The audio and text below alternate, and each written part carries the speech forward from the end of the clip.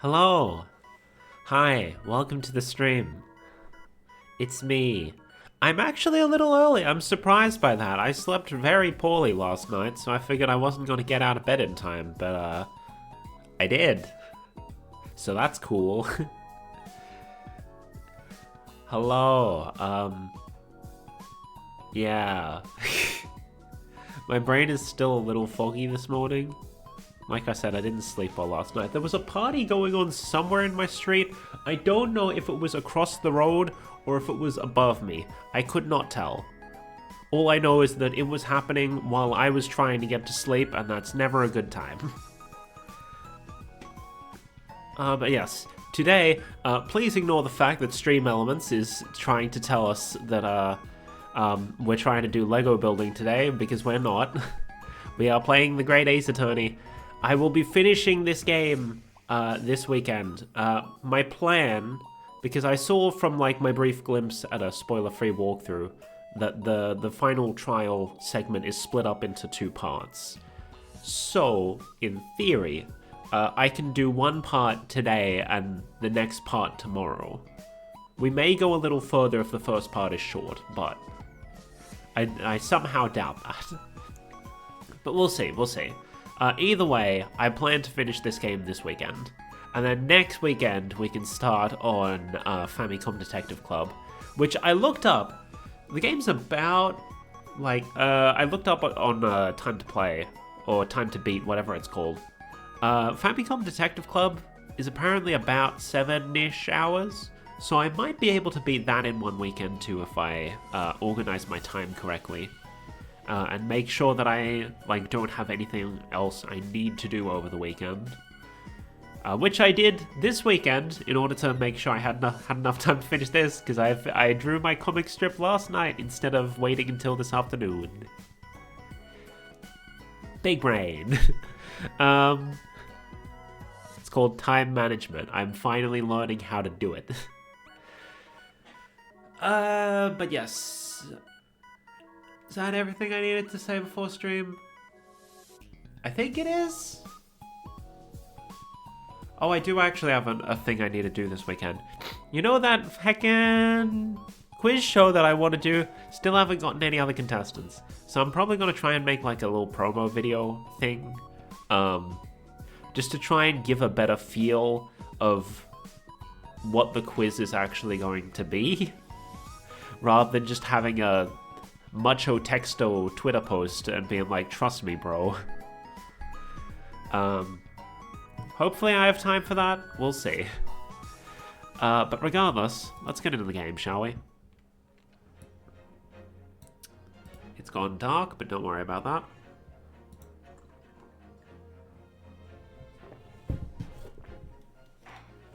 I got ready before stream so early, in fact, that my tea's already at a temperature where I can drink it, which is fantastic. My nose is still being dumb, though. Anyway, you notice it says Trial Part 2. There is apparently a Trial Part 3. So we're going to finish off Trial Part 2 today. And then tomorrow, probably, we'll finish Trial Part 3. Presumably.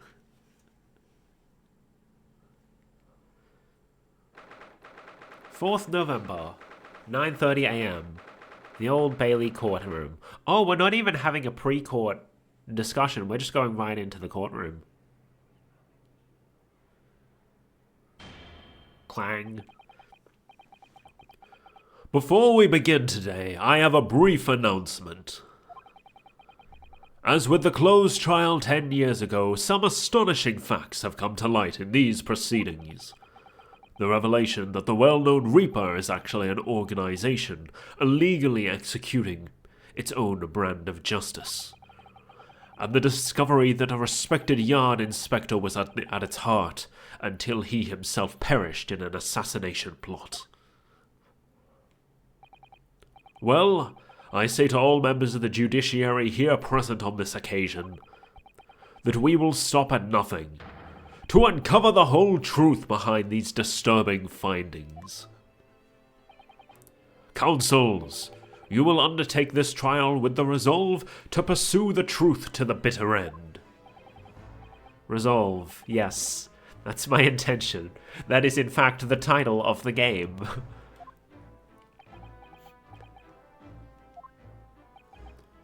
My lord, if I may inquire.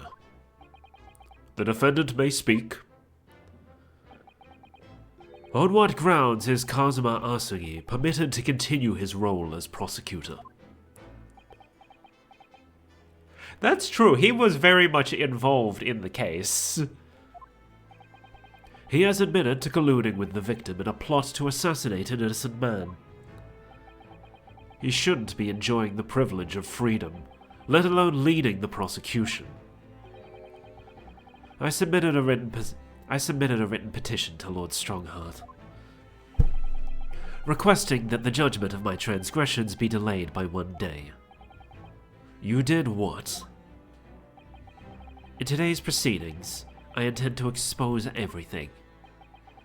My whole life for the last 10 years has all been leading up to this 1 day. Kazuma,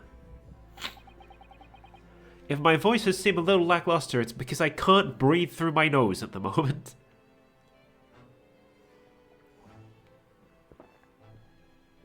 Looking forward to summer. Whatever the outcome of this trial, I give my word that I will accept whatever punishment is deemed appropriate, however severe. And I suggest you prepare yourself for the same, Reaper. Kazuma is bristling with hostility today. I get the distinct impression we're heading into very dangerous territory. Is that really even Kazuma-sama standing before us?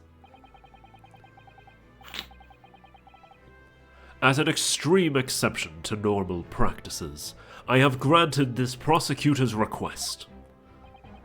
The defense finds this acceptable, I presume?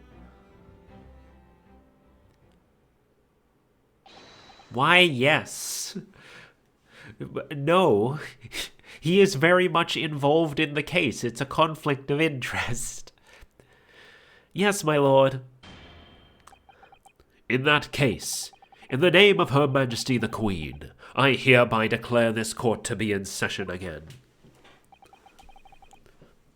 We resume the closed hearing of Baroque van Zieks. The defense is ready, my lord. The prosecution is more than ready. Very well then. This preamble has taken long enough. Prosecutor Asogi, begin. I will begin as soon as I finish my tea.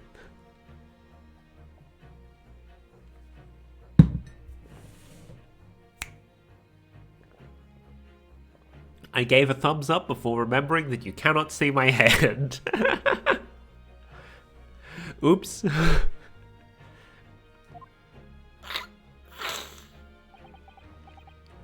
As you wish, my lord. The prosecution calls the first witness to the stand. Bring Seishiro Jigoku to the courtroom.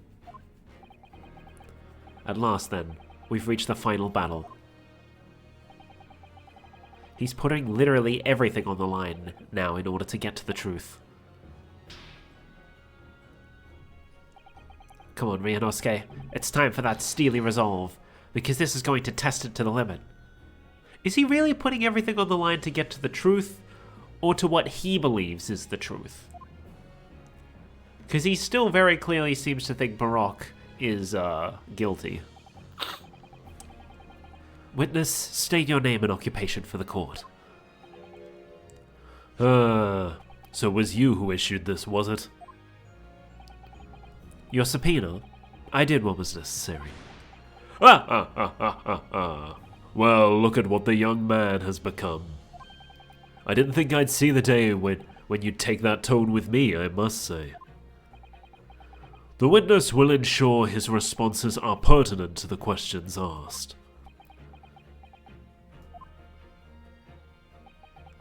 My name is Seishiro Jigoku, a Supreme Court judge from the Empire of Japan. 16 years ago, this man came to London as a visiting student. 6 years later, he returned to Japan. 6 years? Don't you mean 16? Oh, maybe he did mean 6. As well as presiding over the Supreme Court, he is also the he is also currently Japan's Minister of Foreign Affairs. I am of course fully aware of Mr. Jigoku and his preeminent roles. I invited him personally to the International Forensic Science Symposium as a representative of his country. I hear he also played a key role in the conclusion of the Anglo-Japanese Treaty of Friendship and Navigation. Oh, that was not a laugh. It was a great honor to be involved in the negotiations. I put my all into that treaty. Judge Jigoku, I must ask. Well, I never. Fancy the young murdering student turning up here of all places. You acquitted me yourself. And now I'm a practicing defense lawyer. Yes, and full of self-importance like your friend across the courtroom, I see. You came here to London by invitation to the International Forensic Science Symposium. But then, without informing anyone of your plans, you took flight to France. Took flight? I'd have to object to that turn of phrase. Then explain yourself. What exactly were the circumstances? Well, I was somewhat expecting this, and I'm sorry to say, I decline to comment. He's pleading the fifth? What? Leaving the country prematurely when I was an invited guest may be questionable etiquette. But my decision is unrelated to this case.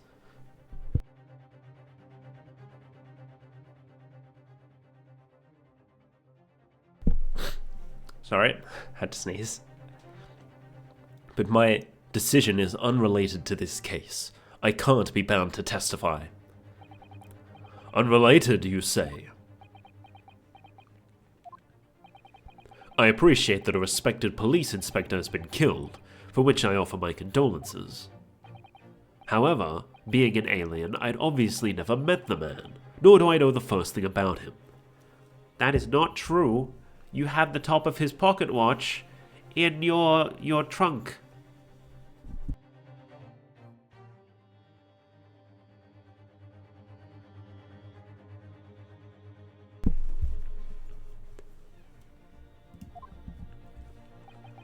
As such, I'm in no position to testify. It's as simple as that. So you would run from all this? I beg your pardon? This case is more far-reaching than the murder of Inspector Gregson. It has ties to another murder, a case that was tried in Japan almost a year ago now. A year ago in Japan? Oh, that's not his voice. A year ago in Japan. The murder of Dr. John H. Wilson, you mean? That's right. And you, Judge Jigoku, are at the heart of both cases. The defense has evidence to prove it. Well, Ryunosuke, I see from the look in your eyes that you're resolved to carry this through to the very end, too. Let's see your evidence, then. What proof do you have that Seishiro Jigoku is involved in this case? Telegram from Japan. This is a telegram detailing a communication sent between Britain and Japan approximately 1 year ago. The communication contained 4 names: K. Asogi, A. Shin, T. Gregson, and J. Wilson. You little... Where did you get that? In Tokyo. From your office, Judge Jigoku. What? How on earth did you... What's this all about? Why is my name on that list? This list of 4 names follows a certain pattern. T. Gregson and J. Wilson are the names of victims. K. Asogi and A. Shin are the names of assassins. No. A year ago in Tokyo, Dr. John H. Wilson's life was taken in a Western-style restaurant in the capital. The culprit was found to be a visiting student who went by the name of Giselle Brett, but her real name was Asa Shin, a professional killer sent on a mission to kill from Great Britain. A. Shin and her victim Jay Wilson. And the murder that just took place here in London was a counterpart to that crime. An assassin sent from Japan, also a visiting student, Kazuma Asogi, whose victim was the British police inspector Tobias Gregson. K. Asogi and T. Gregson. One assassin from each country to kill a target residing in the other. What exactly is the defense suggesting? These two cases of murder, one that took place in Britain and one in Japan, were masterminded by a pair of individuals from each country as a form of assassin exchange. And the telegram the defense has acquired is proof of this international contract to kill. What?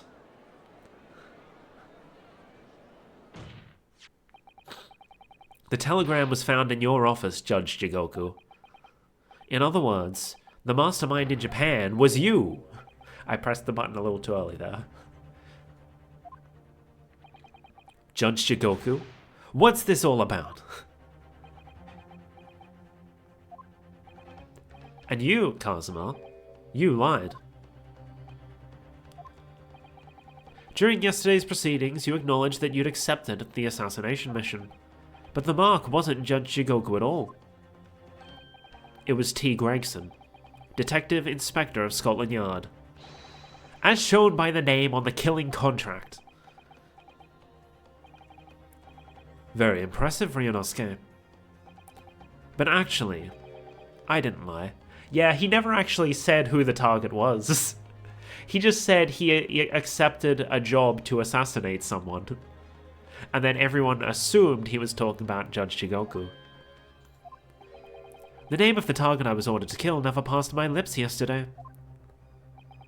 The idea that Seishiro Jigoku was the mark came entirely from you. Yeah! You deliberately avoided saying a name.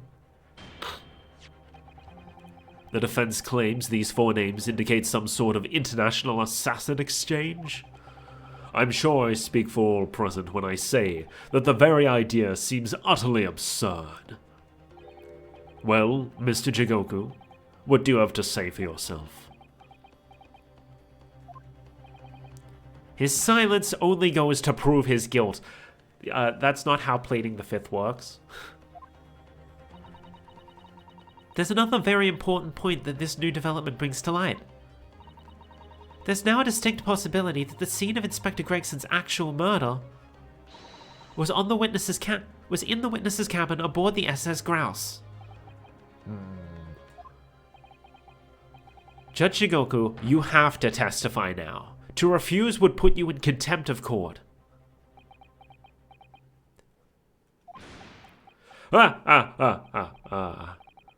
There's no need for quite such a vicious stare, young man. Very well, then. As a parting gift to you all, I'll tell you everything I know. That is Strongheart's voice. Oops. It seems this Japanese gentleman has information that the court must hear. About the alleged assassin exchange and the events of the night of the 31st October. Present your formal testimony now. As you wish, my lord.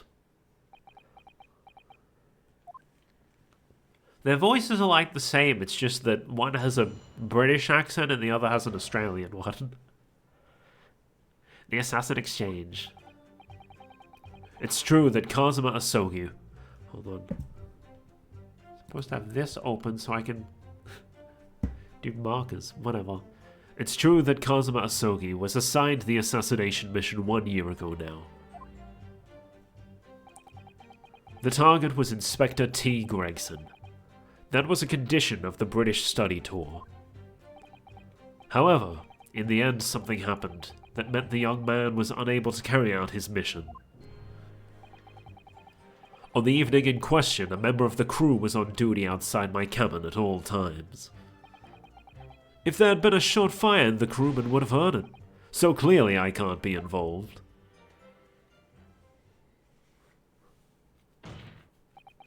So you admit it then? As this communication suggests, there really was an assassin exchange arrangement between Britain and Japan. A political endeavor at the highest levels, not something I can discuss here. To use such a worthy practice as a foreign study to coerce somebody to commit murder? It's the most appalling thing I've ever heard. Appalling? Well, it's easy to judge. Pardon? Asogi had a reason for taking his sword to that British inspector, you know. What? Which is why he accepted the mission in the first place. Isn't that right, Counsel? It's weird seeing a judge of all things being so sinister. Because normally the judge just sits on the bench and bangs his little gavel, you know? Like we've had bad prosecutors, we've had bad detectives. I don't think we've ever had a bad judge. I mentioned this last time as well, but that time was in reference to Strongheart instead. But now we've got two judges potentially being the bad guys. Because I'm still of the opinion that Strongheart is definitely involved. Kazuma-sama? Judge Shigoku, if you are the mastermind behind this operation in Japan, then tell the court the identity of your counterpart in Britain. I'm not obliged to divulge that information. As I said yesterday, I have killed nobody. I freely admit that I accepted the mission, but on the night the plan was to be executed, I backed out. In short, this assassin exchange that the defense has identified is unrelated to the events of this case. Unrelated, my foot. The crucial point is this. Your police inspector can't have perished aboard that steamship in Dunkirk. Because if he'd been shot in the cabin, it's inconceivable that a member of the crew wouldn't have heard it. That's right. Gregson was killed after returning to London, in the room on Fresno Street. And the perpetrator of the crime was the Reaper, Baroque Van Zeeks. No, it wasn't. The prosecution's accusation remains unchanged. Clang. To think that a seemingly innocent foreign exchange program was a facade for such Machiavellian killings. Machiavellian? Dealings and not killings. Okay, no, let's just move on. Clearly, it's a plot only a government minister and high-ranking judge, such as the witness, could hope to execute. I don't think my mic's picking it up, but my nose is making weird noises while I'm doing voices, and it's distracting me. Well, I seem to recall it was someone on the British side who controlled everything. Be that as it may, it is not the place of this court to pursue this villainous exchange plot. Says the guy who was probably the one on the British side controlling things.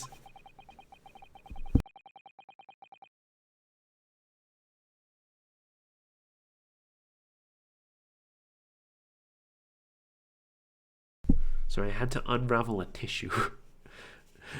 And it took longer than I expected, so I muted them.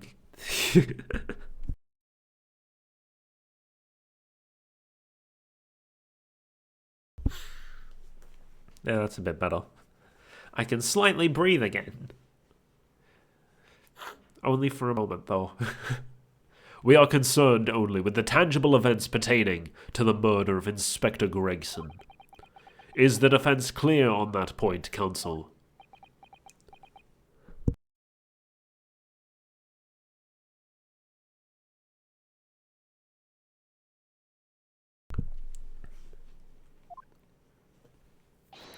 Yes, my lord. I'll keep that in mind as I cross-examine the witness. Cross-examination. The assassin exchange. Let me check something.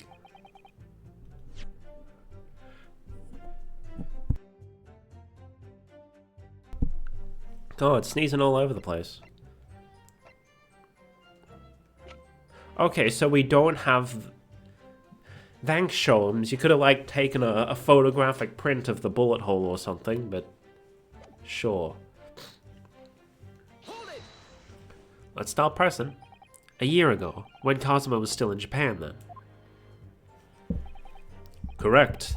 It was at the examination center for applicants for the study tour that I approached him.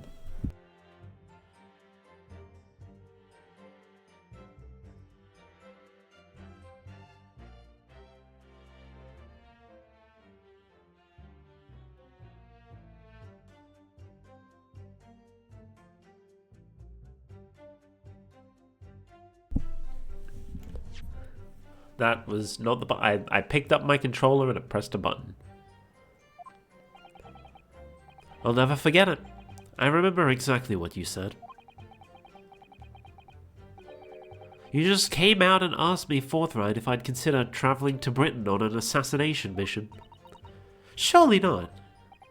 I thought it was a joke at first, of course.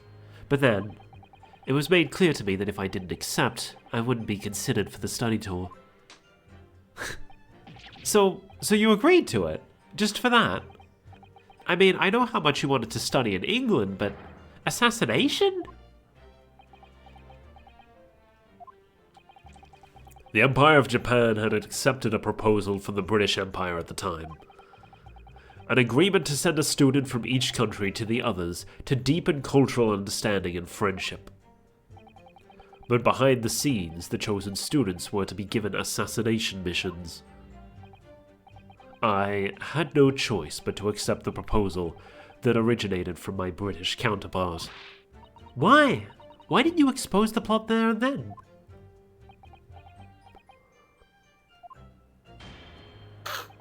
Britain acknowledges no part in these alleged misbegotten dealings.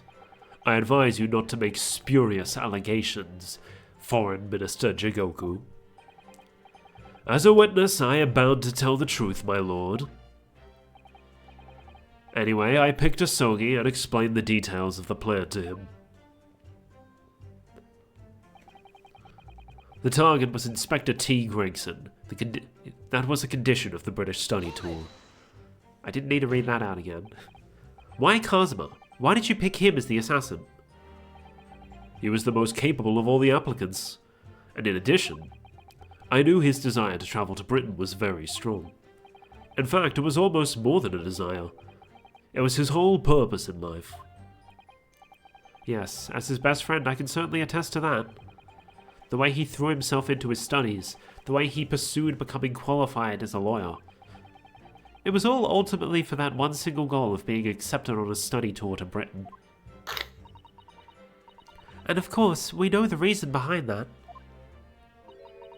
He was determined to find out for himself the truth about his father, Genshin Asogi. There's nothing I wouldn't have done to get here. Be that agreeing to assume the role of an assassin, or betraying people's trust. Well, you certainly did a fine job of betraying mine, Asogi. But why was Inspector Gregson the target? I have no idea. Those were the orders from Britain. I was in no position to question them. You have no idea? Really? I find that hard to believe. My thought is that Gregson and Wilson were both killed due to being connected to the Professor case. I'm guessing the truth was that Genshin's supposedly the proof found on Genshin's final victim. I'm guessing it was in some way forged, because Gregson was the one who pushed for an autopsy, and Wilson was the one who did the autopsy. Which, in theory, I think maybe Strong Art is probably the one behind the... Strong Art's the one pulling the strings, and he's probably getting rid of everyone connected to the case so that no one can blab about the fact that it was all a ruse and the real...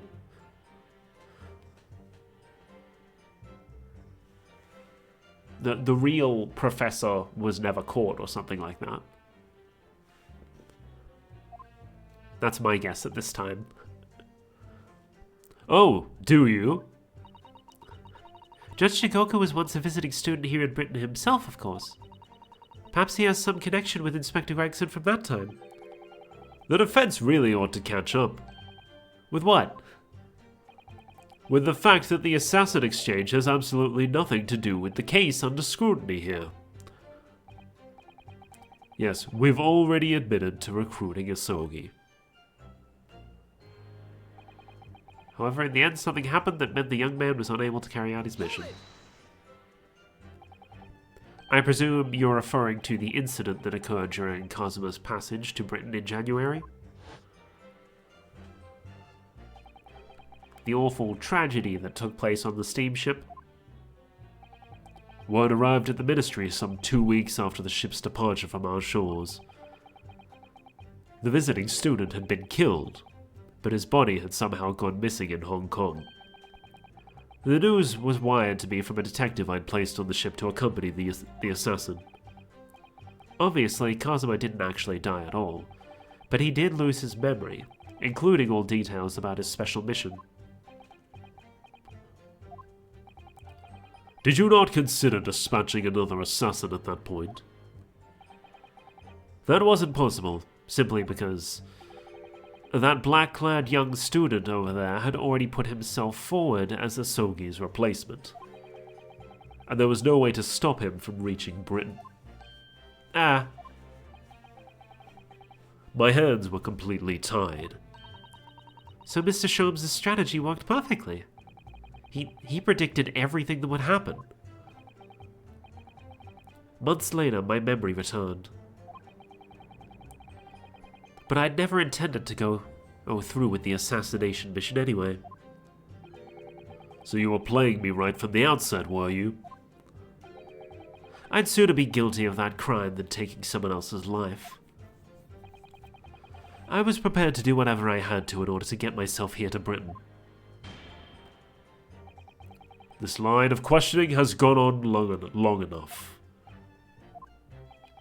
All the court should be concerned about is the testimony given by this witness. Oh. I definitely read that wrong. Hold on. History. In the testimony given by this witness are the details relating to his relationship with Inspector Gregson and the victim's murder. In that case, as I've already made perfectly clear, I had no connection with the man or his death. And you have some means of substantiating this plea?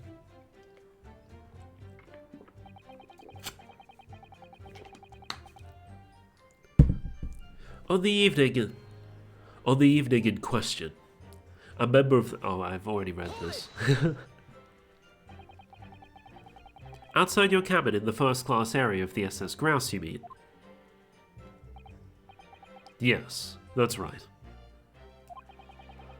Not least because there was a murder of a student passenger earlier in the year, I imagine. The liner operators have taken to posting a crewman outside every first-class cabin door.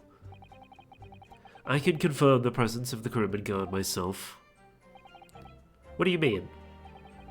Because I accompanied Inspector Gregson to Dunkirk that night. I witnessed it with my own eyes. There was a well-built crewman standing guard directly in front of the door to the witness's cabin. Chicken stroganoff. At that particular time, of course, I'd gone to the ship's dining room for dinner. An inspector and I asked the crewman to allow us into the cabin while we waited for Judge Jigoku's return. I suppose Inspector Gregson was there in his capacity as the Reaper. He was intending to take the witness's life. Exactly. Oh, exactly. As I've said numerous times now, I had no intention of killing anyone. So the crewman let 2 potential assassins into the cabin he was supposed to be guarding? Not the most convincing of sentries, really. In truth, those were my thoughts too. But anyway, I stayed to talk with Inspector Gregson for a short while, and then I left him there and made my way off the ship alone. Was the guard still at the door when you went? Yes. He glared at me as I walked past. You see? That proves it. If there'd been a shot fired, the crewman would have heard it, so clearly I can't be involved. The crewman who was standing directly outside your cabin door, you mean? That's right. A muscular man with a permanent grim expression on his face. He didn't move once from that spot. To be honest, I thought he was a miserable fellow. But as it happens, he's a vital witness now. There's no doubt that Gregson was killed by a gunshot. And it's inconceivable that a crewman standing just outside the cabin door wouldn't have heard that. But wait, what about the ship's enormous steam engines? The noise of them could have drowned out the sound of the gun being fired. It was docked, Susato. Sadly, young judicial assistant, that won't wash. Oh! You will recall that my cabin was in the first-class area of the ship, which is also, of course, the quietest. Don't imagine for a moment that it's anything like the steerage where judicial assistants go. I didn't mean... But a hole like that made by a bullet was found in your cabin, Judge Chigoku. That's compelling evidence that a gun was fired in there. What's that? A bullet hole? Oh yes, you're talking about what the detective uncovered in the wall yesterday, I presume. That was obviously a rotten panel eaten out by a woodworm. No doubt he didn't find an actual bullet. Ugh. That's the hole in this argument. Sadly, I was unable to arrange for the crewman to be brought back to Britain with me. But obviously, if a gun had been fired in my cabin on the night in question, as the defense implies, I would have been arrested on the spot, and I never would have made it to Britain in the first place. Very true. The witness's logic is sound.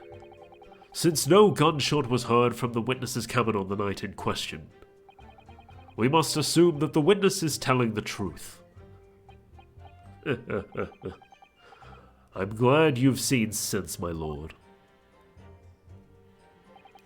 I know Cosmo's already admitted to taking on this incredible assassination plot, but even so, I wanna... If I quickly check this, I just want to see what they say about it. You see these little things all over the place, don't you? It's the part on top of a pocket watch that you twist to set the time, isn't it? It's called the crown, I believe. A watch would be quite useless without one. The crown? Like what sits on top of a monarch's head? It's a very grand name for such a tiny part. But actually... Yes, Mr. Naruhodo? If this is a crown, I have a feeling I might have seen a monarch around here somewhere with a very bare head. If by monarch you mean pocket watch, then I'm quite sure you have.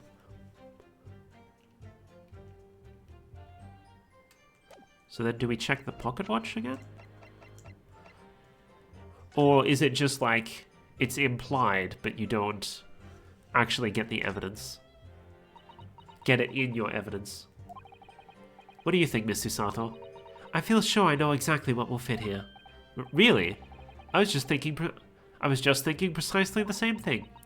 We're about to see that the little round component is actually part of Inspector Gregson's broken pocket watch. Really? I was just thinking precisely that too. Yeah, we do actually get it in evidence. Nice. A perfect fit. I knew it. Alright, perhaps you knew it. I'll make a note of this new information at once. It's now clear that the missing crown of the pocket watch of Inspector Gregson's pocket watch. I can read.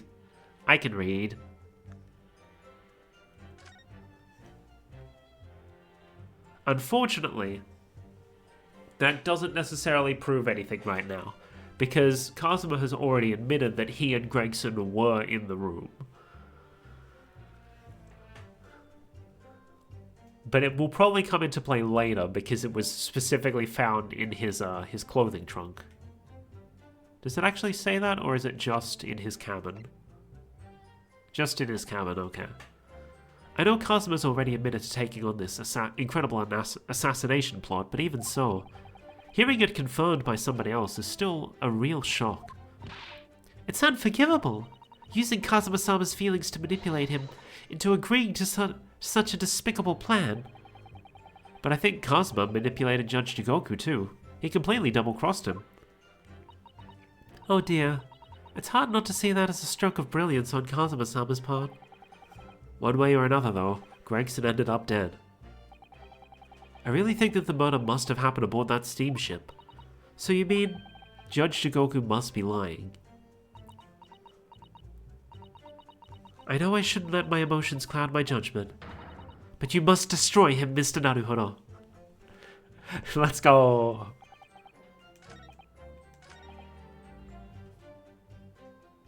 Labels. I'm probably here. I can't be involved, he says, but this was found in the room. Objection. No? Okay. I'm not reading all this.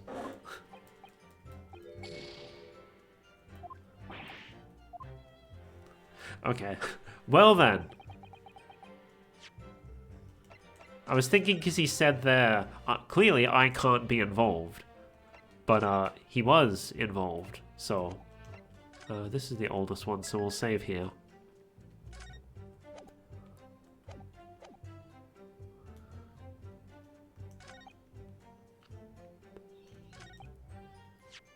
If there was a shot fired, the crewman would have heard, so clearly I can't be involved. Oh!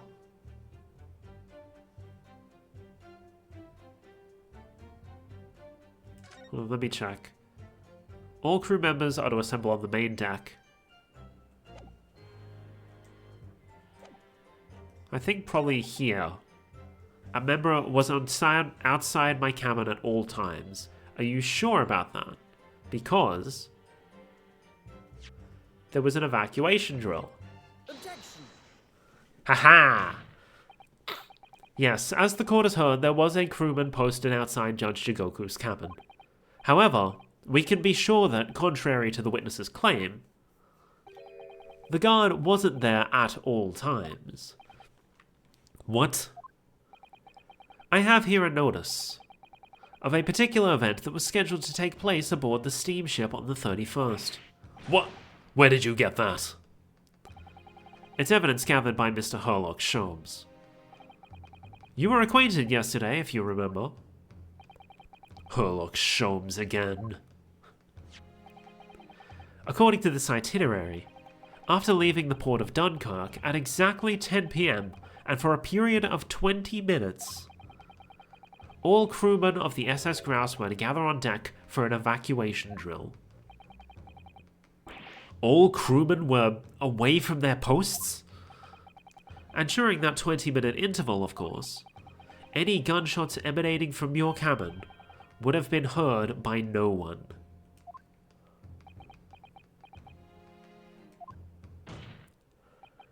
In summary, Judge Jigoku, you had ample opportunity to commit the crime. Objection. A 20-minute window of opportunity. That's an excellent find, Ryunosuke. But it amounts to nothing. Why? Because the witness clearly stated in his testimony that no incident occurred in his cabin, unless you have some decisive evidence that can show his testimony to be false. Your accusation is nothing more than conjecture. Very true. Well, counsel? Inspector Gregson was killed in Judge Jigoku's cabin that night. I'm certain of it. Because the defense has evidence to prove it. You will present the evidence for the defense at once, counsel. What proof do you have that the victim's life was taken in Jigoku's cabin on the 31st? Now we present this. Judge Jigoku, this was found in your cabin yesterday. What is that? The crown of a pocket watch? A pocket watch? And if you will observe, the victim's pocket watch, which we know he treasured, is missing precisely that part. It can't be. Moreover, this crown is a perfect fit on the spindle protruding from the victim's watch. Now, the fact that this was retrieved from Judge Jigoku's cabin tells us that the victim's watch almost certainly broke there. In other words, the victim was killed on the 31st during the 20-minute evacuation drill. In the cabin occupied by you, Judge Jigoku. Well, you're razor sharp, aren't you, you young murderer? Objection. Expertly maneuvered, Ryunosuke. And your argument sounds entirely plausible. At first. But rather like this pocket watch, it's full of cracks. What? And I believe Judge Jigoku feels the same way. I was wrong to acquit you earlier in the year. Sorry? If I'd known that it would result in anyone having to listen to this drivel, I would have declared you guilty just to spare the world your ridiculous bombast. Wow, just straight up admitting to corruption, huh? I think it's clear that the witness will have to give further testimony. When you hear what actually happened in my cabin that night, you'll notice the pitfall into which you've stumbled. Clang. Prior to your renewed testimony, I would like to clarify one point. The fact that this part of the victim's watch was discovered in your cabin means that you acknowledge he was there, I presume. Yes, I do. Very well then. You may proceed to give your formal testimony about what exactly happened in your cabin aboard the ship on the evening of 31st October. Of course, as a man of the law, I have no intention of obstructing justice. Sure. Sure, my dude. I had a guest waiting for me when I returned to my cabin after finishing my evening meal in the dining room. When I walked through the door, a mustachioed Englishman was there, foolishly waving a gun at me. I soon took care of him with an Ippon Seo throw, though. He couldn't wait to run away after that. I imagine his watch was broken when I threw him over my shoulder. It has nothing to do with his murder. The inspector was clearly killed, having returned to Britain, because his body was found in London.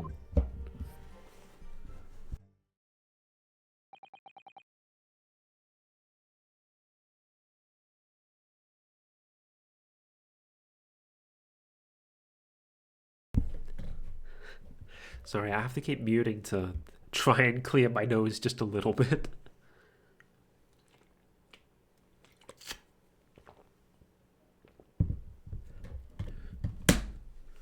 Ippon Seo. A common jujutsu martial arts technique in my country. Is it I thought it was jujitsu.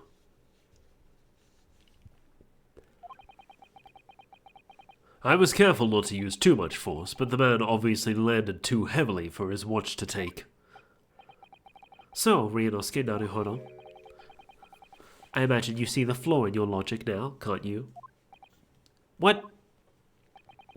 The fact that the pocket watch was broken in the witness's cabin in no way proves that the victim's murder took place there.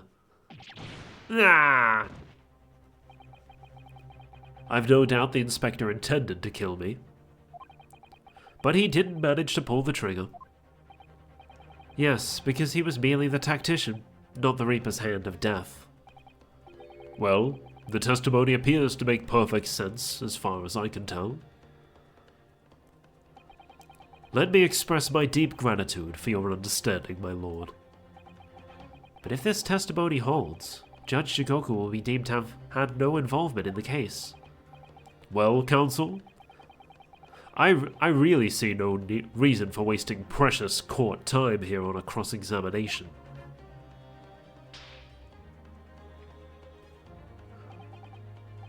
Oh, I was just thinking, like, like, I mentioned that I thought that both Gregson and,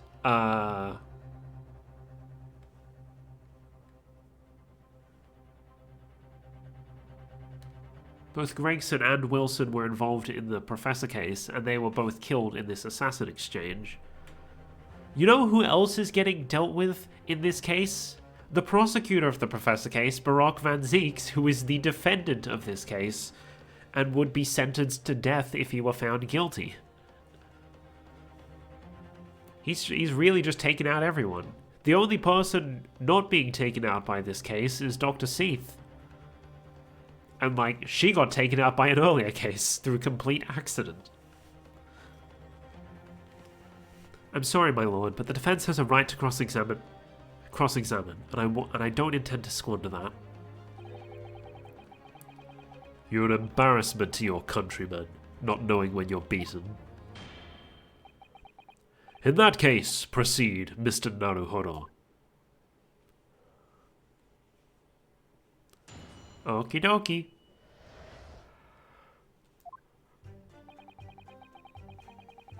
Had a guest waiting for me. Hold it! Because the so-called guard posted at your cabin door had just let your killer pass, you mean? Apparently, Gregson told the crewman he was a police inspector. Which is the truth, of course. He wouldn't have had his identification with him, though. He had his trench coat and moustache, not to mention the bag of chips. I imagine the crewman was convinced. But the man accompanying him would have had 2 swords slung around his waist. You mean me?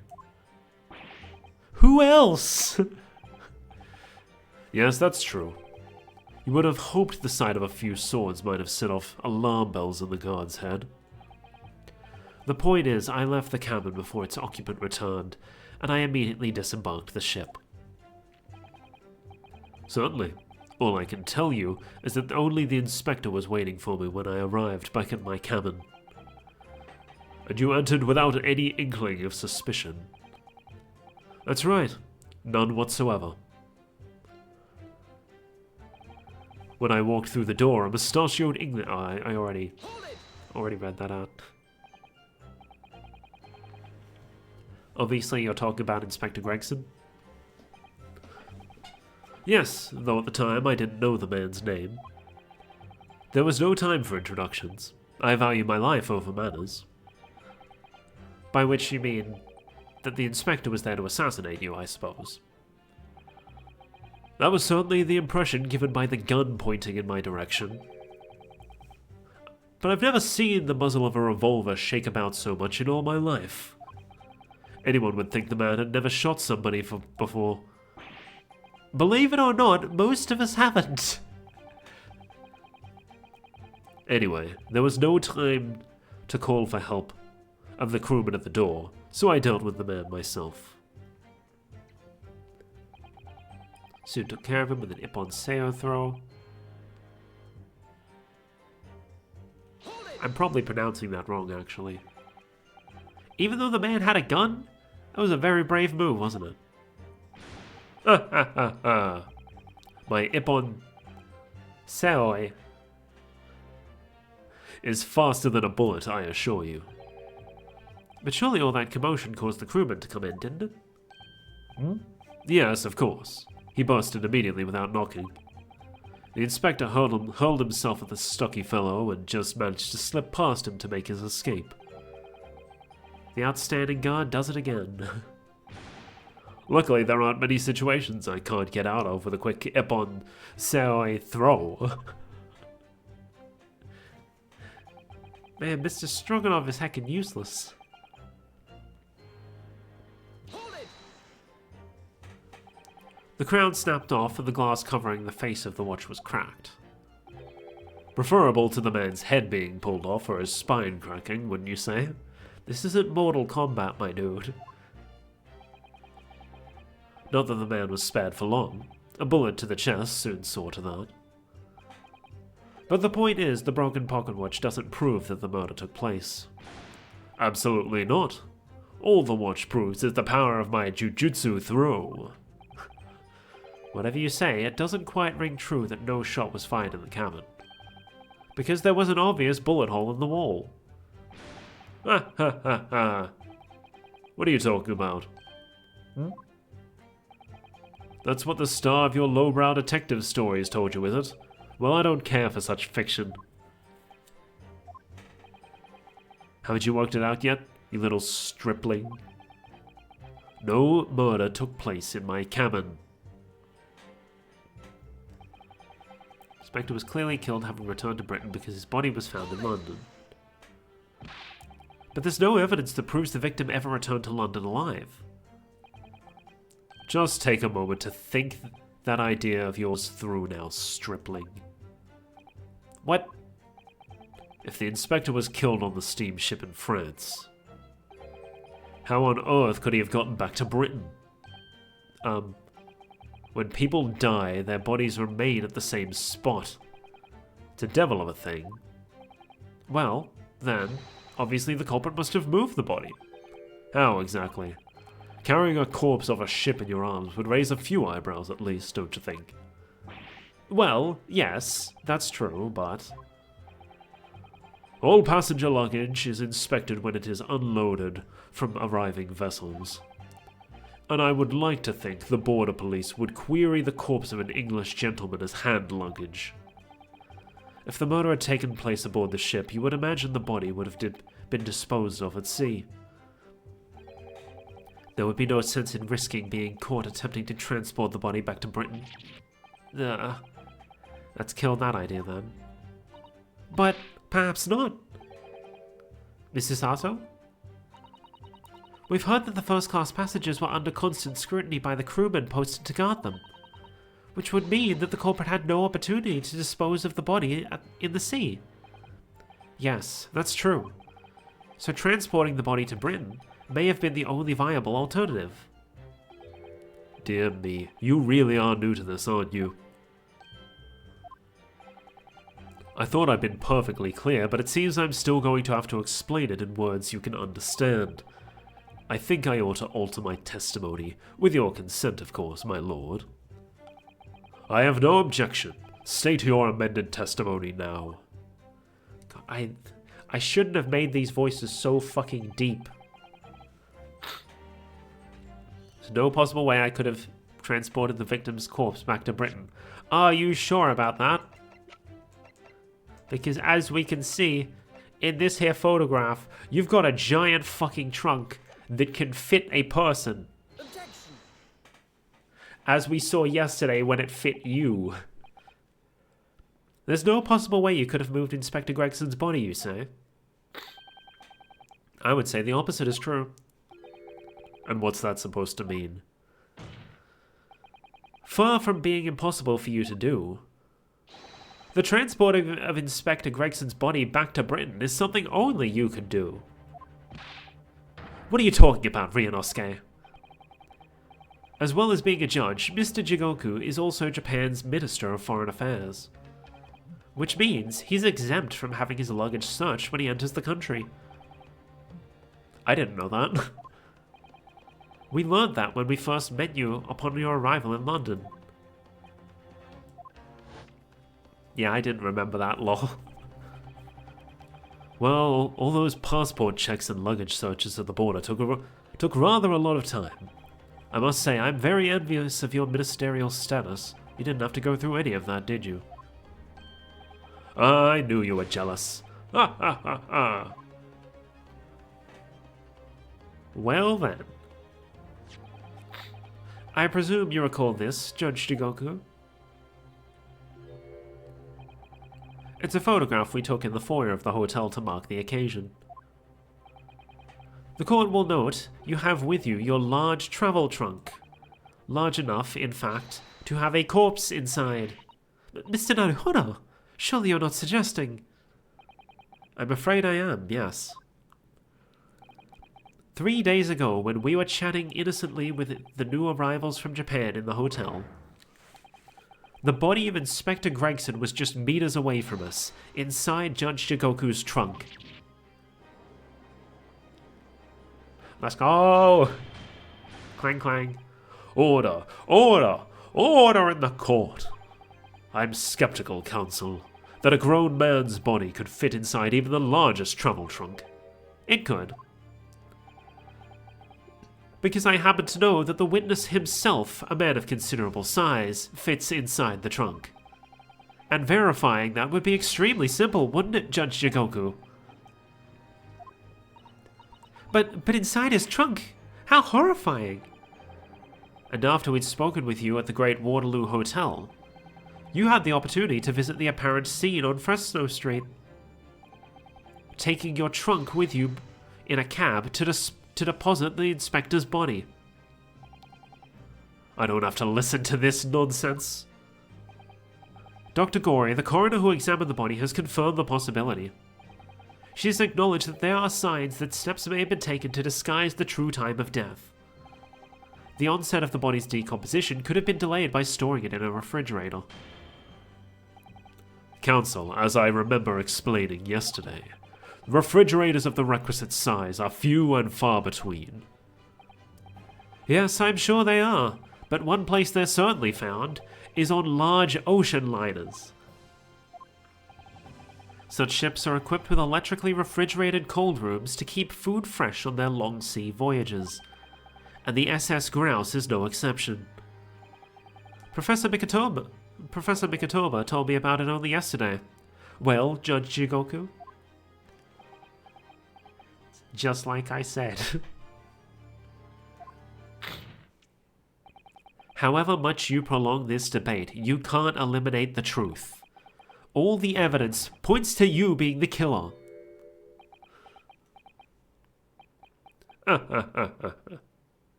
Well, this is all very heartening. I can see that it was a wise move, letting Asogi and you embark on this study tour. What are you talking about now? Logical reasoning, of course. All court proceedings will be built on logical reasoning in the new century. And I can see that you've both laid firm foundations for that already. Is he admitting it?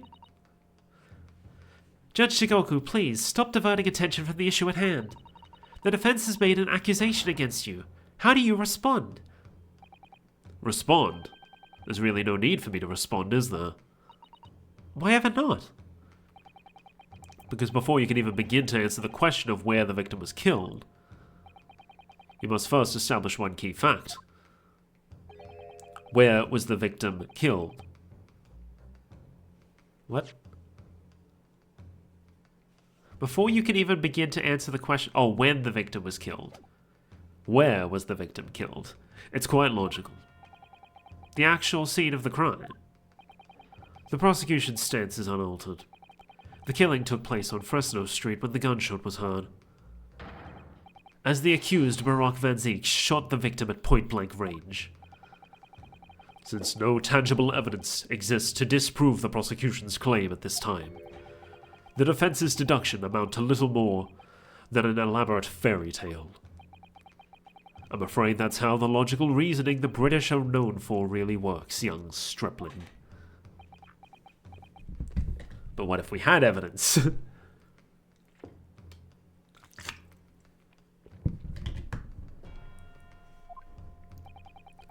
The victim was shot in that little room on Fresno Street and died instantly. I'm afraid it's the prosecution's claim that's the only fairy tale here. How can you say that? Quite simply. Because that claim directly contradicts a certain piece of evidence in our possession. Very tantalizing, counsel. I think you had better explain yourself to the court, don't you?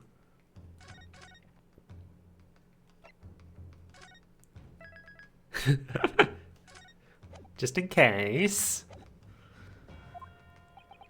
The prosecution claims that Inspector Gregson died instantly when he was shot at the scene on Fresno Street. But this evidence clearly contradicts that claim. Bit of introduction, dismissal note, framed photograph, police figurine, revolver, candelabrum, red hairpiece.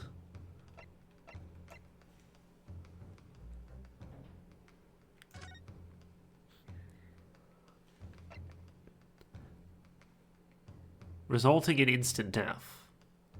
So this does say instant death.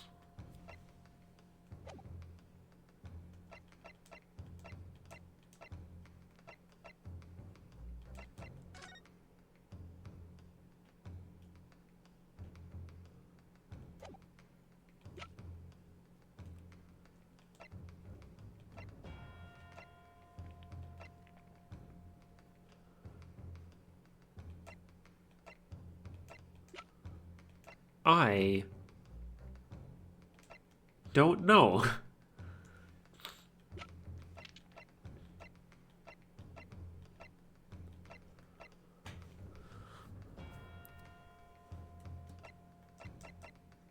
I'm very confused right now.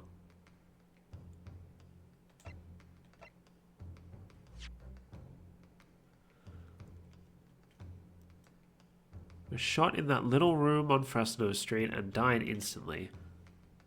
And that contradicts a certain piece of evidence.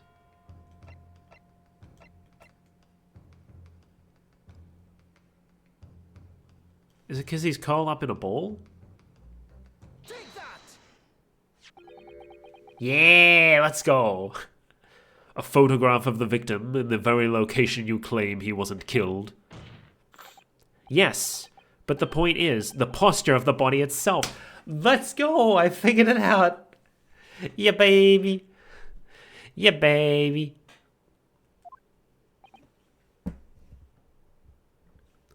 It's still... yeah, it's still doing its thing. Cool, cool.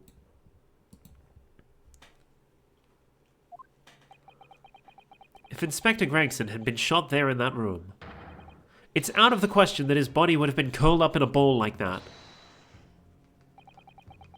I'm sorry to disappoint you, but your logic is flawed.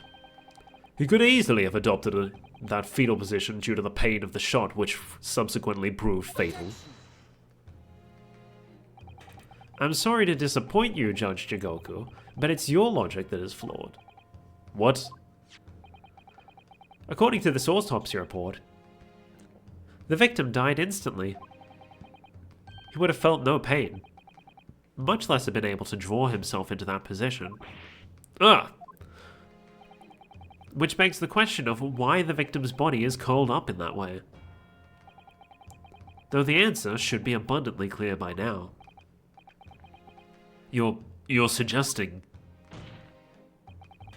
The inspector's body took on that posture ahead of its arrival on Fresno Street, before it was coldly turned out on the floor, onto the floor from the inside of the large travel trunk.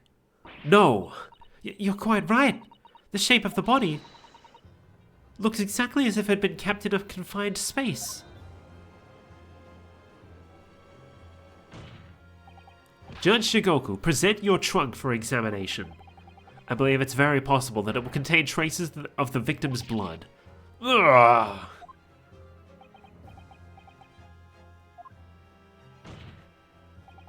Present my trunk. I refuse. What? On what grounds?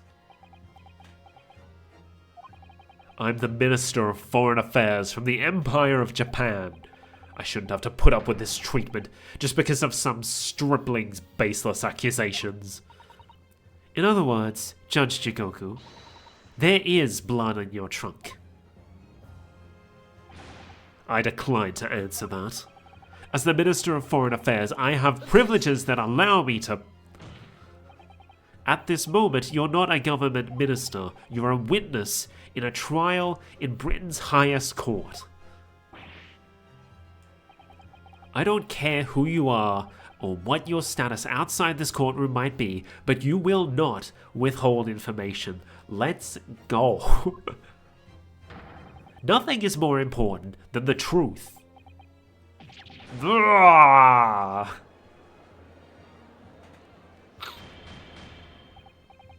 Order! Order in the court! Well, Mr. Jigoku, what's it to be? You can't be serious. You did it? He really didn't know. Okay. Have you no shame at all, Kazuma Asogi? What? Very well. I admit it. I did bring the inspector's body into the country. Inside my trunk, exactly as postulated by the defense. What? You... Dear God. Outrageous! So it was you. You admit to Inspector Gregson's No. I admit to nothing more than what I've said. Of killing the man, I certainly have no recollection. What on earth is that cryptid statement supposed to mean? I merely disposed of Inspector the inspector's body, which was left inside my cabin, in order to avoid unwanted attention. As the judicial assistant over there pointed out, I had no chance to throw it into the ocean.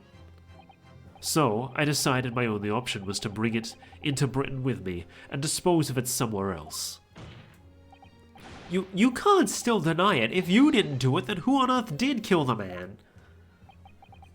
As you know, there was one other person in my cabin that night. He had the opportunity.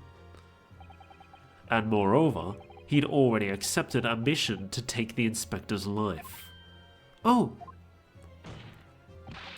That's right. Who else could it have been? It was you, Kazuma Asogi. You...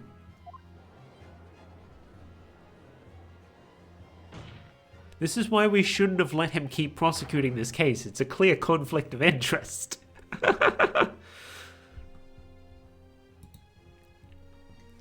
I never thought you'd stoop to this, Seishiro Jigoku. You've taken the words straight out of my mouth, Prosecutor Kazuma Asogi. You thought by leaving the body in my cabin you could pin the crime on me, did you? Well, the prosecution counsel has already admitted to visiting the witness's cabin on the night in question. Yes, on an assassination mission, no less. You wouldn't. So, what do you make of that, young stripling? You've heard my testimony now, and that's all I have to say on the matter. I'll admit to nothing more. I don't believe this. Clang. Counsel for the defense. What is your position now? The court awaits your response to the witness's assertion.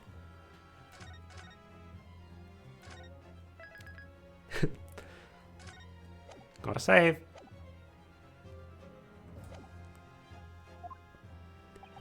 The assertion that on the night in question, the victim's assailant was in fact Mr. Kazuma Asogi. This isn't the dead end it seems to be. The answer's right in front of me, is it? It comes down to Jigoku or Kazuma. Both of them had the opportunity to kill Gregson, but only one of them did it. And I'm just a step away from proving who. Very well, the defense is ready to respond to the assertion put forward by Judge Jigoku.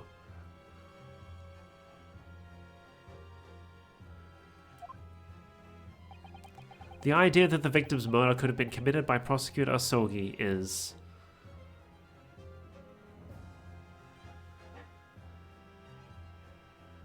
I want to say it's possible because he clearly swung his sword at the dude.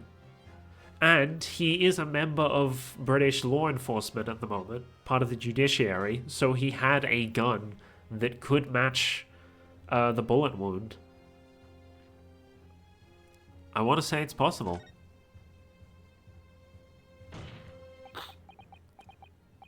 Well, it is possible, my lord. What? How could you? Do you think I want to believe it? But the fact is, I can't say with complete certainty what actually happened because I wasn't there. You disappoint me, Ryunosuke. If I may, Mr. Naruhodo. I think perhaps that's why we form opinions based on evidence. Ah, so true. And actually, we have evidence that... Do we? My lord, the defense would like to present evidence in support of... Before you plow on, feigning ignorance of what just occurred, Counsel. You must be penalized for that short but embarrassing you uttered a moment ago.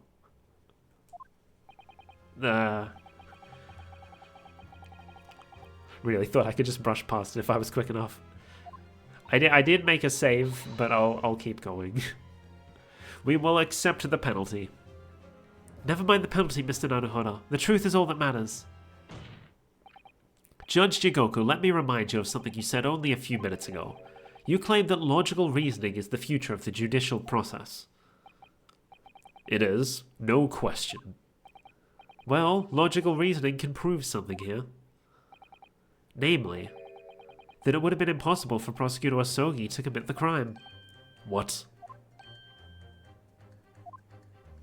I don't know where this is going. The court will only accept an argument that is supported by compelling evidence. So present what you have, counsel. What proof is there that allegedly demonstrates the impossibility of Prosecutor Asogi's involvement? Dismissal notice, framed photograph. Probably best to avoid handling it. Red hairpiece, Gregson's photograph, autopsy report, crime scene floor plan notice board, Venus firecracker, photographic print of the victim, pocket watch, ID, commemorative photograph,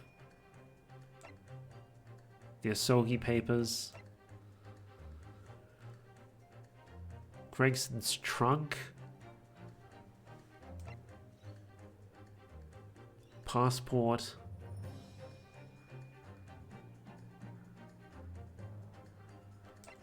Clint's autopsy, Iris's lucky charm,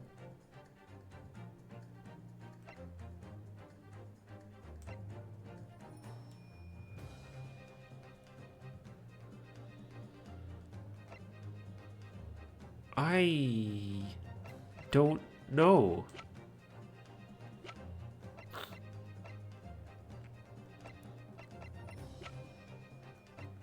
Did he maybe not have a gun, actually?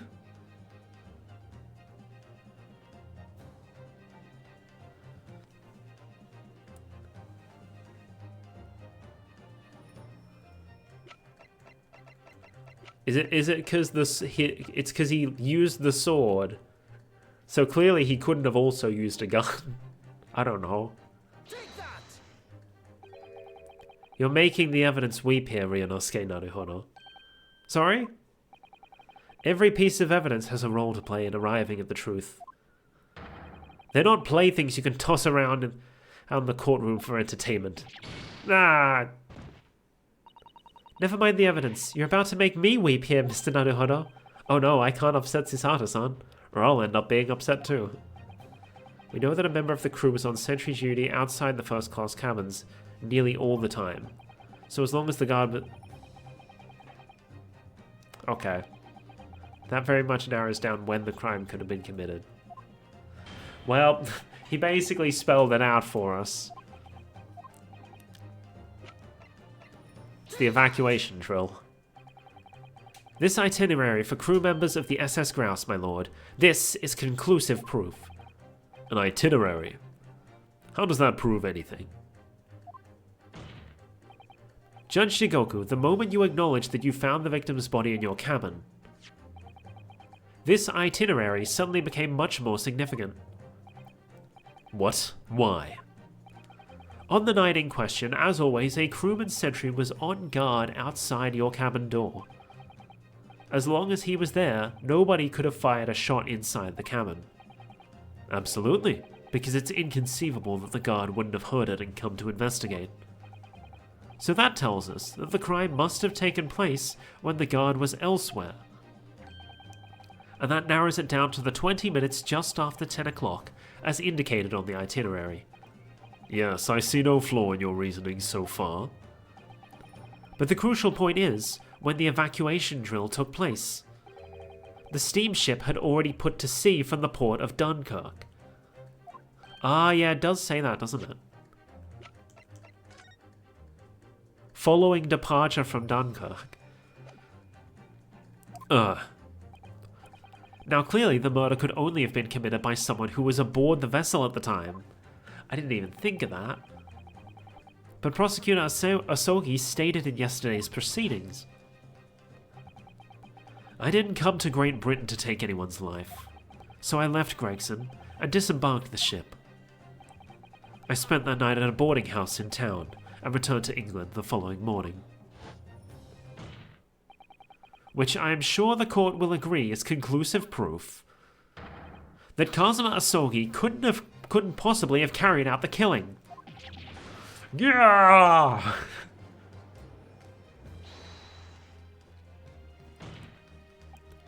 No, absolutely not. I don't accept that at all. What do you mean? The boy's just saying that to exonerate himself. We can't trust he really disembarked the vessel. Obviously, after he left my cabin, he hid himself somewhere nearby on the ship. Just waiting for his chance to... No, that's out of the question. Isn't it, Kazuma? As the defense rightly recalls, I disembarked the vessel and spent the night in a boarding house in Dunkirk. As I said yesterday, I signed my name in the accommodations register book. All extremely easy to verify, and undeniable proof. Ah! No, There's no escape this time. You can't forget that you're a judge or a government minister. It's time you gave the court an honest answer, as a common... Oh, you can forget. It's time you gave the court an honest answer, as a common man. Is he gonna break the stand again? You killed Inspector Tobias Gregson and transported his corpse back to Britain. Then you dumped the body in the room on Fresno Street and made it look as if the murder had happened there. That's really what happened, isn't it, Seishiro Jigoku? It was that damn trial 10 years ago. That's when this all began. Gonna break the stand. Looking back now, my fate was decided that day. I was doomed already. Ah! What the fuck? It's over. My life is over. Why did the stand fly up into the ceiling? Was it just to give a clearer view of his face? A British assassin to eliminate a professor in Japan. A Japanese assassin to eliminate a detective in Britain.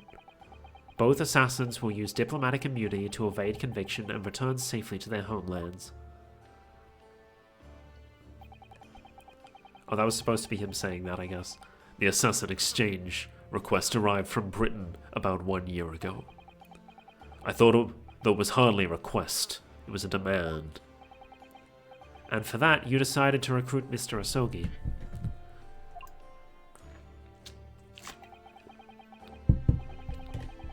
But things didn't go according to plan. Your chosen assassin never made it to Britain. And you found yourself unable to dispatch a replacement.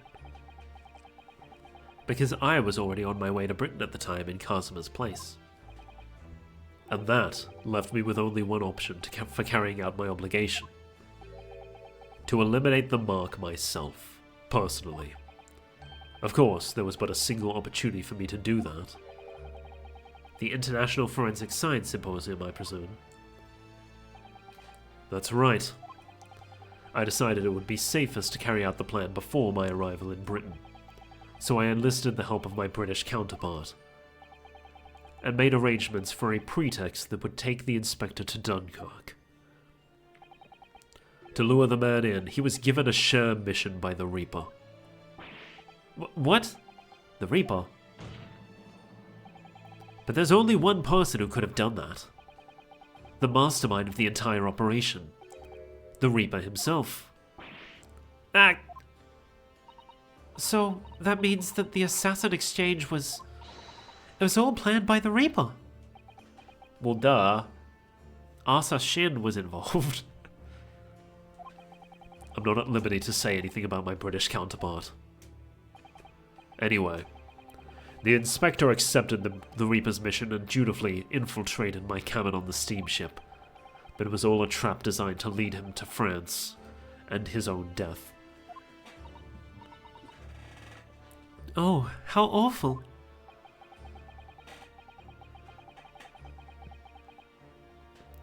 It was past 9 o'clock when I returned to my cabin from the dining hall that evening. I didn't give him time to attack me. I choked him until he lost consciousness. But there was a guard just outside the door, so I left it at that for the time being. Even the slightest noise might have aroused suspicion, so I bided my time, waiting.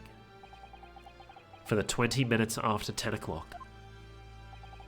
I had intended to finish him by strangulation, but moments before I had the chance, he suddenly came round and went for me in a reckless move. Bang! I received the British issue gun 16 years earlier.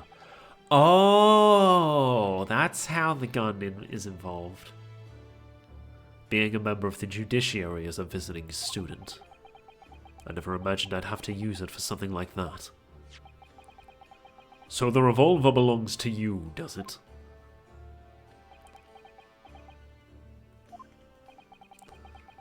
Then the victim was killed inside your cabin on the SS Grouse. Which begs the question of why you arranged for his body to be discovered in the room on Fresno Street. The young judicial assistant over there has already answered that question. There was no way I could take the body up on deck to throw it over the side. That's precisely where all the crewmen were gathered for the evacuation drill. So before the first-class cabin sentries returned, I took the corpse to the refrigeration room.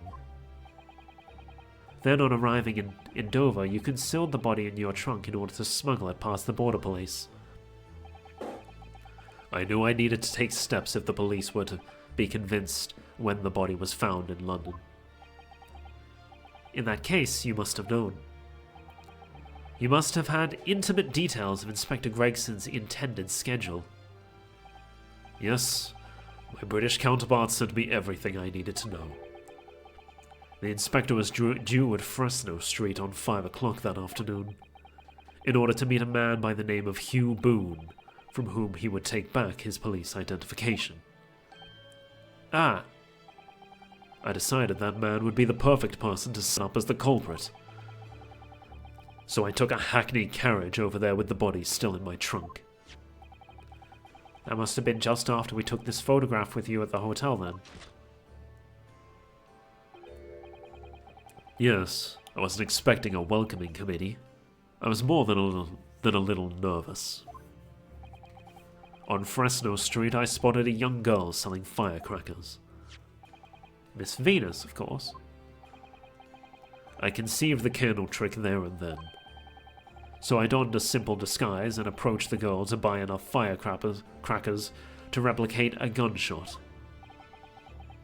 What sort of disguise? For some reason, the inspector had a bright red hairpiece in his own traveling case. So I put that on, although I suspect I drew more attention to myself than I would have otherwise. The hairpiece we found at the scene. The inspector had it ready for the Red-Headed League investigation. I only arrived at the room around 5:15. So I quickly placed the body on the floor, moved the notice board, and set up my little candle trick. I arranged it so the firecrackers would go off with a bang around 15 minutes later. So that Mr. Boone, who was due to arrive at 5 would walk straight into a trap. Except, at the last moment, I made a careless blunder. What was that? I imagine it was the bag of fish and chips. Ah! I didn't notice that it had fallen out of his overcoat pocket when I moved the body to the refrigeration room. I put it back into his pocket the following morning, but... well, it seems the warmth of the heated cabin had accelerated the decay of the fish. Anyway, that's everything. All the sordid details of what I did.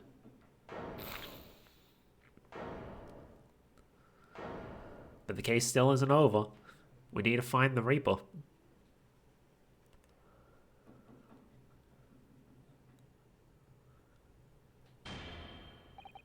I've heard enough. We've arrived at the truth about the murder of one of the capital's most capable and respected police inspectors. The witness will be tried in the coming days. For a crime of such a vile nature, you can expect the most severe penalty.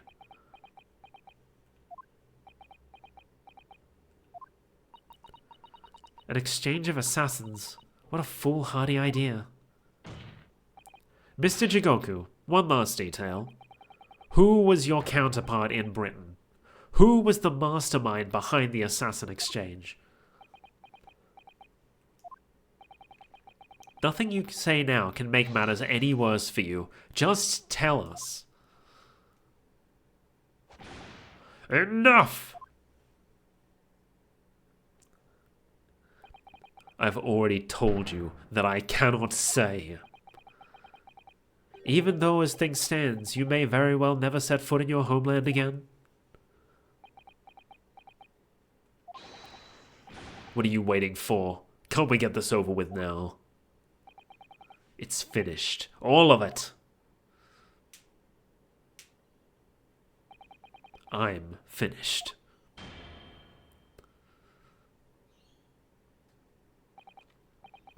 Then, in the name of Her Majesty the Queen, I now pronounce the findings of this court.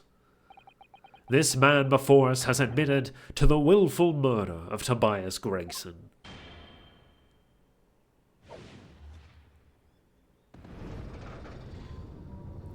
Okay, but why is it on the guilt... Where he's not the one on trial.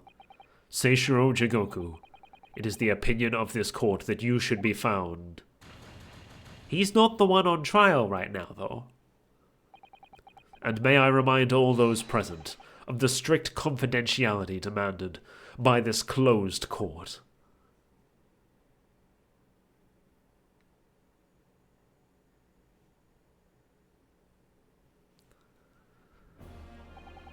Moments ago, Mr. Jigoku signed a written confession, admitting to the murder of Inspector Gregson and the subsequent conveyance of the body. In short, the defendant's innocence has therefore been established beyond doubt. Has it, though? Mr. Jigoku was acting on the orders of someone else, and that's probably what Kazuma's going to bring up. Oh, wonderful. Well done, Mr. Naruhodo. Yes, thank you. Is something wrong? I'm just a little troubled by his silence. The true identity of the Reaper of the Bailey, and this extraordinary assassin exchange. We do remain in the dark about these mysteries. However, insofar as the incident brought against the defendant in this trial, we have reached a conclusion. I have every intention of pursuing both mysteries. As a prosecutor. As you wish. Now for the formal adjudication. I hereby declare the defendant, Baroque Van Zeeks. Objection. There it is. Had a feeling that was happening.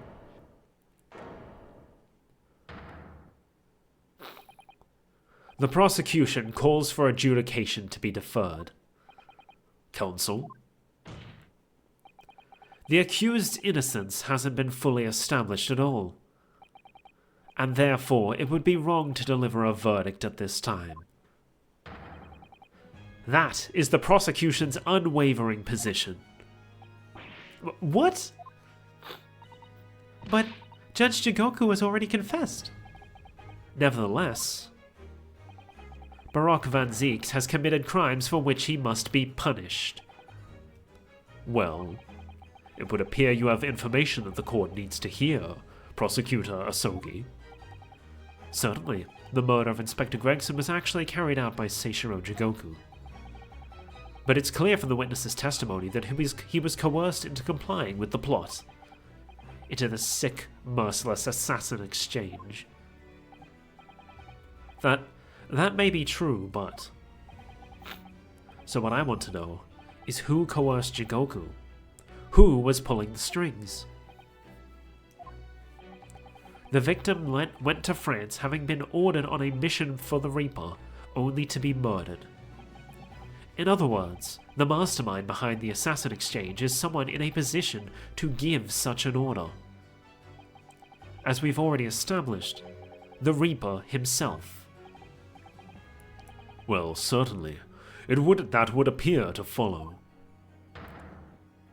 The prosecution hereby formally accuses the man in the dock, Baroque Van Zieks, of being the Reaper of the Bailey, and furthermore, I'm going to prove his guilt beyond all reasonable doubt. What? Why are you surprised by that? Order! Order! Order! The Reaper of the Bailey is a long-standing mystery, Counsel. Are you suggesting you have some new information with which to build a case? Scotland Yard has already investigated Lord Van Zieks very thoroughly in that regard, and they found no evidence whatsoever to substantiate the claim that he is the Reaper. Perhaps, but circumstances have now changed. What do you mean? It's already been established that the assassin exchange was negotiated with Jigoku by the Reaper himself, which means we now have a new line of questioning by which to identify definitively the man's identity. That is the prosecution's intention here. I must say I'm surprised by quite how tenacious you appear to want to besmirch my name. Tenaciously, probably. Didn't read it properly. You are guilty of an unforgivable crime, Lord Van Zieks. And I will bring you to justice for it, whatever it takes. That explains Kazuma's silence before. He'll stop at nothing to finish what Lord Van Zieks unwittingly started 10 years ago. Very well, whilst it's extremely irregular. I will on this occasion grant the prosecution further opportunity for witness testimony. The defendant will disclose any and all involvement he has had with the Reaper and the assassin exchange. I thank you, my lord, for guiding the court so wisely. I hereby declare this court to be in session for a supplementary hearing.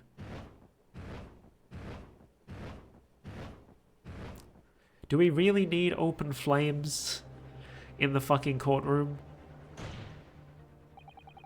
Pray turn a blind eye to this courtesy as I verify this vile and unremitting accusation hasn't soured the contents of my hallowed chalice. Lord Van Zieks! I first had to suffer the pseudonym of the Reaper 10 years ago now, and ever since that time I've endured the weight of the implied guilt that's gone with it. So I welcome the chance to testify now and crush those allegations once and for all. Good. Then let justice decide, Lord Van Zieks.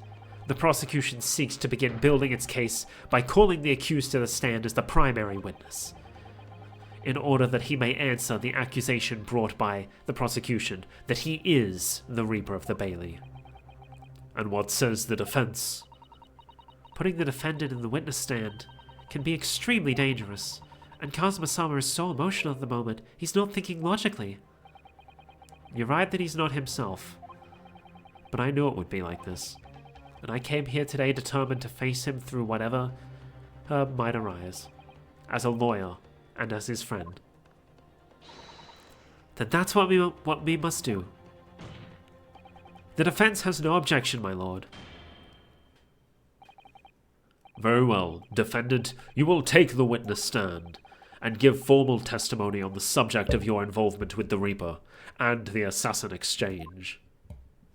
I was really thinking that was going to be the start of trial part 3, but I suppose not. As you wish, my lord.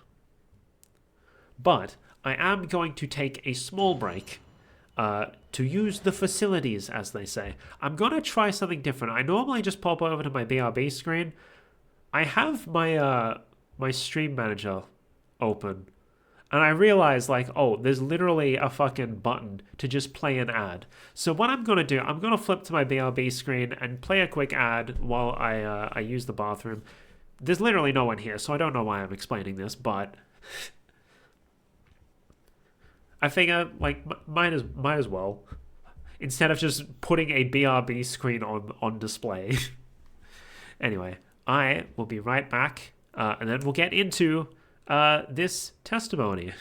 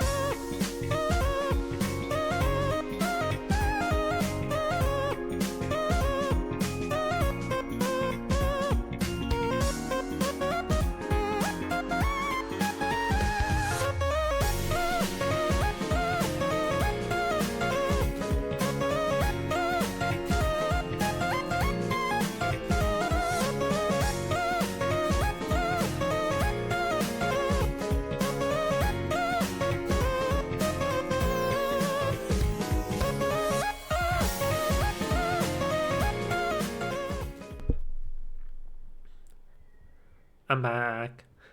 I don't actually know if it worked. I didn't show it. I didn't see an ad pop up on my my mobile that's like keeping an eye on the stream. So no idea if that actually worked. There's no one else here to verify it. So anyway, let's get back to it, shall we? I have never taken the life of another, nor have I instructed another to kill. I have been investigating the truth behind the Reaper for years, and I was aware of Gregson's involvement. That's the reason why I went to Fresno Street that day, and how I came to discover the body. The point is, no common thread exists between myself, Gregson, and Dr. Wilson. Yes, there is.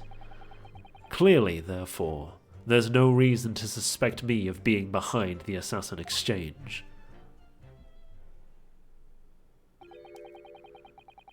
So you deny all accusations by the prosecution, both that you are the Reaper of the Bailey, and that you masterminded the assassin exchange.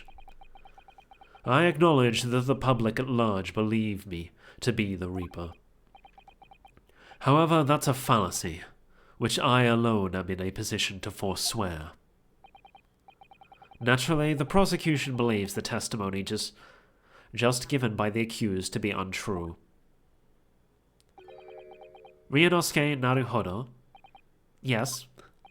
Let me ask you, why are you here? What really brings you to this courtroom? A desire to uncover the truth. Even if the truth proves your client to be guilty. From all my experiences in this courtroom, I've come to realize something. The truth can't be hidden. Sooner or later, it will come out. So it's always my intention to work with my client in pursuit of the truth. I want you to remember what you just said. Because we're about to... Enough dilatory chatter, counsel for the defense. Proceed with the cross-examination of the witness. Yes, my lord. I know exactly what you're thinking, Kazuma. I know you're just waiting to point it out. The contradiction you're convinced lies somewhere within this man's testimony. Oh, I'm convinced of it too. I literally saw it.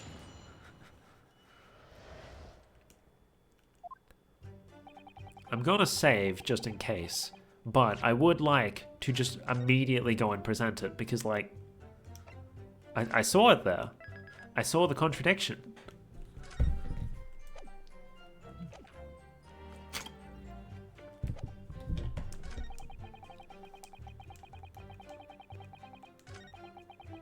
The reason why I went to Fresno Street? The point is, no common thread exists between myself, Gregson, and Dr. Wilson. Are you sure about that? Because this is the autopsy report.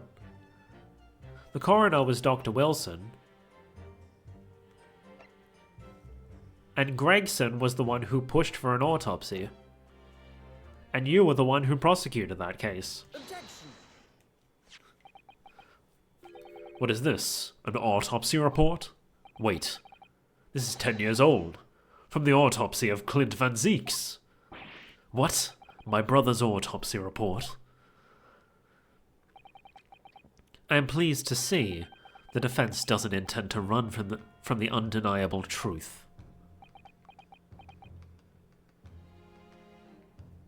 Sorry, I was just getting rid of one of the heckin' notifications on my phone. It was bothering me.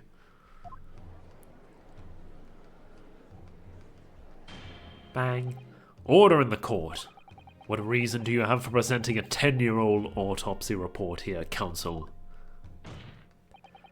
This, the autopsy report of the professor's final victim, is an undeniable link between Inspector Gregson, Dr. Wilson, and the defendant. Not that accursed name again. The professor. I've personally researched all of the court records related to that case.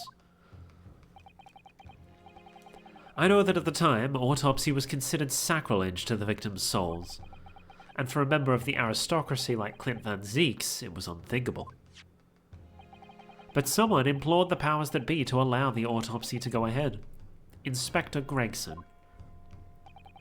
He declared that he was certain he would obtain conclusive proof from the procedure.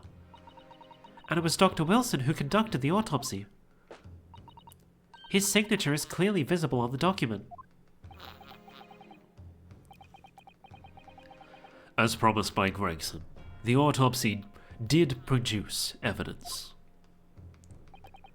Evidence that conclusively proved Genshin Asogi was guilty of the murders. Guilty of one murder, at least. We don't know if he's actually guilty for the rest of the professor's murders. In my brother's dying moments, he mustered all his remaining strength to leave that vital clue behind.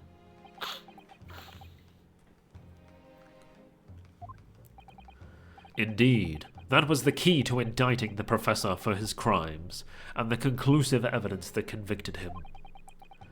It enabled Lord Van Zieks here to avenge his brother's senseless death in a marvelous victory in court. with a marvelous victory in court. A marvelous victory, was it? I wonder if that's really true. What? Could the same be said if it turned out that the key piece of evidence in question was in fact fabricated?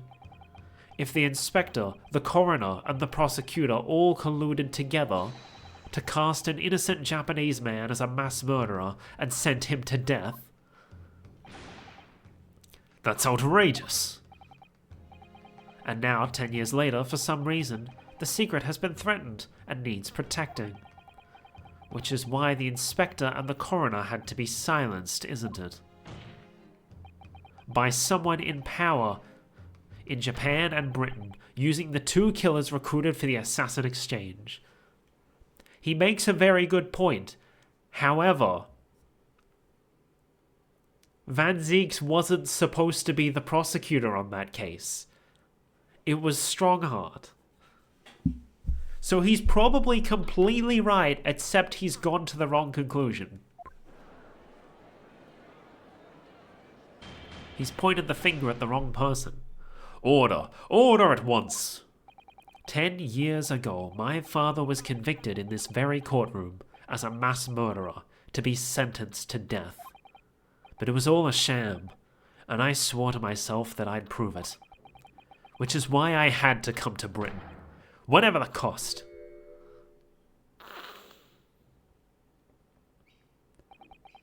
You'll have to forgive me if I feel compelled to toast this vengeful Nipponese's tenacity for purpose here.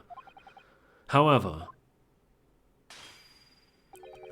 he who fails to quash his emotions in the courtroom has failed as a lawyer. Come on, Kazuma, you know this won't wash. You're claiming your father was misrepresented in a trial that took place a whole decade ago. You must see that without evidence, that's nothing more than a wild accusation. As it happens, I have evidence. What? Alright, let's see it. As the court has heard, I crossed the channel to France with Gregson on the 31st. I went with him on the pretext of being the assassin recruited to kill Seishiro Jigoku. But my true intentions were to make the inspector tell me the truth. What truth? The truth about the evidence, and he acknowledged what I'd already deduced. There's a closely guarded secret about what went on in that autopsy 10 years ago. What? What? A secret? I know nothing of any secret. While we waited for my supposed mark in Jigoku's cabin, I drew my clan's illustrious sword, Karuma, before the inspector's eyes. He very quickly understood what my true motive was. Right, I see. You're that Asogi's young lad, are you? And what? You're gonna cut me down with that thing, is it? Is that it? That will very much depend on the answers you give to my questions. I want to know what really happened 10 years ago. The truth. That's all. Before we get into it, let me make one thing clear. I still believe your father was the professor. Heckin', more notifications. I really should just put my phone on like do not disturb while I'm streaming. There's no doubt in my mind. But unfortunately back then, we didn't have the evidence we needed to make the crime stick. So, you admit it then? The evidence used in my father's trial was fabricated? It was for the good of the country. Anyway, I was just following orders. Orders? What exactly did you do? Speak! I'm not saying another word. Even if your life depends on it. That's right. Even then. And that's when he cut the case. So that's when the tip of the sword broke. Oh, Kazuma-sama. If the results of Clint Van Zieks' autopsy were fabricated, then the investigating officer Gregson and the lead coroner Wilson must have known about it.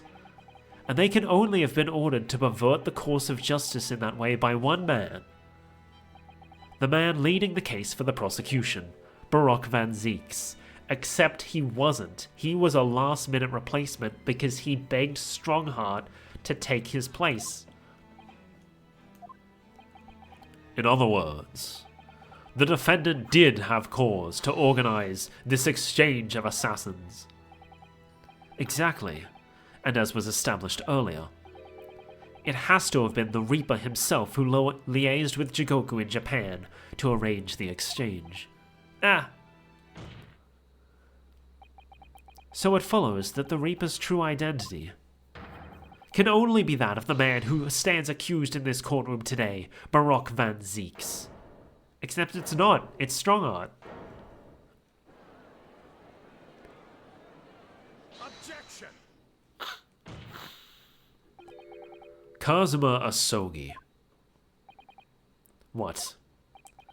What you've just told the court, are you absolutely certain of your facts? Did Gregson really fabricate evidence for that trial 10 years ago? I heard it with my own ears.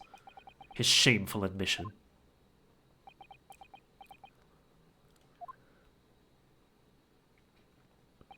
In that case, I know The name of the Reaper.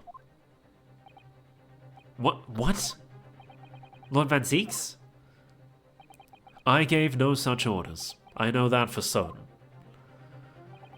Which narrows down the remaining possibilities to one. If Lord Van Zieks isn't the one behind all this, then yes, there is only one other person who could have done something like that. I believe I know who it is too. You? I just had a feeling this name was going to come up. The true identity of the infamous Reaper of the Bailey is none other than male Strongheart. Take that! The only person who could have arranged the assassination exchange and manipulated the autopsy report results. Also, how did they fix the stand so quickly? Did they have to bring in another witness stand or something? Is the Lord Chief Justice himself, Lord Male Strongheart? What? Lord Strongheart? That was the wrong voice. I'm pretty sure. Yes, it's true that 10 years ago the defendant handled the prosecution of the professor in court, but he only took over the case after his brother Clint Van Zieks had been killed.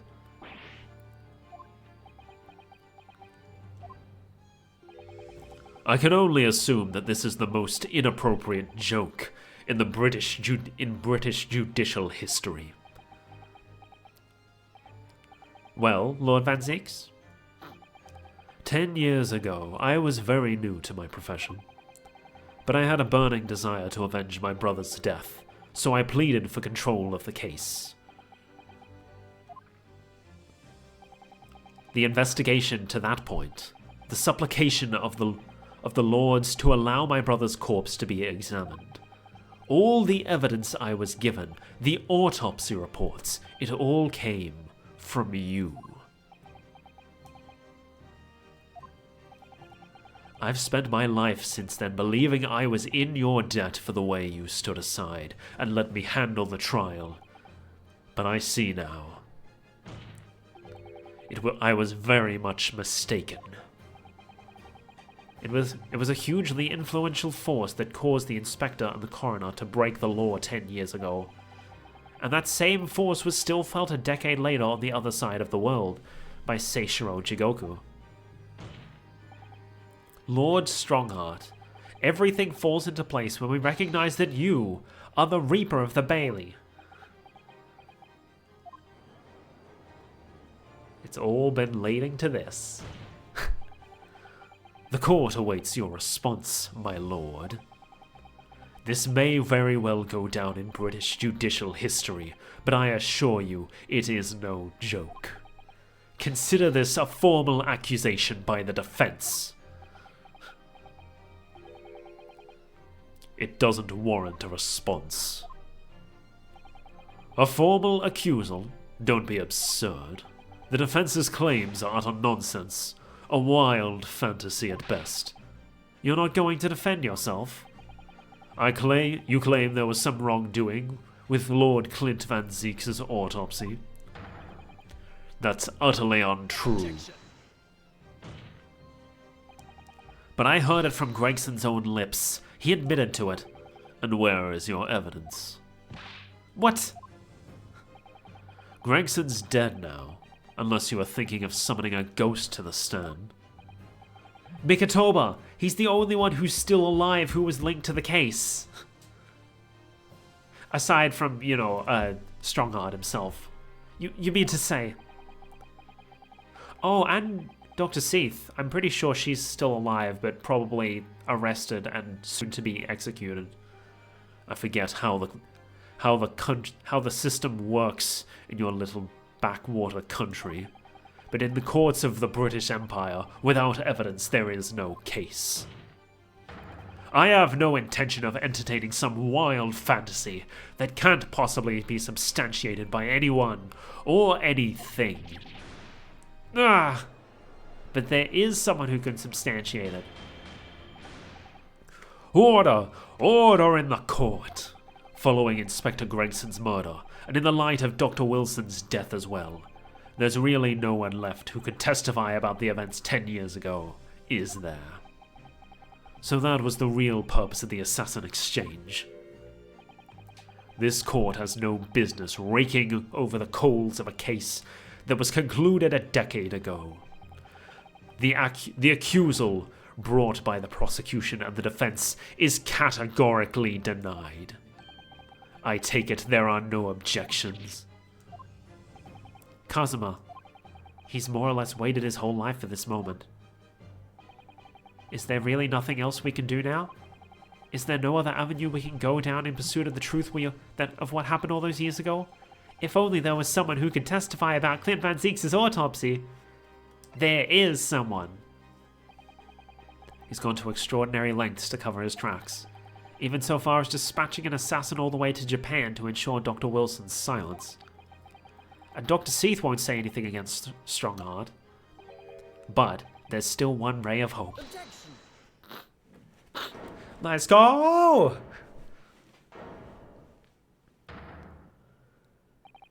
Actually, there is one person. One person who could still testify about that autopsy. Don't be ridiculous. There's no one left. Who, Ryunosuke? Who? Tell me. Kazuma, Please, this trial can't end. Not yet.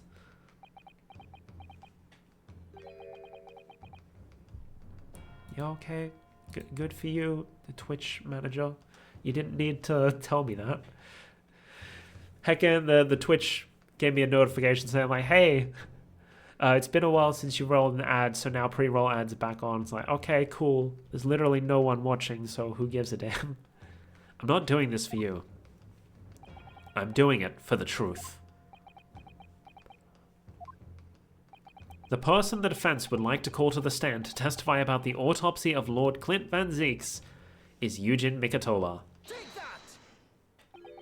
Heaven help us, another Japanese. An expert in forensic medicine, my lord, Professor Yujin Mikatoba. 16 years ago, he came to London with Seishiro Jigoku and Genshin Asogi as a visiting student. And what could his testimony possibly tell us? Professor Mikatoba was the primary assistant during the autopsy in question. He was also the person who actually penned the report. Incorrect. The autopsy was carried out by the coroner, Dr. Wilson. The report carries his signature. It was the primary assistant's duty to keep a written record of the coroner's work during the procedure. In actual fact, the coroner merely read over the report at the end and signed it. Let me just check what the report actually says. Single stab wound, superficial external wounds, red scarlet ink visible around the right fingers of the right hand. It doesn't say what the vital evidence is. It's just that there was vital evidence that proved who did it. In other words, Professor Mikotoba witnessed the entire autopsy from start to finish. The defense demands that Professor Mikotoba be summoned as a witness as a matter of urgency. Whatever really happened at that autopsy laboratory 10 years ago is something only he can tell us. The defense's demand is denied. What? But Professor Mikotoba is in London at this very moment. We could summon him to the stand in a matter of minutes. No, of course he's not going to agree with it. Strongard has no intention of summoning anyone who knows. He's too concerned about protecting himself. Prosecutor Asogi, let me refresh your memory, as you seem to have forgotten the prosecution's stance. Only minutes ago you accused the defendant of being the Reaper, and of masterminding the assassin exchange. I did, yes. So present your evidence for those claims, and make your case complete. At this time, I don't have the requisite evidence, but that's exactly why we need witness testimony. The Professor case is closed. There are no clues in the distant past that will bolster your argument today. I'm afraid to say, Prosecutor Asogi, that you would appear to be possessed by the spirit of your late homicidal father. Now, as I stated earlier, this court has already reached a conclusion with respect to the matter at hand. Inspector Gregson was murdered by Japanese Supreme Court Judge Seishiro Jigoku.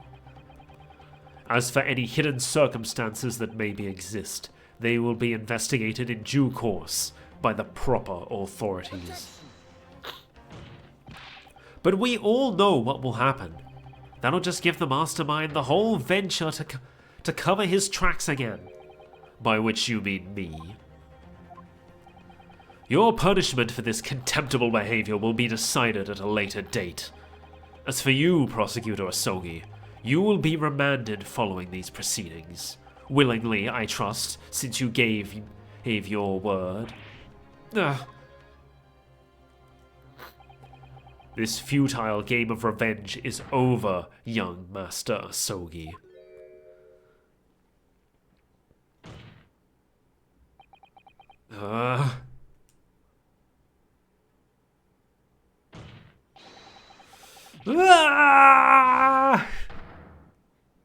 I can't do a good screaming. That will be all. I hereby declare this trial to be over. Court is...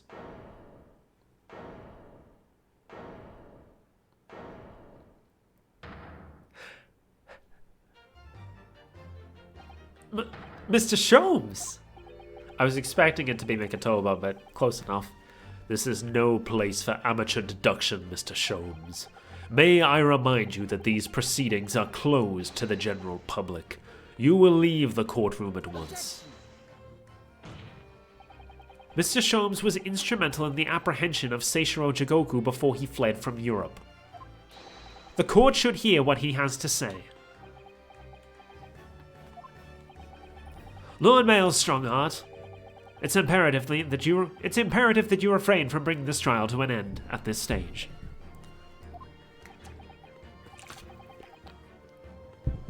Is it really? And why would that be? You need only recall your own words from the opening of the trial to answer that question, if I may. We will stop at nothing to uncover the whole truth behind these disturbing findings. Surely it can't be that the shock of being accused of being the Reaper yourself has erased that from your memory, can it?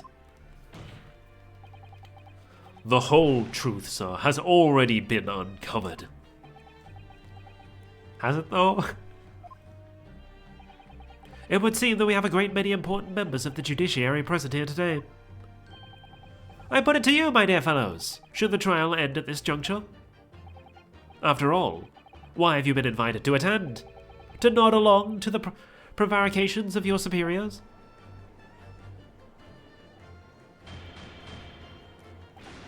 Order! Order in the court! It seems to me that we stand before a door that leads to a new era of legal practices. A door that is ajar. Let us emerge from the shadows of the Reaper's decade-long ascendancy. For you and you alone, my dear fellows, have the power to push this door open now. The auditors in the gallery have no rights to express an opinion on the court proceedings. Silence! I hope that wasn't too loud. He's right, the judge has absolute authority here. Yes, if he calls the trial to an end, it must end. But will that really do? I sense dark things occurring behind the scenes. Dark things indeed. Is there a single person present who can honestly say he doesn't feel the same? Is there a single person here present who can... Okay, doesn't sense the same. What's... The trial should go on. Summon the witness. That's right, we need to clear this up before that young Japanese... His fellow is reprimanded to custody. My lord, you assured those present that you would uncover the whole truth here. Vindicate yourself of this outlandish accusation. The truth, the whole truth, and nothing but the truth. That's the very foundation of British law. A toast to my dependable colleagues in the gallery. On with the trial! On with the trial! Testify! Testify! Testify! Well, my lord, you hear the voice of British justice, I take it? I think you'll find it will be rather awkward to silence. Oh, they're actually chanting it. The court will recess briefly. I have no intention of shirking from these allegations. Bailiff, arrange for the subpoena of the witness at once. As soon as the gentleman arrives at the courthouse, we shall reconvene. A recess won't be necessary, my lord. Pardon? Mikatoba is a close friend of mine. He accompanied me today and is waiting in the antechamber as we speak. I do believe he's been enjoying a little trip down memory lane, in fact. What? Professor Mikatoba is here in the courthouse? Mr. Sholmes, you didn't know this would happen, did you? My dear fellow, no one is in a better position to answer that question than you, surely. I wasn't just asking for the fun of it, you know. Well, I must thank you for your assistance in this matter, Mr. Sholmes. However, you are of no further use here. Kindly leave the courtroom at once. But of course, in truth, I find myself rather busy now as a result of these developments. Mr. Naruhodo? Yes? I trust you have Iris's little lucky charm with you? Absolutely. It's still in my pocket. She sends her regards, and a reminder. If you find yourself at a dead end, the ears are at your disposal. Just one tongue, if you please. Oh, of course. In that case, the trial will continue without delay. Bailiff, show the witness to the stand. So it's Lord Strongart. He's the Reaper of the Bailey. Where exactly is this trial going to take me, I wonder? Just how deep am I about to be plunged into the blackness of the abyss? Well, I'm ready. I'm ready to head into the heart of this maelstrom. Oh, and here I was thinking it was just like Maelstrom, and no, his name is literally Maelstrom.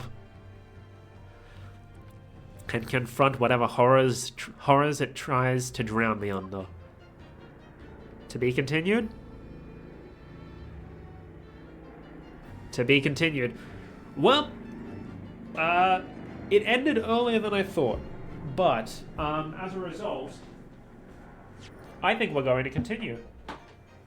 I don't have anything else I need to do today, besides like getting my groceries in when they arrive, but like that'll happen when it happens. So I think I'm going to real quickly update my stream title, because this is no longer the middle of the end. This is the end of the end. We're going to keep going.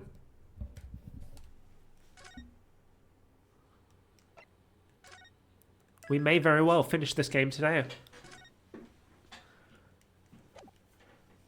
which will give us more time to actually finish off, heckin' Famicom Detective Club before the new one comes out. So, witness, please state your name and occupation for the court. Eugen Mikitoba, lecturer in forensic medicine at the Imperial Yuhei University in Tokyo, Japan. And Professor Mikitoba, the young lady beside you, is... This is Dr. Maria Gorey, Scotland Yard's practicing coroner, the daughter of Dr. Seath, I understand. Yes, Dr. Seath. I'm afraid I can't tell you why she's here. She just appeared.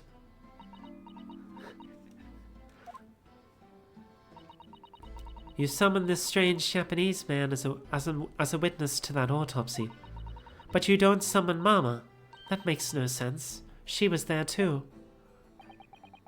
That's about the size of it. That's about the size of it. I've had her eyes boring into the side of my cheek constantly, whilst I was in the antechamber too. Poor man. The idea if it's making me shudder. The revelations about Dr. Seath that came to light some days ago defiled the reputation of the entire judiciary. She was therefore deemed unfit to appear as a witness in today's proceedings. The Ministry of Justice's decision on that is final. Well, we wouldn't want any more perjury to be committed, would we?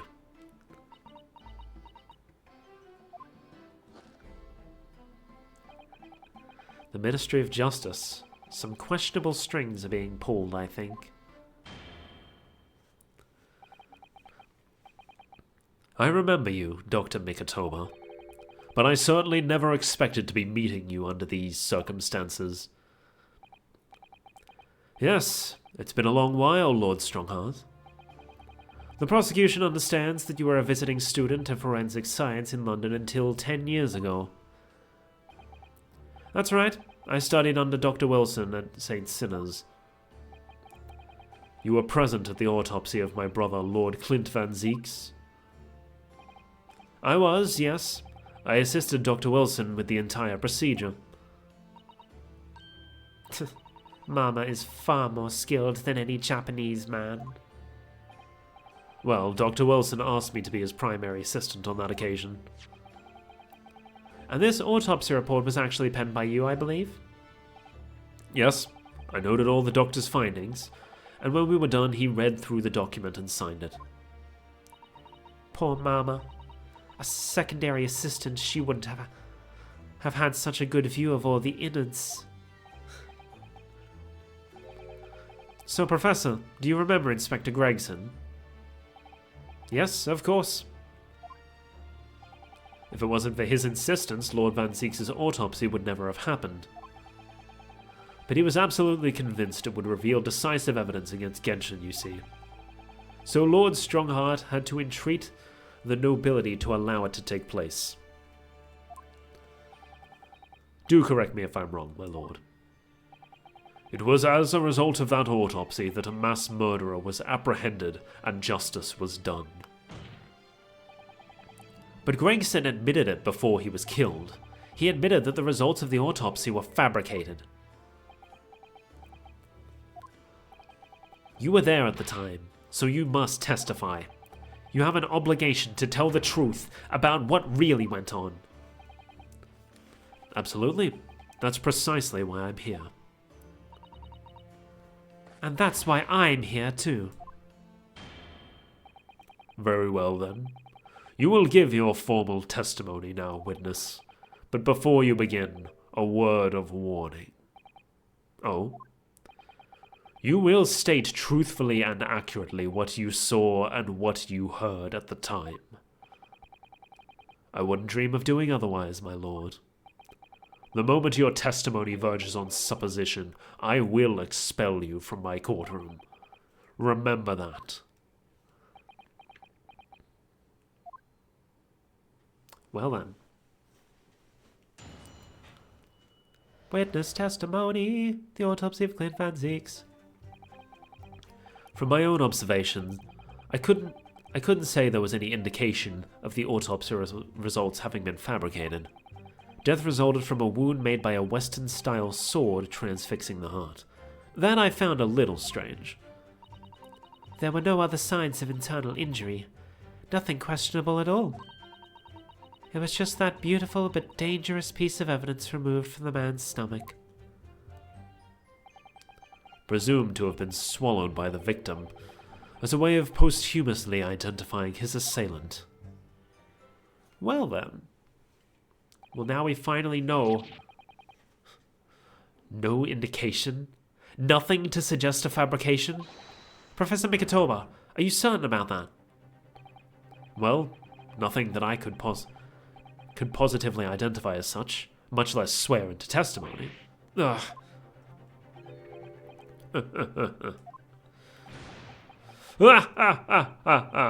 Well, that clears things up nicely.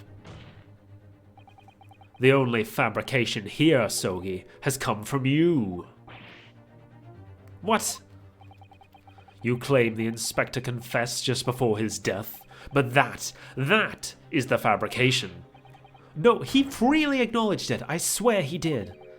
Freely, with the tip of a sword at his throat. The man was clearly at his wit's end.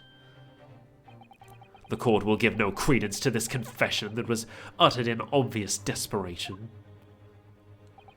Quite simply, there was nothing questionable about the investigation of Clint Van Zieks' death. I missed a lord, but don't worry about it. And with this testimony, we have, without question, uncovered the whole truth of the matter. If I may, my lord, there was most certainly something questionable about it, and the whole truth does elude us, I feel. I beg your pardon. Well, you're obviously aware of the facts of the case. All four of the professor's previous victims died when an enormous beast was set upon them and that ripped out their throats. Oh, such horrifying crimes. But curiously, the killer's last victim, Lord Clint Van Zieks, suffered a different fate. Yes, you're right. He was stabbed through the heart with a sword. That's enough. I believe I warned you about this, witness. I promised to curtail your testimony as soon as it entered the realms of supposition or speculation.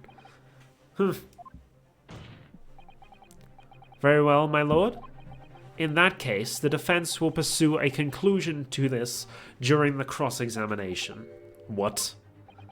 I have the right to cross-examine every witness after testimony, and I fully intend to exercise that right.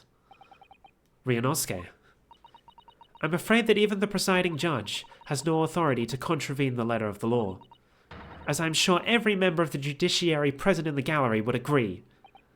Humph.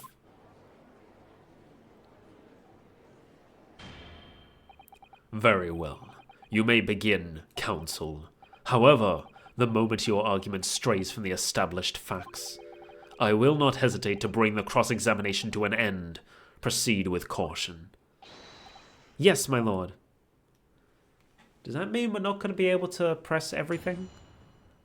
See, sometimes they say that and it means, oh, you can get penalties for pressing. But other times they say that just because, like, in universe, it's getting serious. But yeah, we are on part 3 now. So just in case we're not allowed to press everything, I'm going to press on Miss Gory's statement. What was the piece of evidence? What exactly was it, though? What does beautiful but dangerous mean? Well, it was sparkly and round, with a hole, as if it might slip over a finger, perhaps. It was a ring, belonging to Genshin Asogi. My father's ring was inside the victim's stomach? At the time, Genshin wore a large ring on the digitus quartus of his left hand, the fourth or ring finger, and understood it was some sort of keepsake. When my father left Japan for London 16 years ago, I was 8 years old. But I remember that ring. You do? My father's possessions were sent to our family home in Japan after his death, but the ring wasn't among them. Obviously not. It was a key piece of evidence. It remains under lock and key in the stores at Scotland Yard to this day. After the autopsy, Genshin was summoned by the police to check for the presence of his ring. It wasn't on his hand, of course. Moreover, there were deep abrasions on his finger where it had been pulled off. They arrested the man there and then, right before my eyes. How could they? I brought the ring along with me today. What? Here it is, a bit dusty from years in the stores. Good gracious! Yes, that's it. I haven't seen that in 10 long years. And that was found inside the victim's stomach? Yes, I'm afraid so. You hesitated there, Professor Mikatoba. Should we read something into that? Well, it's just that thinking back now, I didn't actually witness the moment it was extracted from the victim's body. Oh my, really? At that precise moment, Dr. Wilson had asked me to fetch him a new scalpel, you see. Dr. Gorey, the removal of historic evidence from the stores requires my consent, does it not? Let's go, Miss Gorey! However, it came to be here. The court cannot deny that it is crucial evidence for today's proceedings. Very well, you may submit it. The claws grasping the gem looks sharp enough to cause a very nasty scratch. It's not the sort of ring normally seen in Japan. They look almost like claws protecting that jewel. We must examine it very carefully, Mr. Naruhodo. Very carefully indeed.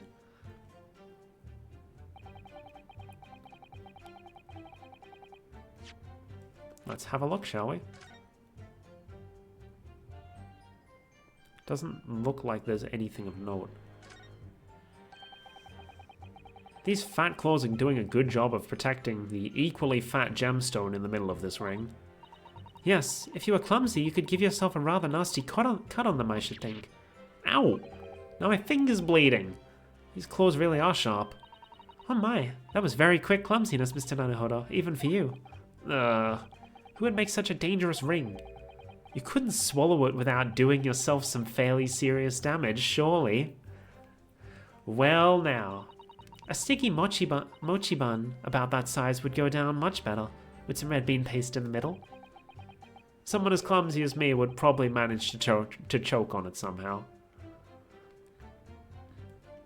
So yeah, that's basically just giving us the details.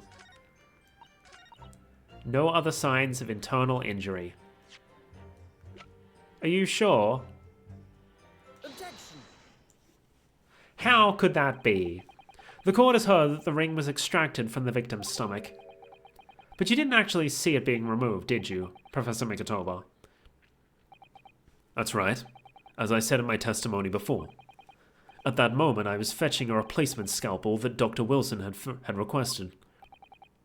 In other words, you can neither confirm nor deny whether this ring in fact really came from the victim's stomach or not. What are you suggesting, counsel? That the ring was never in the victim's stomach to begin with. It's entirely feasible that Dr. Wilson fabricated that detail about the autopsy. What are you saying? That Dr. Wilson was in possession of the ring in advance, after it was somehow stolen from Mr. Asogi. And he produced it during the procedure, pretending to have found it then and there in the victim's stomach. Objection. Supposition at best. What possible evidence do you have to support such a rash claim? This evidence right here. Okay, so I guess I could have... Oh no. Wouldn't have made much sense to present this. But I guess that's how they're explaining it. This evidence right here. That's the autopsy report. It's explicit in that report, Counsel. Other than the ring, nothing unusual was noted internally, so I'm not sure how you intend to prove your point. You've already done it for me, my lord. The lack of internal injury says it all. What? If you swallow a ring this size, it would require considerable effort and determination, and in addition to its size, there are sharp claws around the gemstone to contend with. My brother was a determined man, and on the brink of death even more so, I'm sure. He would have stopped at nothing to ensure that evil killer was brought to justice. But if he really had swallowed that enormous ring, it's inconceivable that no traces of its passage down his throat would have remained as internal trauma. No!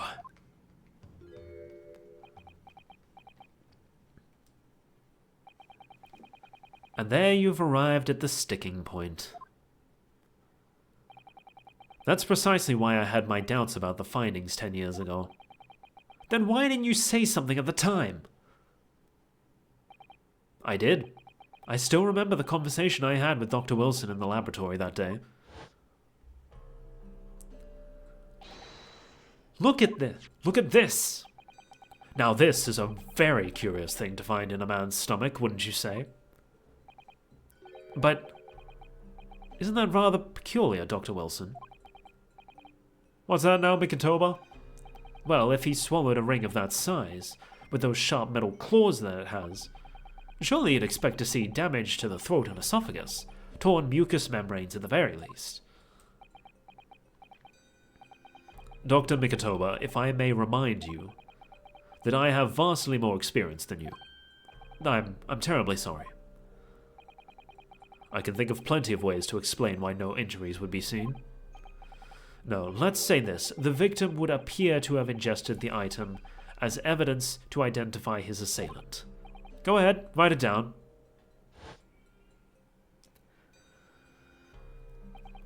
So I was right. Dr. Wilson deliberately fabricated the results of the autopsy to implicate my father.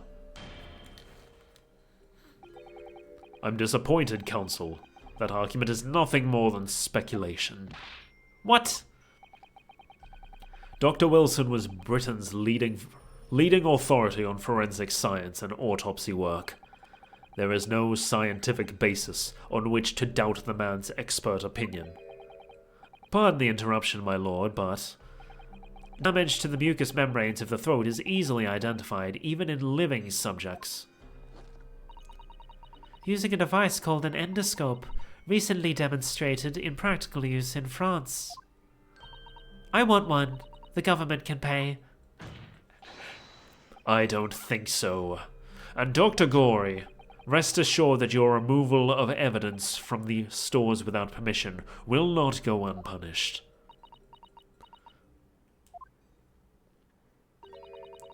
We open up the dead to find the truth. I beg your pardon.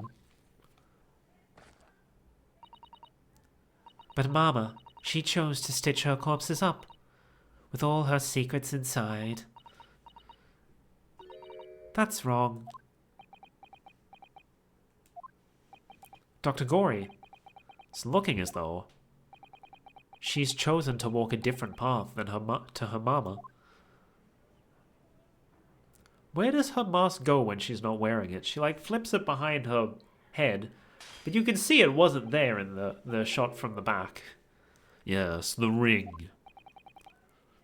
What about the ring? I've just remembered something. An earlier incident. What incident? The one I recounted for you before. About a memory I have. Of Genshin Asogi saving my life. What? My father saved your life? Or saved your life? It was 10 years ago. On a foggy night, Genshin and I were walking down some back streets at a late hour. All of a sudden... Don't make a peep, you're coming with us.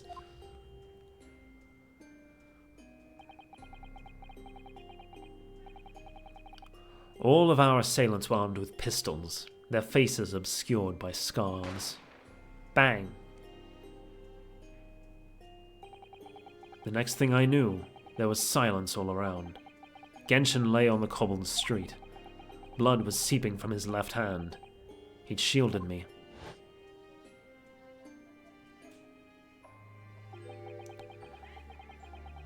It was on the ring finger of his left hand that he used to wear that ring. Are you saying? I've always believed those thugs were after me. But now, I'm starting to question if perhaps I wasn't the intended target after all. But wait, Genshin was arrested 2 days after that attack. And in that short interval, the decisive evidence needed to indict him was miraculously found. You mean the ring was stolen from him? You think that's what those thugs were after that night? There's voices outside. I'm thinking it's the people who were at the party last night. Why is he standing so far from the other two witnesses?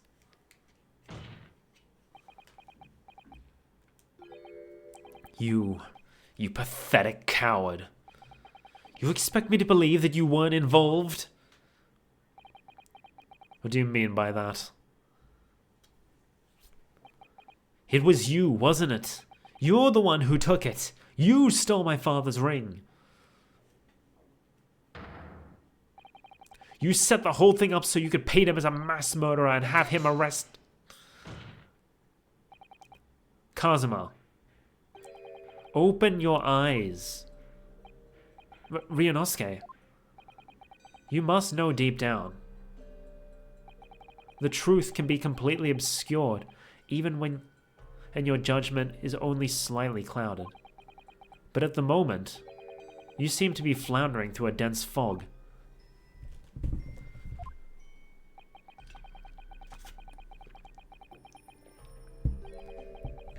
Is that why you were so insistent I should be present in this trial? To see you like this?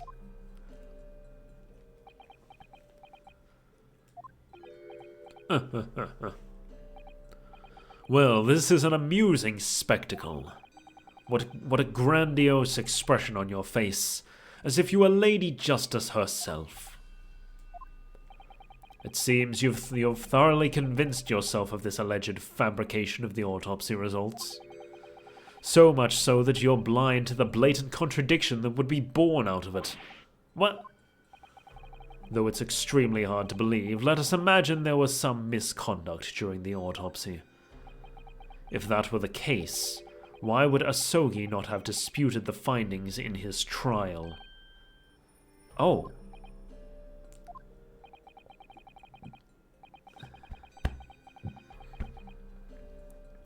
In the closed court hearing 10 years ago, the defendant never once denied the claims against him.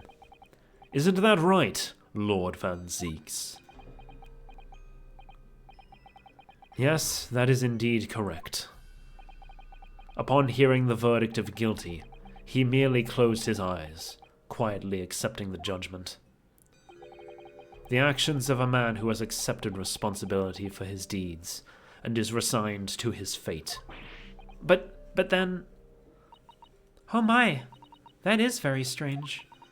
If Mr. Asogi did nothing to oppose the charges against him, then... that would surely mean there was no fabricated evidence. An obvious conclusion at which you should have arrived many minutes ago, Prosecutor Asogi.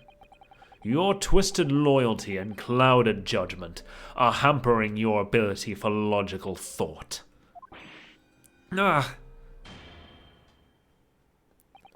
Genshin Asogi's silence at his hearing can only mean one thing. There was no fabrication of evidence during the autopsy of his final victim 10 years ago.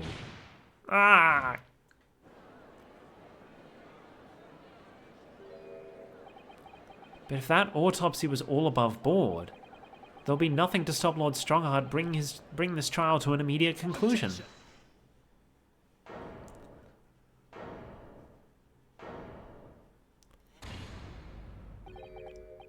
Thank you, Ryunosuke. If it wasn't for your frank words just now, this trial may very well have ended prematurely. Kazuma! What's this latest absurdity, Counsel? My lord, your reasoning is perfectly sound, but for one giant hole. I beg your pardon? You claim my father's silence was due to the fact that there was no fabricated evidence. But there's another possible explanation. You've overlooked the possibility that he had a reason for maintaining that silence. Objection! Silence that would lead to him being convicted and sent to his death? If the autopsy results were an invention, there's no conceivable reason why the man wouldn't have protested. It feels weird seeing him pointing towards the screen. Objection! Oh, those results were an invention, alright. There's no question of that. Or are you forgetting that 2 people with a connection to that autopsy have been assassinated? If I force the grievances I feel from my mind, I start to see you in a very different light. I think perhaps it's you who's been living in delusion these 10 years. Me? Kazuma-sama has created one last chance for us here, Mr. Naruhodo. If we can only show there was a reason for his father's silence in his trial. A reason why the man would have said nothing, even though he was innocent. Could it have been part of some negotiation, perhaps? Enough rhetoric. The court must be shown evidence. What proof do you have that could possibly explain Asogi's silence in court? I assume the only weapon I have left. All material, weapons, and possessions belonging to me in London be delivered to my son in the Empire of Japan. I regret nothing but my chosen path. About my chosen path. That's the only thing I can think. Because nothing else here is really relevant to that.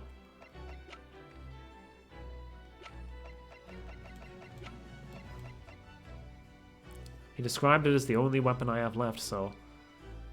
Take that! Dang it. This is the defense's answer to that question.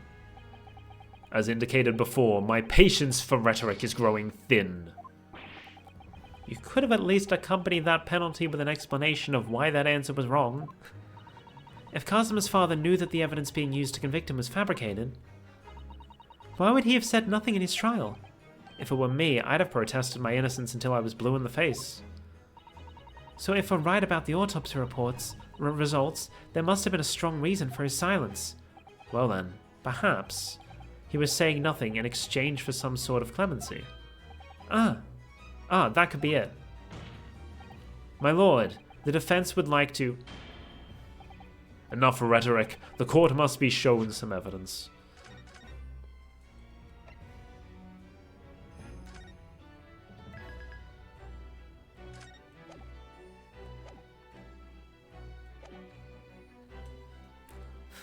All this is happening, and the only messages sitting behind my head in chat are fucking island of gay.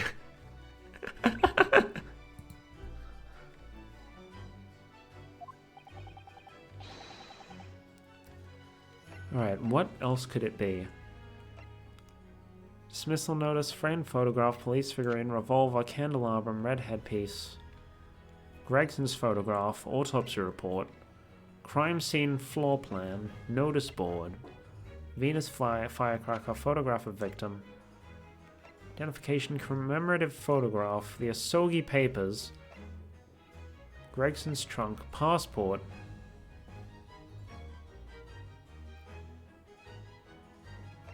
Clint's autopsy report,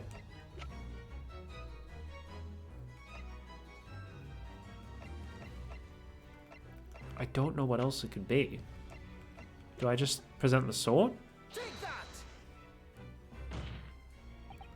This is the defense's answer to that question. They haven't... Okay. Part of some sort of clemency. And it's not the Asogi Papers.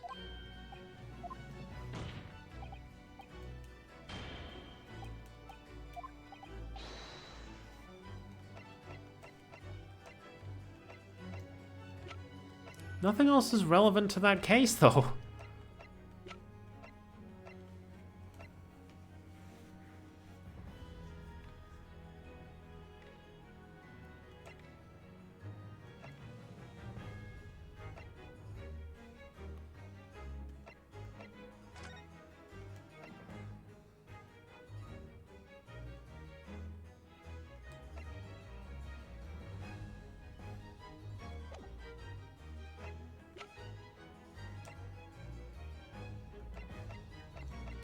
Maybe the autopsy itself? Take that!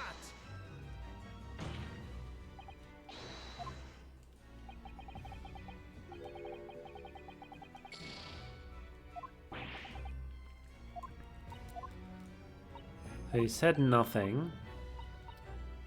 Must have been a strong reason for his silence. Perhaps he was saying nothing in exchange for some sort of clemency. But it's not the Asogi Papers.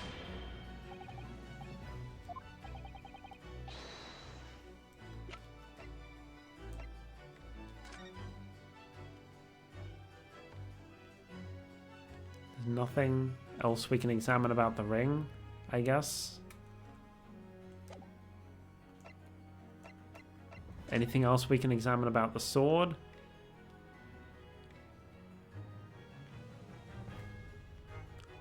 We don't have all that much evidence related to that case. Oh, and I can't. It doesn't let me.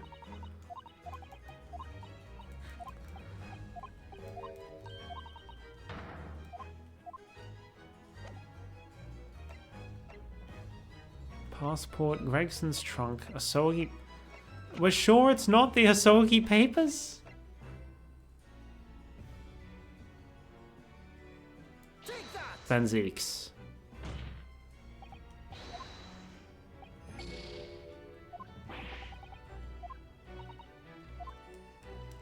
Maybe he was like trying to do it. I was like, oh, maybe he's doing it to protect Baroque, but...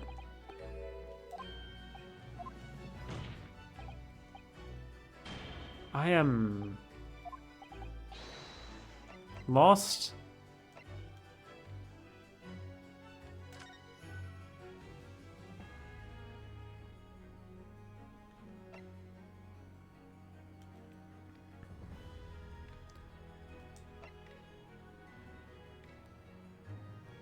Conceived prior to this.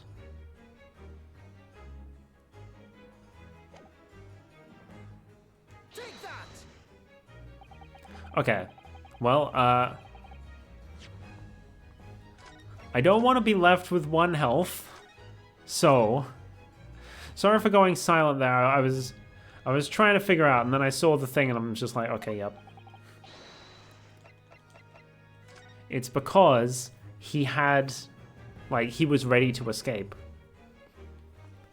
Some sort of negotiation with prison staff in order to secure assistance. Further disclosure, blah, blah, blah.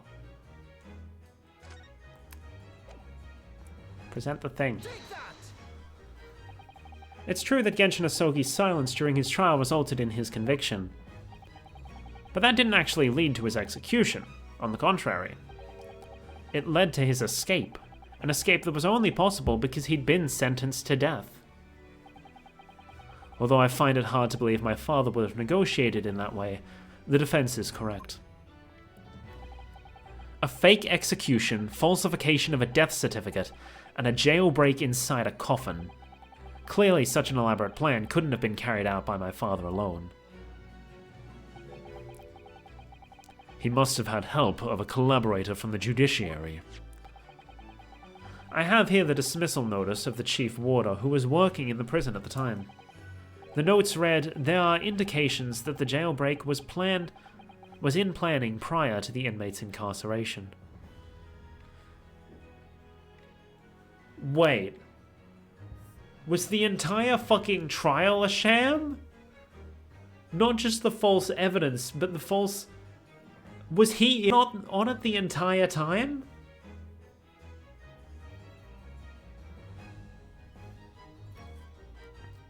So they in order to try and bring the case to a close, in order to stop the people from the people of London from worrying, they cook up a plan to stage one final killing, have him falsely arrested.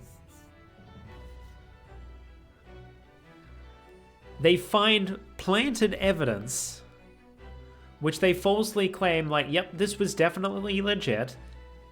They put him on trial. He says nothing in his defense because he's already worked things out with the prison staff so that when he gets sent to prison, they help him escape and he's able to go free.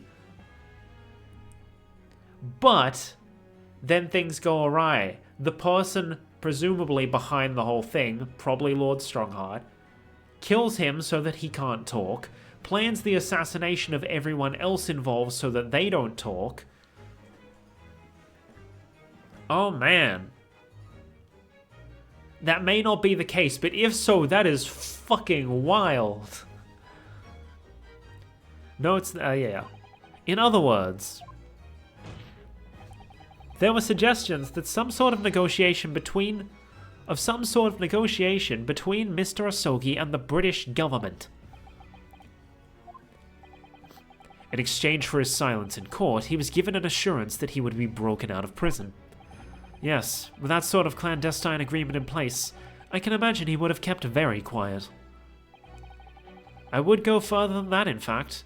I would say that the elaborate jailbreak of Mr. Asogi can be explained in no other way. Okay, so maybe he wasn't maybe he wasn't on board at first, but then once they arrested him, they're like, hey, keep quiet and we'll make sure you escape execution. Order, order! First fabricated evidence, now a jailbreak conspiracy. Of course, because it's all intimately linked. The prosecution wishes to summon new witnesses to the stand. Witnesses. People who can testify about the jailbreak that took place 10 years ago. Governor Caden?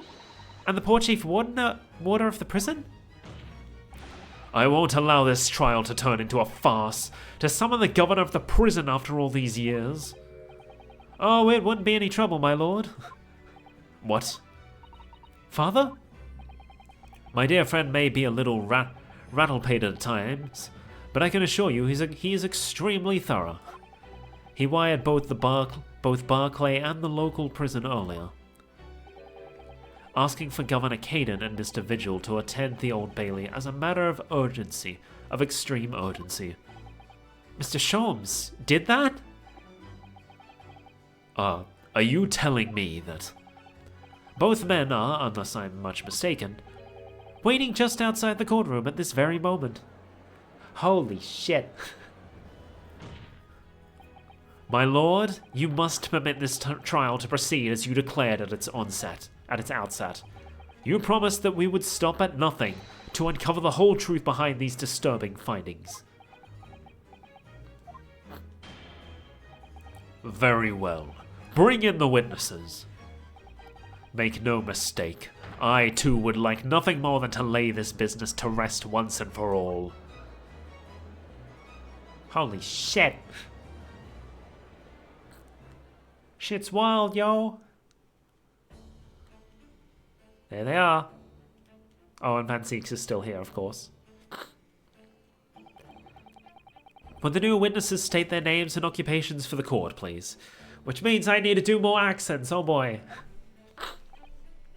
I, Barry Caden, Governor of Barclay Prison. Everyone calls me Gossip. Everyone calls... I should have read that in his... Everyone calls me Gossip. I sell jaunty little tidbits to passers-by. Your other persona, if you don't mind. Oh, I do beg your pardon, of course. Why did they fade to black for that? My name is Daily Vigil. I used to be the chief warder at Barclay Prison. The reason you've been summoned here to court today is to testify about the jailbreak of the so-called professor 10 years ago. What? The professor? We've already been through all this afore. A decade ago. The conclusion was that there wasn't anything untoward happened. A convict escaped from your prison, Governor. Hardly what you'd call nothing untoward. Ah, well. The convict's death certificate was somehow falsified after he was allegedly executed, and he escaped the prison inside his own coffin. A plan of that complexity could never have been carried out without the help of somebody of influence inside the prison. Governor Caden, I don't imagine that the passage of time will afford you any protection. If it turns out that you were involved in the plot to break Mr. Asogi out of your prison, then of course, the consequences will be very serious. In all likelihood, a capital punishment. Gods, hold on there, laddie. All I did was... Witness, Governor Caden. Aye, sir. You have a critical role to play in the public safety of our country. A great responsibility to shoulder. The significance of your testimony in court cannot be understated. Therefore, think carefully before you speak. And Prosecutor Asogi, if you threaten the witness again, you will be held in contempt of court. Why do I get the feeling he was going to say, oh, I was only just following orders, or something? And then Strongheart slams this gavel and is like, oi, what the fuck do you think you're doing? My apologies, my lord. There's no disputing the fact that an intricate jailbreak plot was enacted 10 years ago. Clearly, you were both involved in some way. So you will testify before the court now and explain exactly what took place. Very well. Let the witnesses give their formal testimony. Tell the court everything you know of the plot to break Asogi out of Barclay 10 years ago.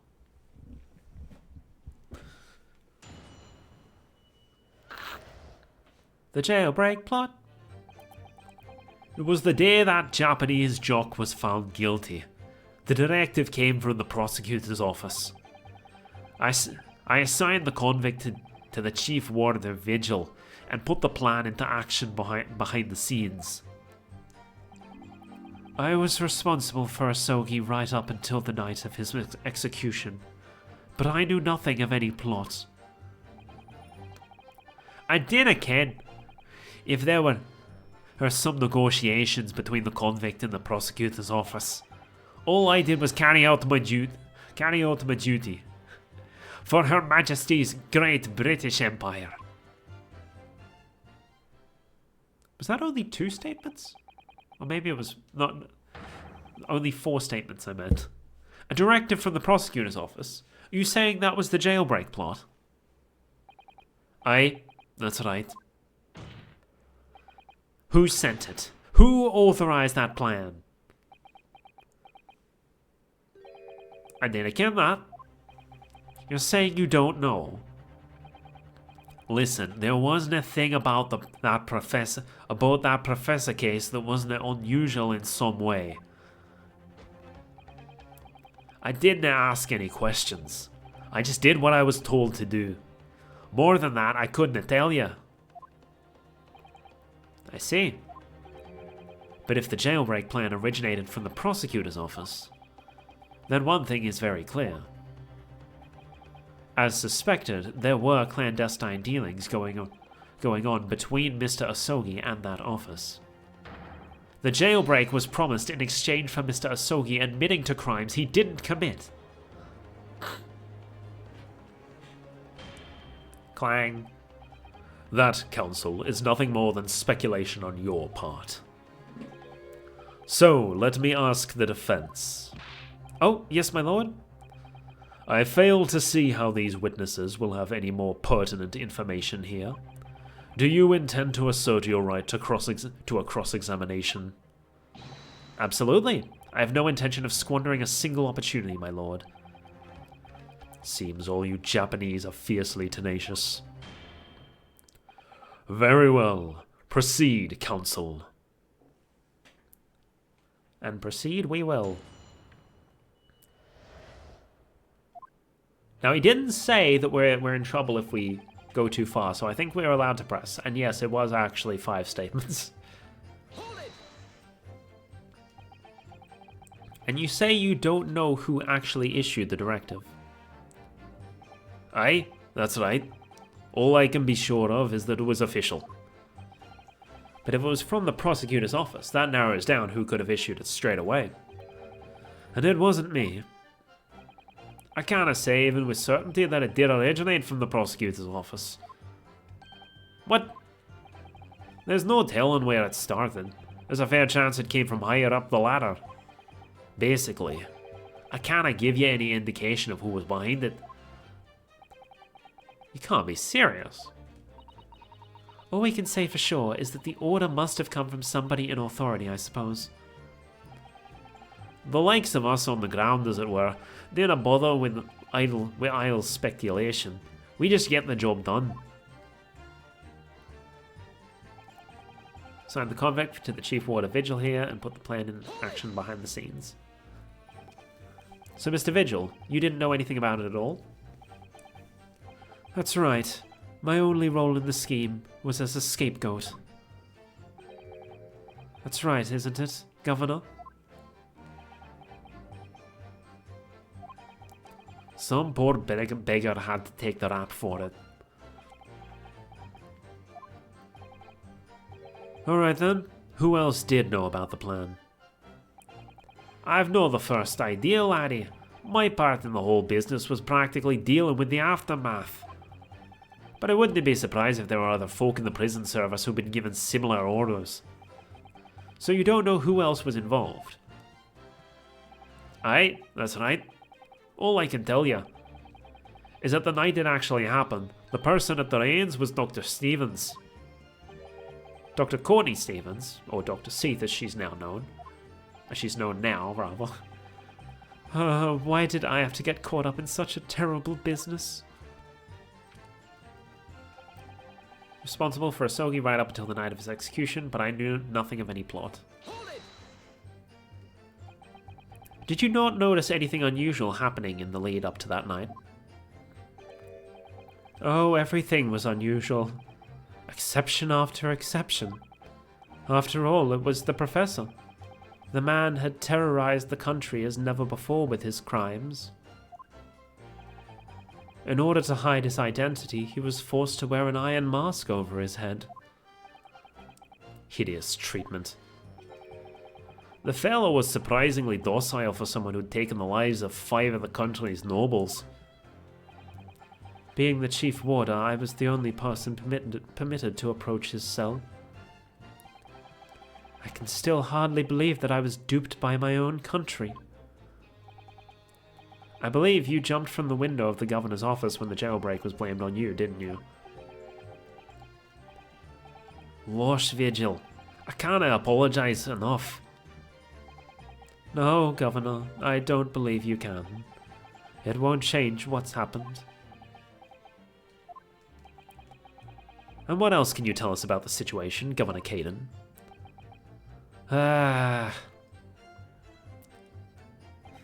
Vigil had to get back into position. Hold it! But you've already acknowledged that the orders came from the prosecutor's office to arrange for the man's escape. There must have been some sort of negotiation, that's the only explanation. Aye, well, be that as it may, and then again, nothing about that. The witness stand is no place for telling what you don't know for sure. I can that much, I do. I can that much, I do. Then I presume you also know this. Not telling what you do know is a criminal offense. Is lying by omission considered an offense? I know lying on the stand is, but is lying by omission? Maybe there's a loophole in all this. Get legal ego on the case. It's probably illegal. So you were just following orders, is that it? I'm afraid that won't absolve you of your guilt here. A man was still killed illegally, even if he was a condemned criminal. You may very well be found complicit in murder, Governor. So that's what it's to be, is it? Even with that threat of conviction, you won't break your silence. Well now. All I did was carry out my duty. Hold it! Did you carry out the plan in its entirety? I did everything I could at the time. As you know, Genshin Asogi was shot dead in Lowgate Cemetery after the escape. Tell me, was that part of the plan too? My instructions were to do with getting the joke out of the jail, nothing more. I can't tell you anything about what happened after that.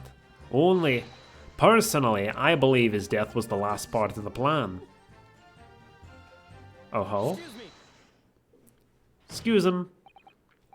Mr. Vigil, is something wrong? He's been... Yes, sir. What can I do for you, sir? He's still got the bruise around his neck. He's saluting now? What is it, some sort of Barclay convention?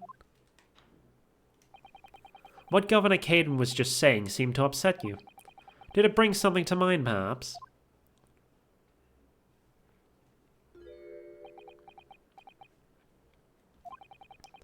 For the last 10 years, I've completely blotted out the memories of that time from my mind. I was betrayed by my superiors, in the name of my country. Just as my father was betrayed, it seems.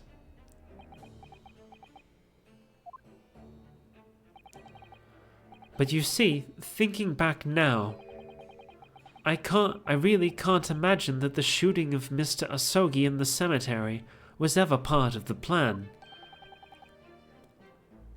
What makes you think that? Well, it just doesn't make sense, does it? To make the man admit to crimes he didn't commit with the promise of a jailbreak, only to kill him in the end. That's treachery of the worst kind.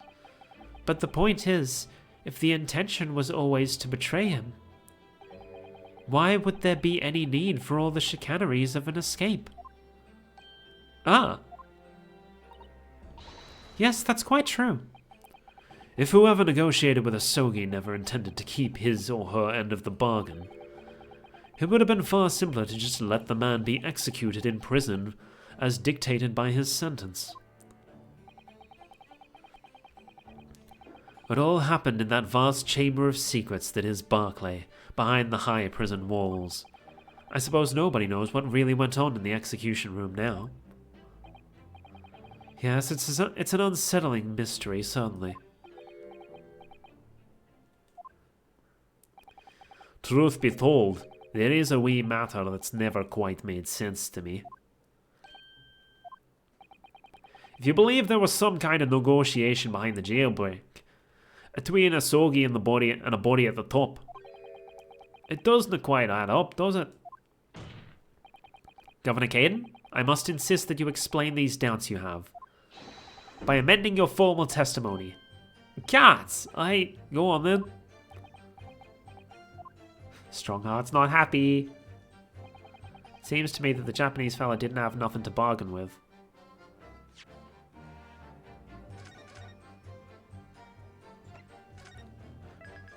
Didn't he?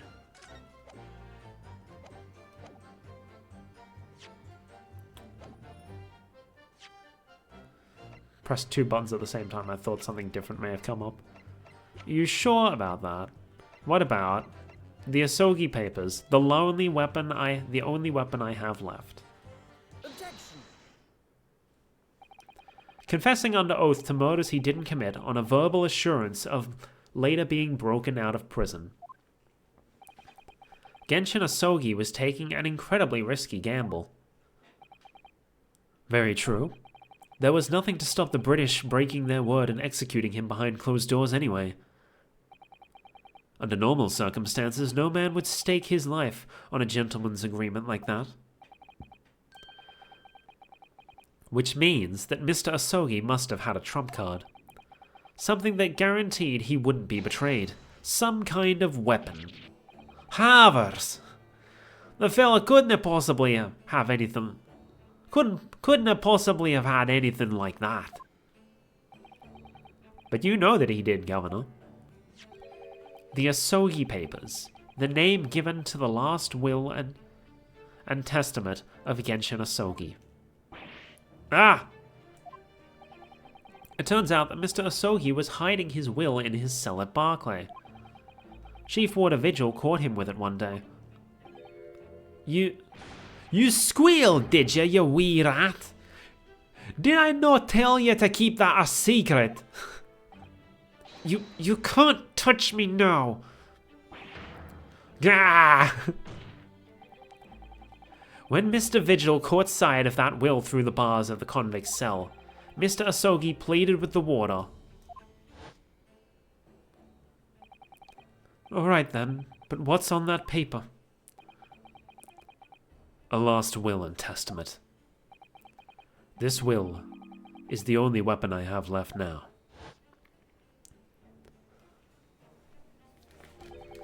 A weapon?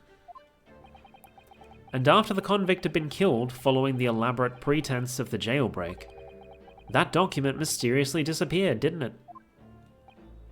Well, yes. All the prison warders searched through the belongings in his cell, but that will was just nowhere to be found. As I understand it, an exhaustive search was made for the document, which became known as the Asogi Papers. Governor Caden, I believe you ordered for your prison staff to find it at all costs, didn't you? Eh? Would I be right in saying that you knew that the so-called Asogi Papers had the potential to make great waves somehow? Jinx, what the blazes are you blathering about? The will was found, right and proper, in the fella's cell where I said it would be. But how can that be? Where in his cell? We searched the place from top to bottom. Well, you didn't do a proper job, you peely wally galoot. You can't criticize me now. I showed it to you afore, did I know? Your lawyer? Yes, you did. I have the document here. It's written in Japanese and reads, The Last Will and Testament of Genshin Asogi. Which means everything is as it should be. Not quite, my lord. You see, there's an undeniable inconsistency here. What inconsistency? Mr. Asogi described this document as the only weapon he had left. And yet, this will contains nothing of significance at all. Nothing that would have given the convict any leverage. Are you suggesting, my learned friend, that the last will and testament stored at Barclay Prison all these years is actually a fake? As has clearly been demonstrated already, what went on at Barclay Prison was far from above board. They're both just standing there shocked. That last vilification from the defense was an affront to the entire British legal system. This absurd notion of a weapon is something for which we have only the former Chief Warden's word. The man could quite easily be lying, or at the very least, sorely mistaken. What? No, I definitely heard him say that, I swear. Clearly, we need to get to the bottom of this. We need to know exactly what happened with these so-called Asogi Papers. A waste of time. If the will was fake, where is the real document? Mr. Vigil was stabbed in the back by the judiciary 10 years ago. He lost everything, very nearly his own life. They both have the exact same shocked animation. And now you're going to do it again. You're ready to brand him a liar and turn your back on him without even letting him defend himself. It's clear that Barclay Prison is hiding something. It's clear that the jailbreak was masterminded by someone in the prosecutor's office. It's clear that some malicious negotiations took place. Is your lordship going to gloss over all these obvious and reprehensible facts? What did you say? We should hear more from the Chief Warder. Have him testify again. The trial must go on. The man's voice must be heard. It would seem that a vocal few here are utterly blind to the truth. Very well then. Let the witness testify again. Tell the court precisely what you think you saw of the convict's last will and testament. Yes, sir, my lord.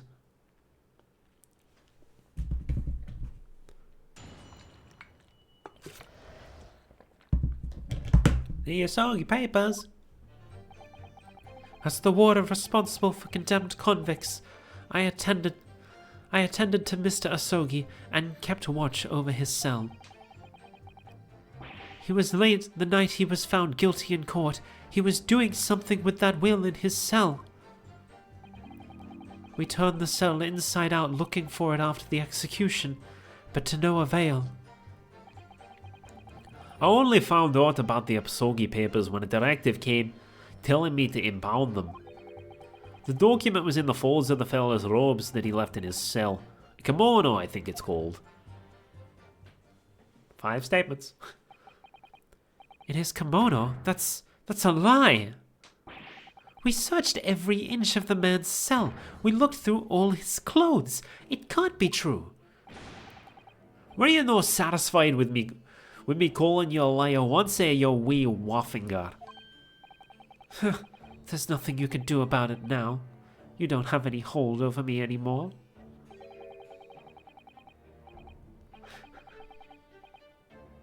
What the fuck? Other than the hold you like to take on my cravat, of course. Is that what you're going to do? Is it? How did you get your cravat to do that? Sir?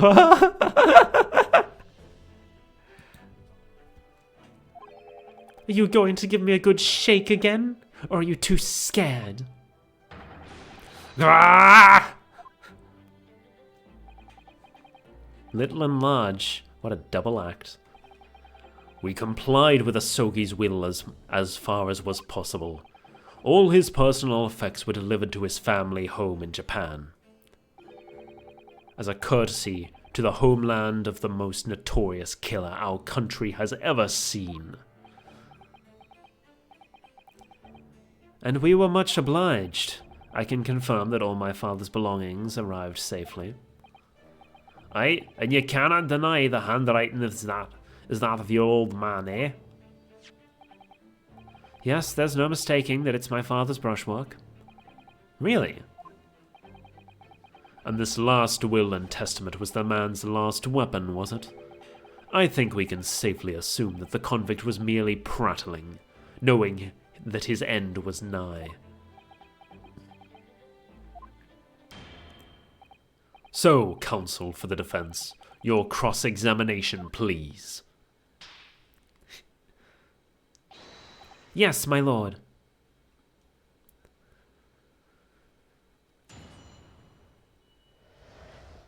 The Asogi papers.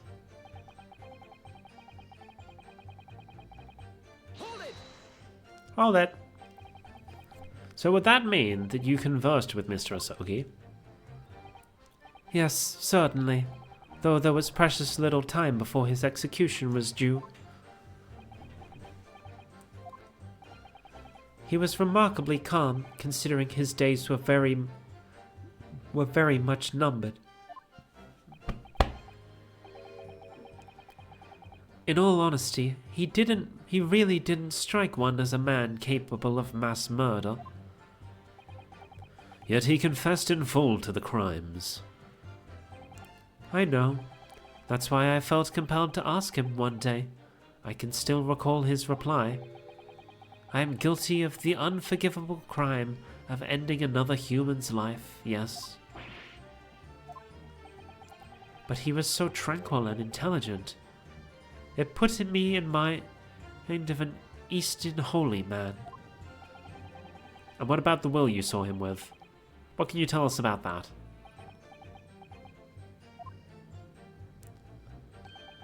It was the beginning of all the drama. I remember it very well, yes. The night after he was... yeah. Hold it! And he pleaded with you not to report him, didn't he? Yes, that's right.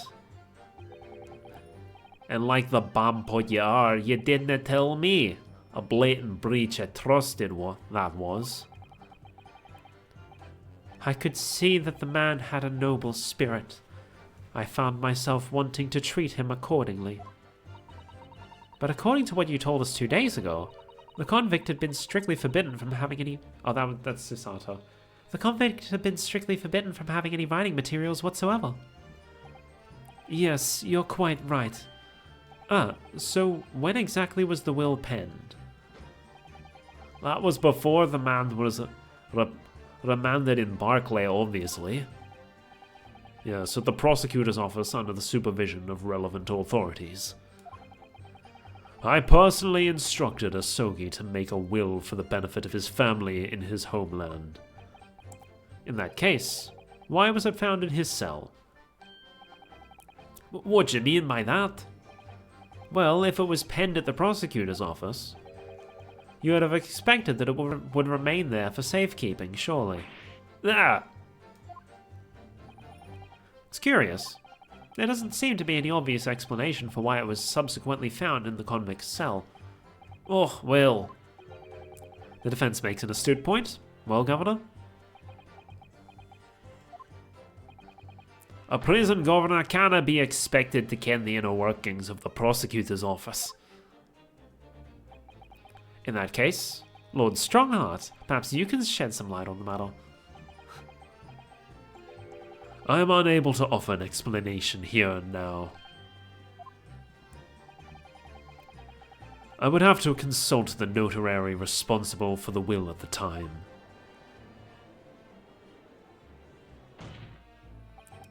The fact that my father's will was discovered in his cell is clearly inconsistent with what was expected. I want to know why. Another inexplicable mystery, then. Well, the thing about that will... Turn the cell inside out looking for it, but to no avail. No avail. It was the governor who ordered the search for the will, as I understand it. Is that right? Yes, and when I reported back that we couldn't find it, he grabbed me by the cravat and yelled, "It can have disappeared completely in my face." I will. It's down to the governor to keep everybody working as hard as they should. I think the governor needs a wee taste of his own medicine, Mr. Naruhodo. The point is, it was clearly considered a very important document, wasn't it? But it proved impossible to find. That's right. Then before I knew it, it was in the morning paper. That blood-curdling article. The executed mass murderer who'd risen from the dead. Oh, you mean... The article based on Mr. Drebber's experience in Lowgate Cemetery? Yes, that was it. The day after I read that news, I was summoned to the governor's office. And that's when the awful accusation was made. That you'd aided Genshin Asogi to escape from the prison, resulting in your immediate dismissal. I'm afraid I really don't remember anything after that. As the governor of the prison, I had no choice. I couldn't have done anything else. Only found out about them But a directive came to impound them, okay. And that directive came from the same source as the one instructing you about the jailbreak? Aye, from the top levels of the prosecutor's office. What name was on it? I didn't can afford, and I didn't can now. All I can tell you is that my orders were to do everything in my power to find that document. The directive said it had to be somewhere inside the fellow's cell. Document? Was that the wording? Document, not will? Aye, that's what it said. Am I clutching at straws here? I just wonder if it was really Genshin Asogi's last will and testament that the sender of that directive was after. Continue with your testimony then, witness. The document was in the folds of the fellow's robe. Hold it! Hold it. As in Mr. Asogi's kimono?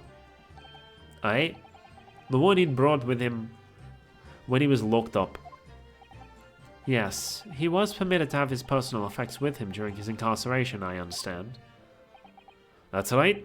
He was granted as much freedom as possible during the few days before his execution. Indeed, he had a number of items of personal significance, I remember. He was very reluctant to part with them. Some books, that kimono, his sword. His sword? Karuma, the famous sword of the Asogi clan. It bears the soul of my family. I don't doubt it, but I wasn't really getting at that. Forget it being the soul of the clan. Could the man have had a more obvious weapon? Have some respect, Ryunosuke. Respectful silence. The warders carry firearms at all times, and the inmates have shackles around their ankles. He couldn't have hurt anybody with that thing. Still, he was allowed a sword, but no writing materials? Aye.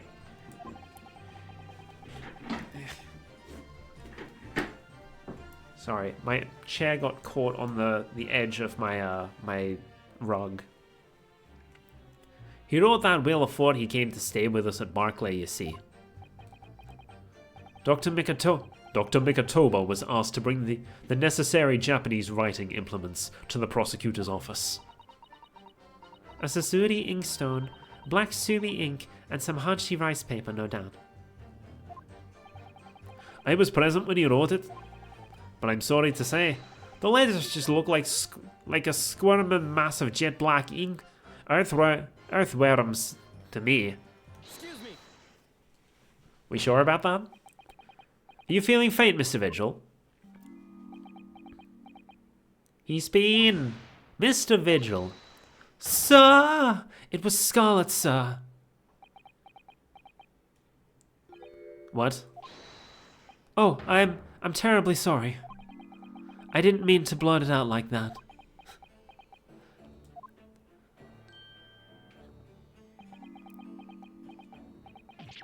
Less swaying and more explaining would be helpful. Is something about the testimony we just heard? Is it something about the testimony we just heard? Have you recalled something of importance? Something of importance. Possibly, or possibly not. I'm unable to tell which way he's leaning, I'm afraid. My lord, the defense asks that Mr. Vigil be permitted to supplement his testimony with this possibly or possibly not important detail. Permission granted. Go ahead, Mr. Vigil. Yes, it was Scarlet.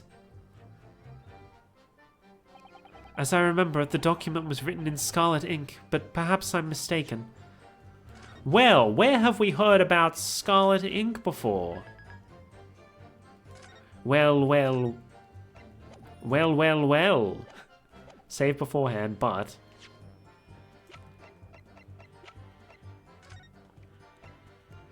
Recent scarlet ink stains visible on the little and ring fingers of the right hand, but no document in corresponding ink was found.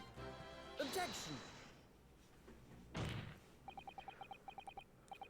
Scarlet-colored writing ink is what you said you thought you saw, Mr. Vigil. And I believe that's exactly what you did see. What? Havers again! You've no evidence to say that. Have a look at this. Have a look at this report. That's my brother's autopsy report. Yes, and there's something in here that's bothered me since I first read it. It states that scarlet-colored ink stains were noted on the victim's finger, on the fingers of the victim's right hand. Yes, so it does. Scarlet ink.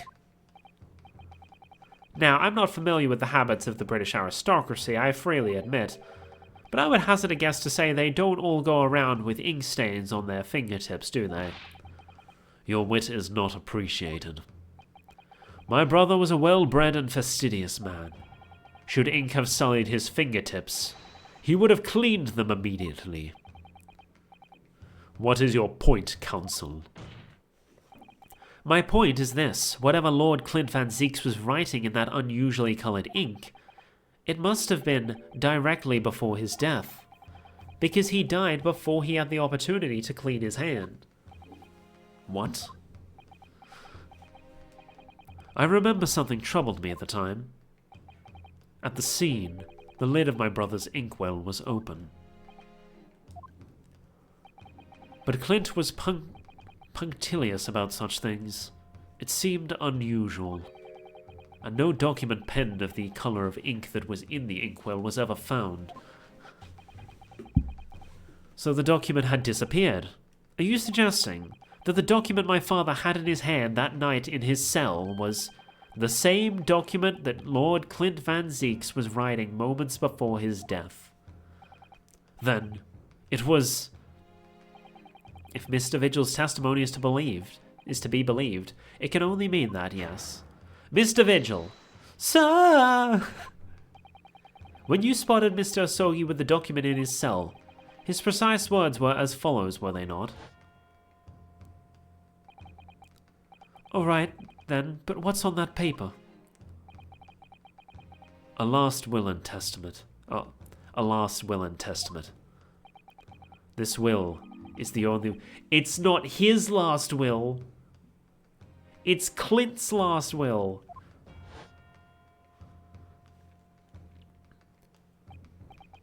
A last will and testament? Ah! If the conversation really did go as Mr. Vigil says, then what we know now completely changes the meaning of what Mr. Asogi said. You really think? Mr. Vigil did indeed see the convict with a will, but it wasn't that of Genshin Asogi.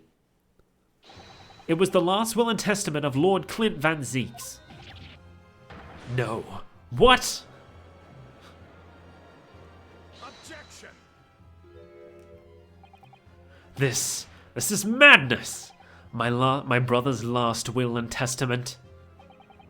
That would mean that he had chosen to die. It goes even deeper. It wasn't just that they just wanted the case closed. So Clint fucking sacrificed himself to create the fifth victim. What the fuck? That is what it would mean, yes. No, impossible. That is utterly out of the question. Lord Van Zieks. Clint was pursuing the professor. It consumed him day and night. Whatever happened, he would never have abandoned his investigation before its conclusion. Never. He wouldn't rest until the job was done, until the killer was caught.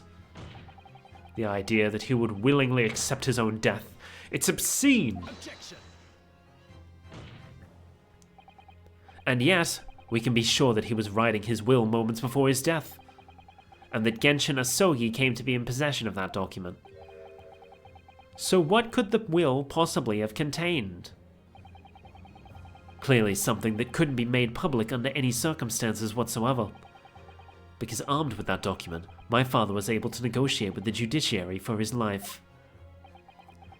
It was something so damning that it prompted the powers that be to enact a daring jailbreak plot.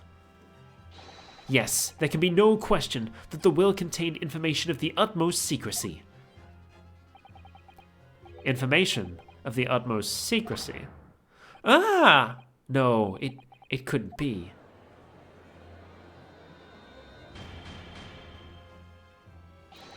I've heard more than enough. Pursuing this notion of a phantom will nobody can attest to having seen serves absolutely no purpose. No, my lord, that's unacceptable. What did you say, Counsel? The last will and testament that Genshin Asogi had in his possession was that of Lord Clint Van Zeeks. All the testimony and evidence presented to the court has logically led us to that as a possibility. We have a duty to pursue the line of reasoning to its conclusion, but with no possible means of knowing the contents of the document, there is no line of reasoning to pursue.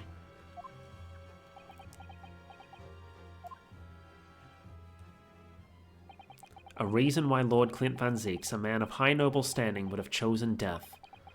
Information so secret people in the judiciary would be willing to negotiate. Is it... I don't know if I actually said this earlier, but I was kind of thinking, was Clint the professor? He was the one killing people. He got found out and then chose to die rather than, I guess, bring shame upon the judicial system or some shit. Maybe. The only explanation that fits those facts is the unthinkable truth that turns everything on its head. But it's just too hideous. Mr. Naruhodo, however difficult the situation might become, you work with your client in pursuit of the truth. That's what you resolved to do when you entered the courtroom this morning, if I'm not mistaken. Miss Susato. So hold your head high and keep soldiering on. Yes, you're right. 10 years ago, in his final moments, Lord Clint Van Zeeks left behind a will. A will that Genshin Asogi was able to use as a weapon to negotiate his escape from prison. In all probability, the details in the will were related to the Professor case. The defense's last statement is mere conjecture. What are you getting at, man? Ryunosuke? As soon as these words come out of my mouth, there's no going back. I believe that the last will and testament of Lord Clint Van Zeeks was in fact a confession.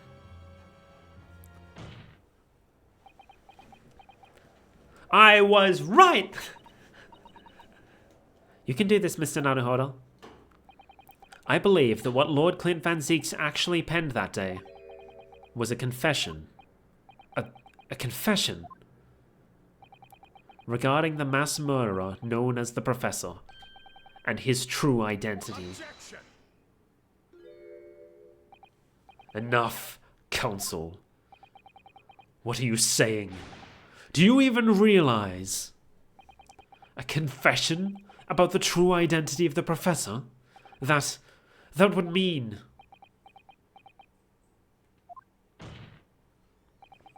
Lord Van Zeeks, I appreciate this must be hard to take in. But it's the only explanation that fits. The killer that terrorized London a decade ago and became known as the Professor, the man believed to have murdered 5 members of the aristocracy, wasn't Genshin Asogi at all. No, you can't be suggesting. It was in fact the man believed to have been the 5th victim. Lord Clint Van Zeeks himself.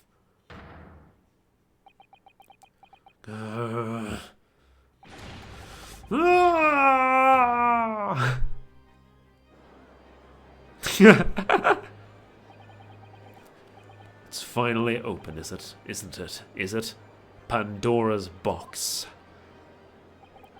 The great Van Zeek's family. They've been thoroughbreds of British judiciary for years.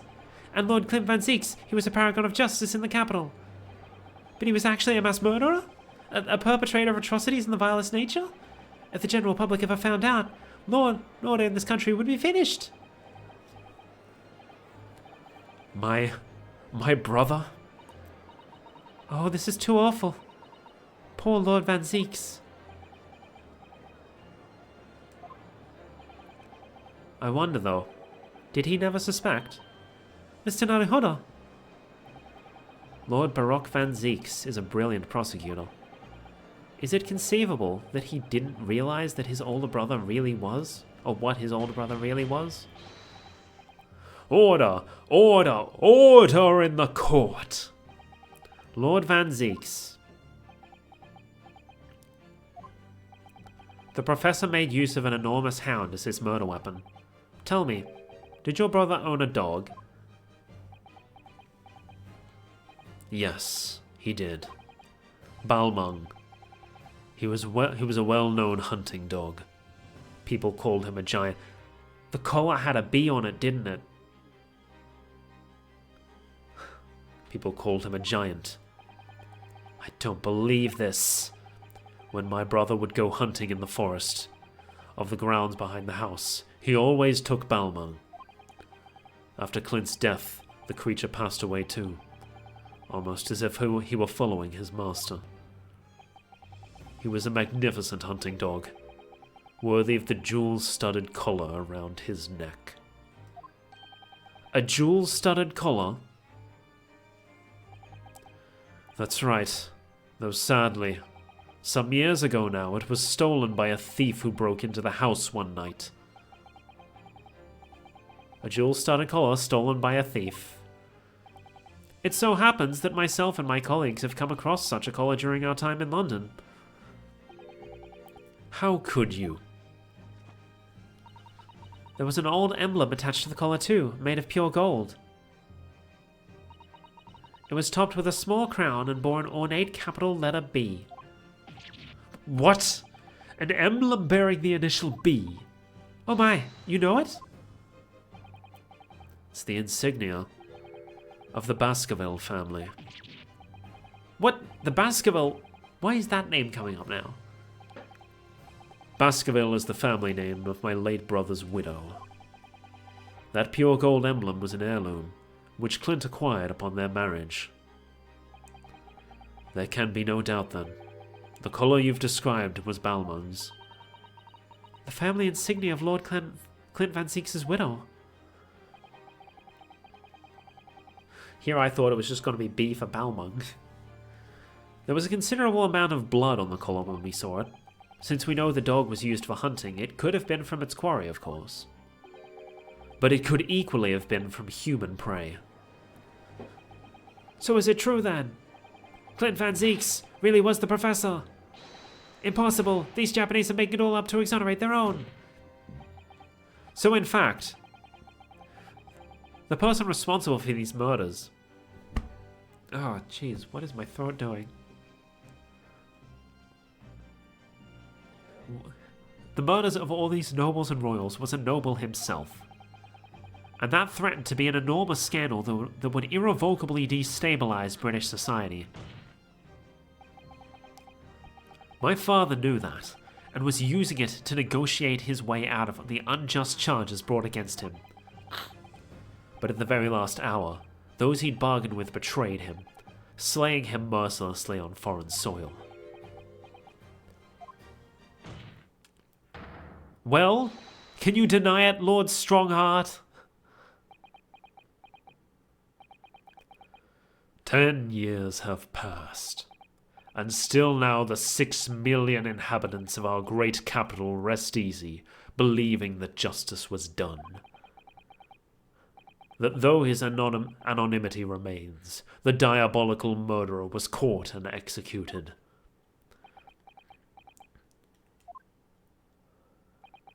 Very well then, you may have the truth. But he's still not going to admit to being the Reaper, I can tell. Tell me then. Tell me what Clint really was.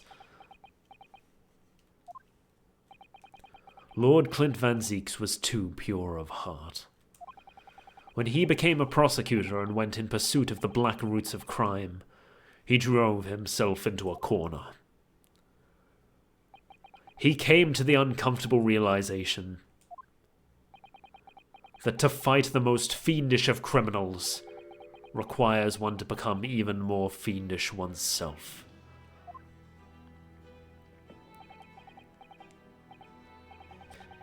Clint.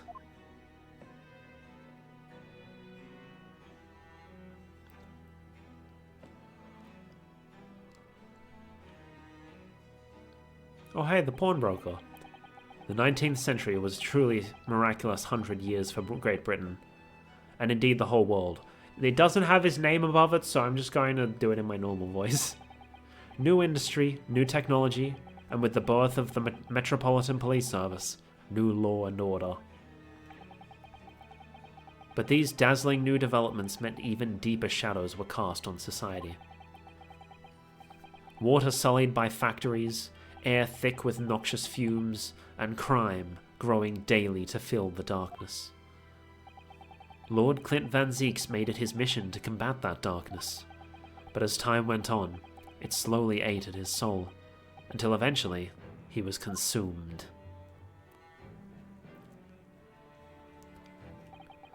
It's ironic, really, and somewhat surprising that the truth has once again been unearthed. By a Japanese. Once again? What do you mean? 10 years ago, your father, Genshin Asogi, turned up at my office one night. The professor? Yes, beyond all shadow of a doubt. You must issue a warrant to search his home at once. Don't be absurd. The man comes from one of our country's most illustrious families. He's a paragon of justice here in the capital. Yes, that's the point! That's why none of you British can see it! He's using his noble status as a diversion, whilst he commits these atrocious crimes behind the scenes. Do you have evidence? Nothing definitive as yet. But he keeps an enormous savage hound on the estate. We need the full support of the judiciary on this. We're up against a member of the aristocracy. So a large family estate is a fierce guard dog. You should know that's commonplace here in Britain. I'm sorry, but I can't possibly put Scotland Yard onto this based on the tenuous accusation of a visiting student.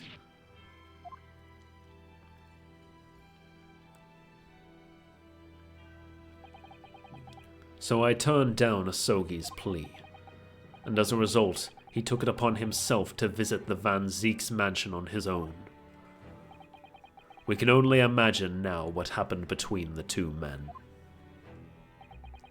Though we know the outcome, of course, Lord Clint Van Zieks perished. I don't believe this. So, in actual fact, Kazuma-sama's father did? He made the late Lord Van Zieks meet the same fate. He put a permanent end to the professor killings. By taking the drastic measure of ending... Did he, though?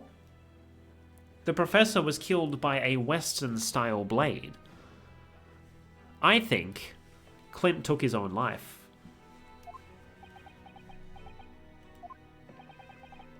As soon as I heard, I hurried to the mansion. When I arrived, it was easy to grasp what had happened. And what about the will?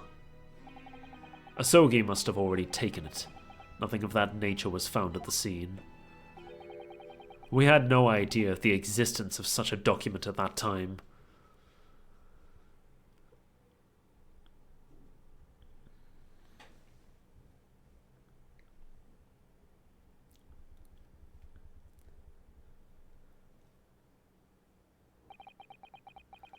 I was the only person who knew of the true identity of the professor. So, I resolved to keep it a secret, and to guard the secret to the bitter end. So you're admitting to it? That you were behind it all? It was you, then, who pinned the crimes on my father. I did what needed to be done in order to protect the law and order of the British Empire. Even if that meant employing an unforgivable ruse. Then it was you who arranged this fabricated evidence. I ordered that detective to take care of it, whilst keeping the truth from him, naturally. Gregson. Obviously, he opposed me at first. Are you off your rocker? We can't do something like that. There is no question that it was Asogi who murdered Lord Van Zeeks. The house staff have made statements that they saw the man running from the mansion that night. Yes, well, I've no doubt it was that Japanese fellow. But we haven't got a shred of conclusive evidence against the man. And worse than that, he doesn't keep a dog. We're short of a murder weapon to boot. And we're short on time, Gregson. We must put a stop to this man's rampage, for the good of the country. So we'll use whatever means necessary. Do I make myself clear? Blimey.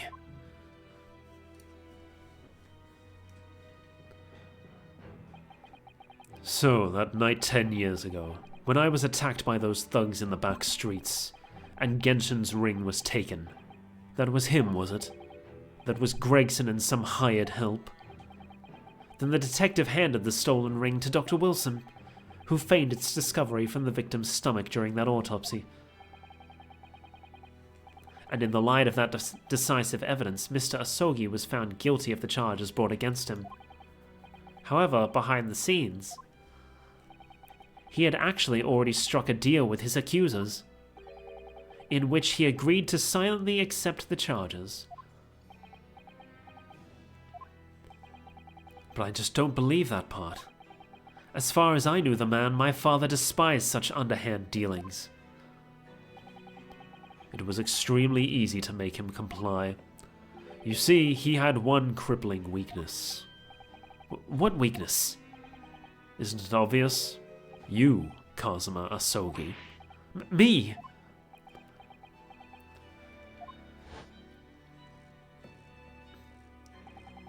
Perhaps you have no desire to return to your homeland, Asogi. What?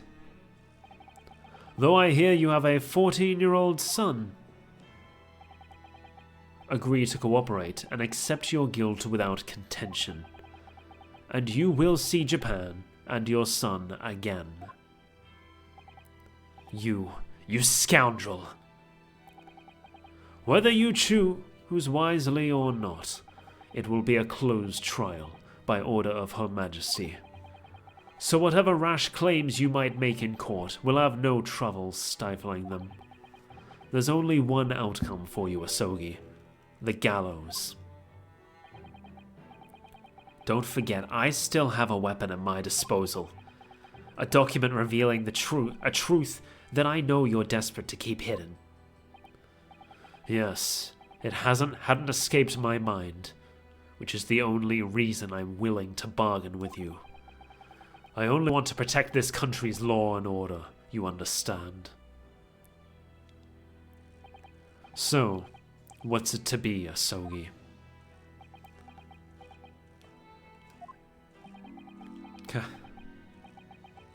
Kazuma.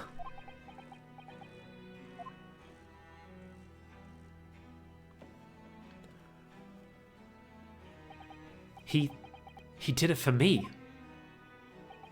And as I told him at the time, my motive was simply to protect Britain from the damage the truth would do. To protect this country's law and order at any cost. Objection!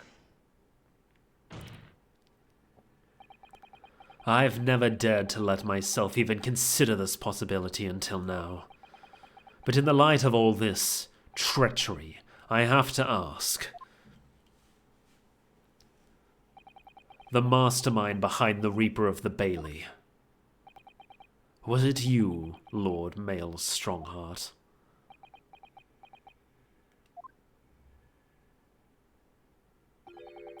A rather brilliant idea, wouldn't you say, Lord Baroque Van Zeeks? Oh, so he's just straight up admitting to it, huh? Well then, does that mean this is the end of the case? Because that proves everything, doesn't it? That the spirit of your late brother, that paragon of justice, should reap justice for his sibling. Could there be a more appetizing tale for London's masses, I ask you? What brazen... I knew that you'd play the part to perfection. But your role really wasn't that of some embodiment of death. No, you were London's guardian angel. An angel with bloody hands? I think not. Those who had cooperated with me were only too happy to participate in my plan.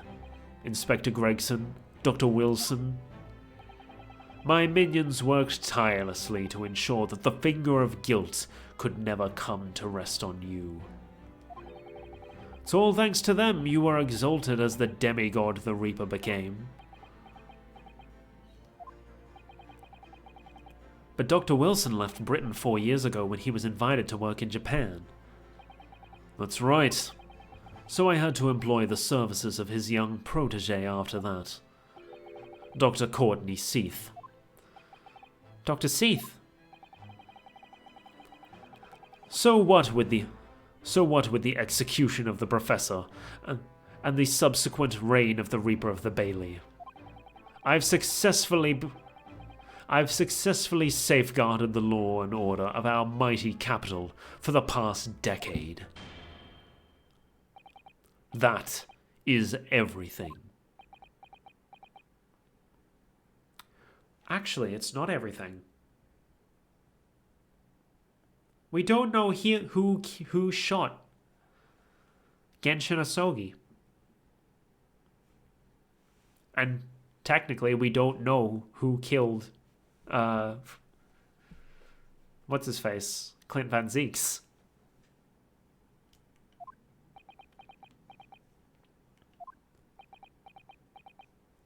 There is still a little to uncover, I think. My lords, ladies, and gentlemen, I do hereby confess it was I who sired the concept of the Reaper. However, let me say in my defense, it was all for the preservation of law and order across the entire empire. Lord Strongheart did it. An unforgivable collection of crimes, but still, all those who died at the Reaper's hands were rotten to the core anyway. If it was all in aid of keeping London safe...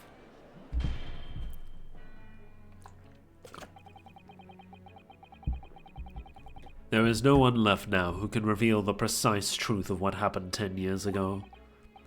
Therefore, this trial can go no further. Now, I would like to entreat all those present.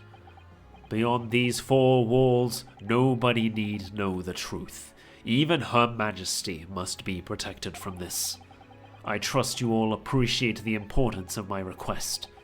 It is, of course, for the good of the country. Can he do this? Can the trial really end now? Oh, he has a hold voice as well, okay. I have one last question. For the accused, Lord Van Zeeks. What? Of course, I know that you're a highly accomplished prosecutor, so I find it hard to believe that you didn't have any doubts at all.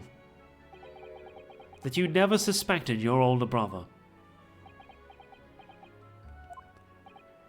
Yes, the same thought occurred to me.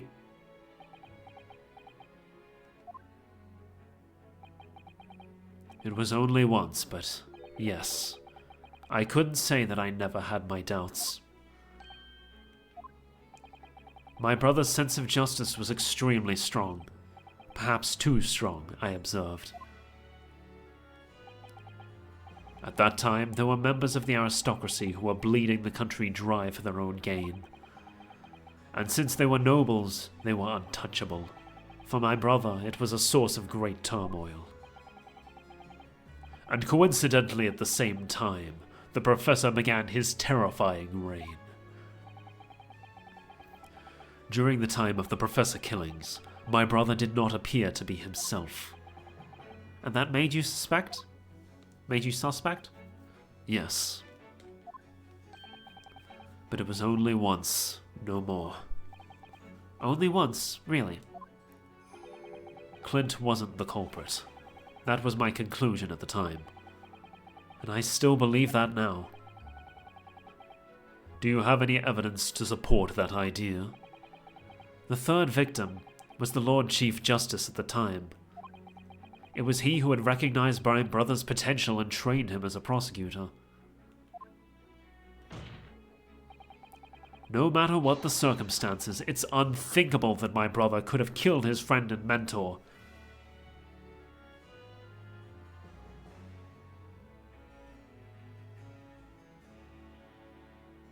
He wasn't just the professor. He was getting orders just like the Reaper did.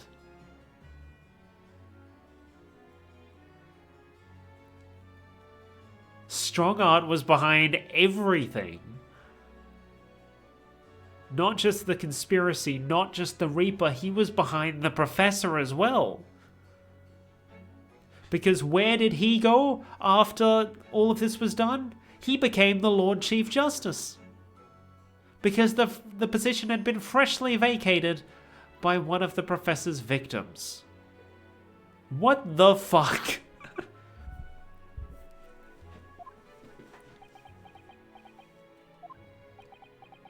And that's what it really said in the papers.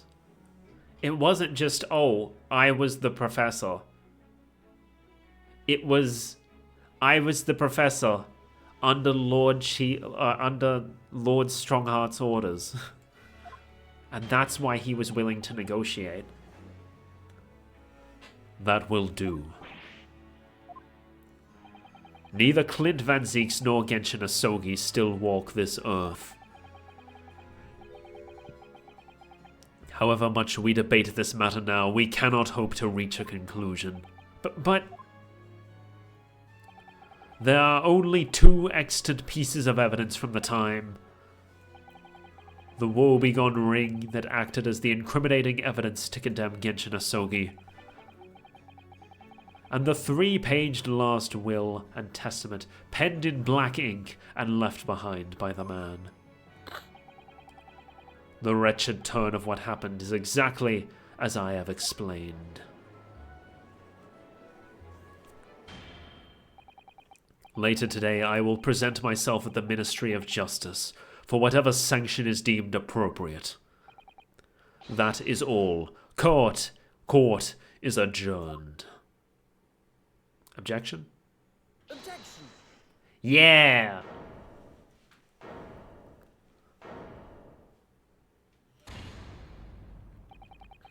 Thank you, Kazuma. Me. If it wasn't for you, I wouldn't have made this 11th hour discovery. Eh? What discovery? My lord, I'm afraid I must insist the trial continues. I beg your pardon.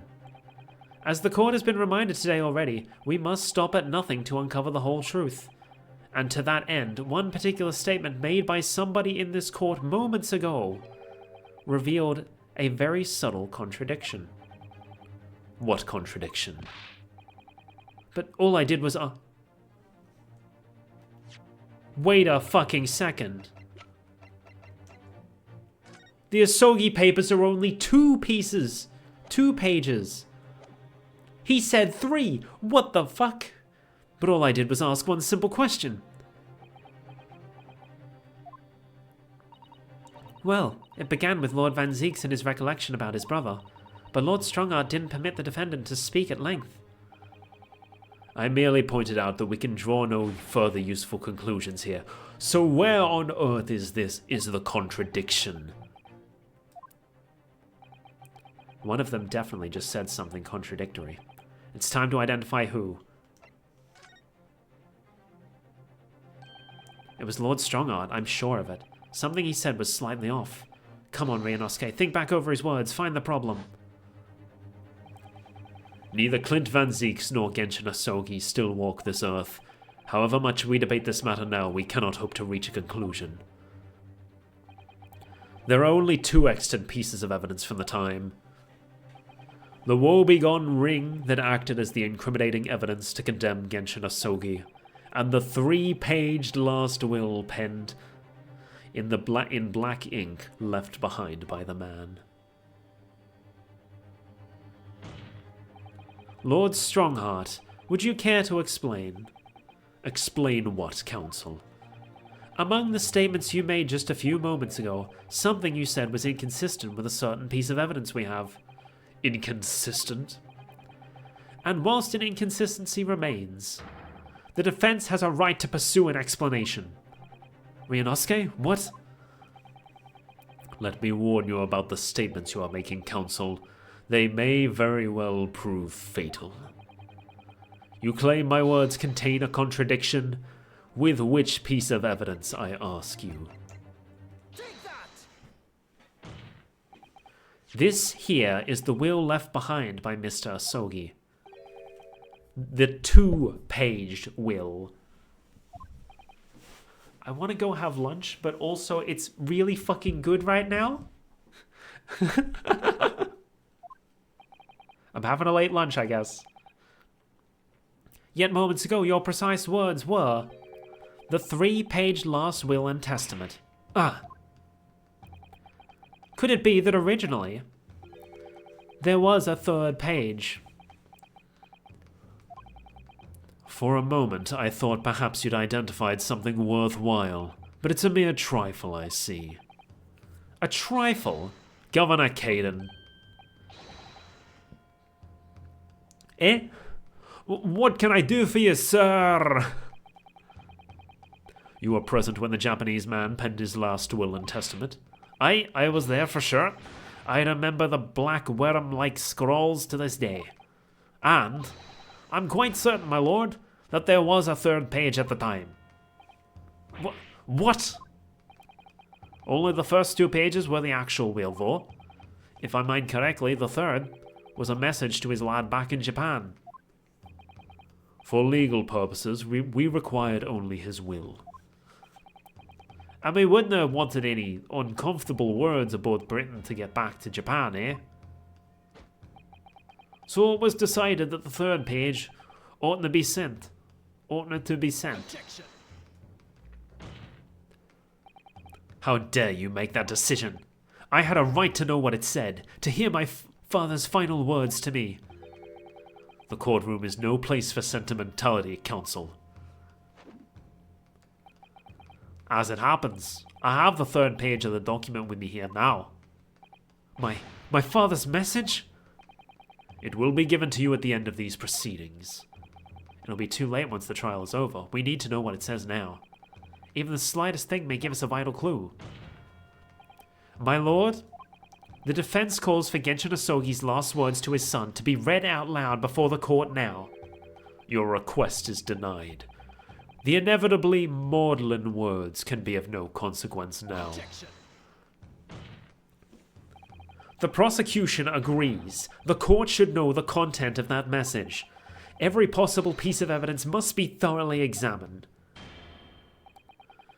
Very well then, Governor Caden.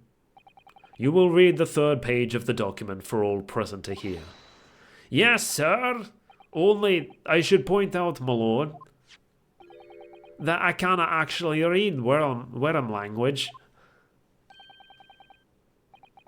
This beautiful handwriting. Shame on you, Barry. Yeah. If I could be of assistance here, I would be happy to translate the words into English for the court. Father! You're still here, are you, Dr. Mikatoba? Naturally.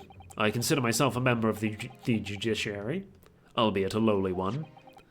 But perhaps I should quietly withdraw after I've after I've translated Genshin's message. Your cooperation is much appreciated. Let's go! Kazuma, the truth is shrouded in darkness, a darkness only our clan's great sword can pierce. Mighty Karuma, twist thy head and watch them fall, all thy mortal foes. Twist thy head.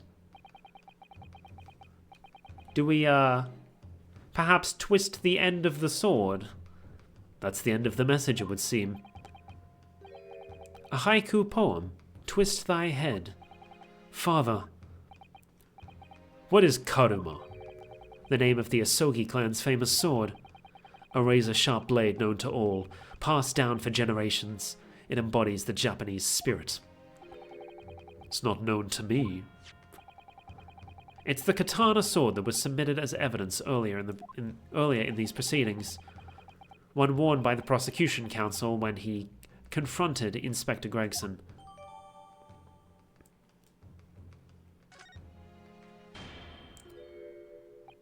All these procrastinations are beginning to try my patience. Adjournment of this court is long overdue. Can I check now, or do we have to do it? Yeah, we can do it now. Mighty Karuma, twist thy head and watch them fall, all thy mortal foes. That's the proper way to use the sword, is it? Maybe I should try it. It hurts my neck, that's the trouble. Mr. Naruhodo, if I might make a suggestion, I think perhaps it doesn't mean your head. Oh, I once studied history and development of the katana some time ago, and as I'm sure you're probably aware, the sword's head is the part at the very end of the hilt. It's written as head in Japan, but it's pronounced as kashira, I believe. Kashira. So Mr. Asogi's words really mean twist the butt of the hilt. You don't think... Ah! Look what's inside it. Is that a tightly wound sheet of parchment? In scarlet ink. Scarlet ink! It's written in scarlet ink! I penned this, my last will and testament, in the final moments before my inevitable and willing death. This is it, isn't it? Mr. Naruhodo, look at the signature at the end. Clint Van Zeeks. And the date? 10 years ago on that fateful night. So for 10 years, it's been silently concealed inside Karuma, and nobody knew. The last will and testament of Lord Van Zeeks. Of Lord Clint Van Zeeks. Wait. Oh my goodness. Look at this. This is unbelievable.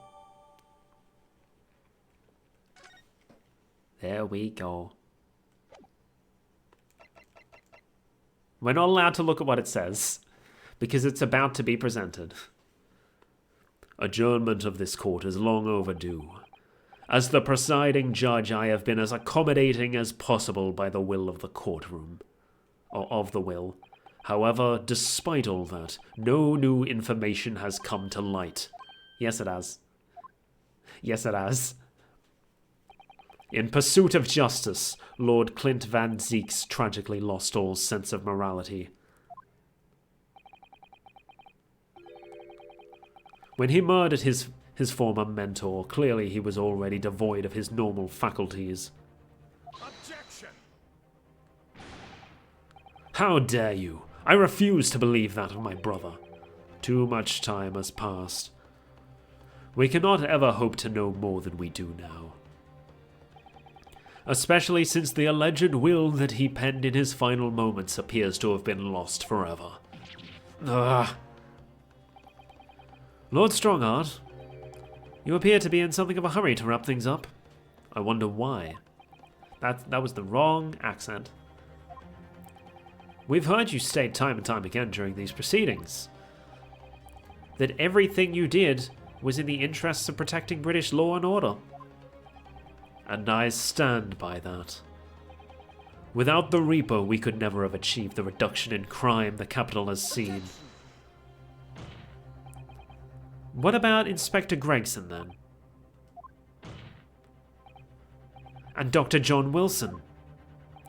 They were no criminals. You used them to achieve your ends, and then you had them killed.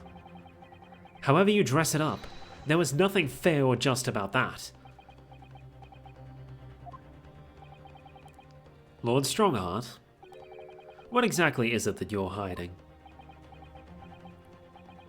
Dr. Mikatoba, were you not to quietly withdraw after the translation of your former associate's will? In this courtroom, no argument carries weight unless it is supported by evidence. And it would seem that the defense has no more evidence to present. Actually, in which case, I hereby order all discourse from these proceedings to be struck from the record. This is my last chance. Mr. Naruhodo, I have to present some decisive evidence now, or it's all over. But can I? Yes, we can. Wait, my lord. As it happens, the defense does have evidence to present. What? Don't be absurd. There is nothing of relevance remaining from the time. Objection! It's high time that you realize something, my lord. This gentleman has an uncanny habit of producing evidence at the final hour that had escaped everyone else's attention. Nonsense. What is it, Ryunosuke? What do you have? I dare say, the final decisive piece of evidence that will reveal the whole truth about this rotten tale. How can you... Decisive? Well, it would appear there's no escaping it now, my lord. Let it be so, then. Present whatever you think you have that can settle this decade-old enigma, if you're capable. What exactly is this evidence that the defense claims to be so decisive? Take that! Take that! There is a single piece of evidence that can clarify what really happened 10 years ago. The last will and testament of Lord Clint Van Zeeks. Ha! A wonderfully astute observation, I'm sure. But in case it had escaped your notice, that document was lost long ago. That's right, it was. Only, I have it right here, discovered just moments ago.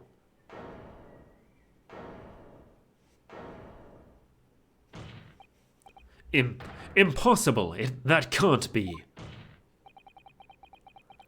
Everything that's happened comes back to this will. This document is the key that will unlock the entire mystery. Oh, that is a face.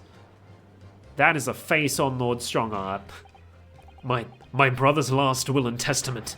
Where did you find that? Oh, hey, it's the raising the sword animation. It was rolled up inside this. Inside Karima. That ultimate weapon Genshin Asogi obtained in his lane has lain undisturbed in the hilt of this sword for all these years, just waiting for the right time to emerge and reveal the truth. The signature and seal certainly look official. My God, it's true. It's my brother's handwriting. There can be no mistake.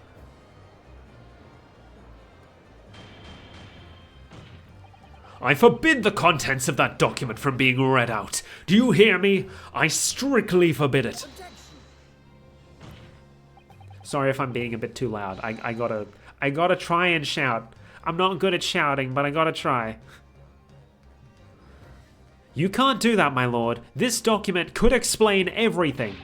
That document could literally destroy the meaning of justice in this country.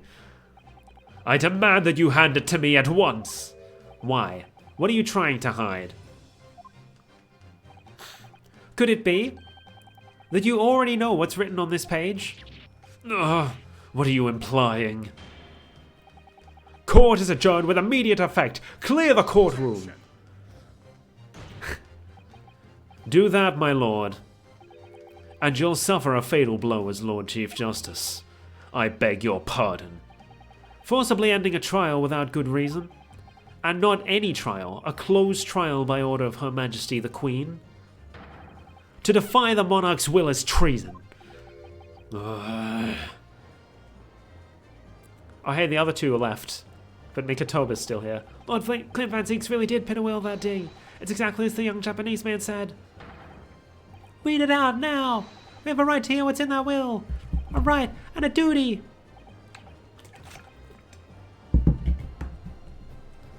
Well, well, my lord.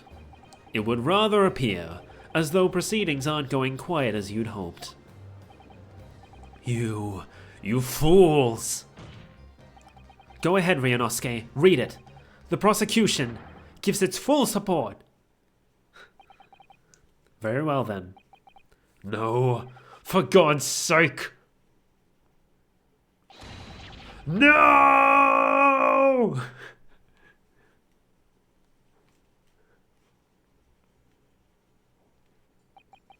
I pen this, my last will and testament, in the final moments before my inevitable and willing death. The hour is 11 p.m., and I sit at my writing desk in my office. My good friend Asogi stands at my shoulder. He has expressed his intent to invoke the dying ritual of duel, that I may depart this world with honor. Oh, so he did actually kill him. He did say that he committed the crime of taking another man's life. So he did kill Clint. An honor for which I am utterly undeserving. The Japanese are a truly merciful people. I, Clint Van Zieks, Lord of the Manor of the Van Zieks Estate, hereby confess to the following. I am the killer who has come to be known in society as the Professor, guilty of 4 counts of murder. I will not here discourse the corruption rife amongst the aristocracy, which is to me, as one of them, so apparent. However, 6 months ago, I took the life of a member of the House of Lords at the heart of the depravity. A demon who habitually sacrificed the common man to further his own interests, abusing his position of power. The law is impotent against such vile avarice. Only a fellow demon can rid society of this menace.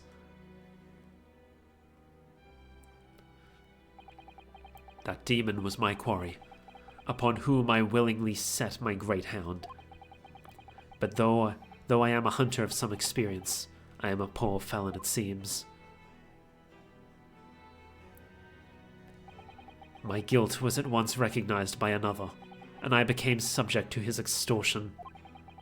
He held over me the threat of exposing my wicked crime to my beloved wife and brother. Under that threat, I have done this man's bidding for months now, killing those he demanded I kill. As I watched my former mentor perish before my eyes at the jaws of the hound I commanded, I realized that I had lost the last shred of decency within me and sunk to the level of a wild beast. There is no path back to the light.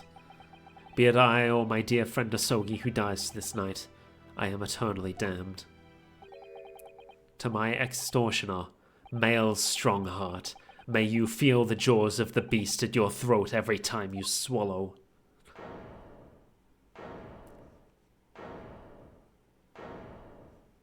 He's smiling. So now we know. Yes, Clint Van Zieks was a murderer.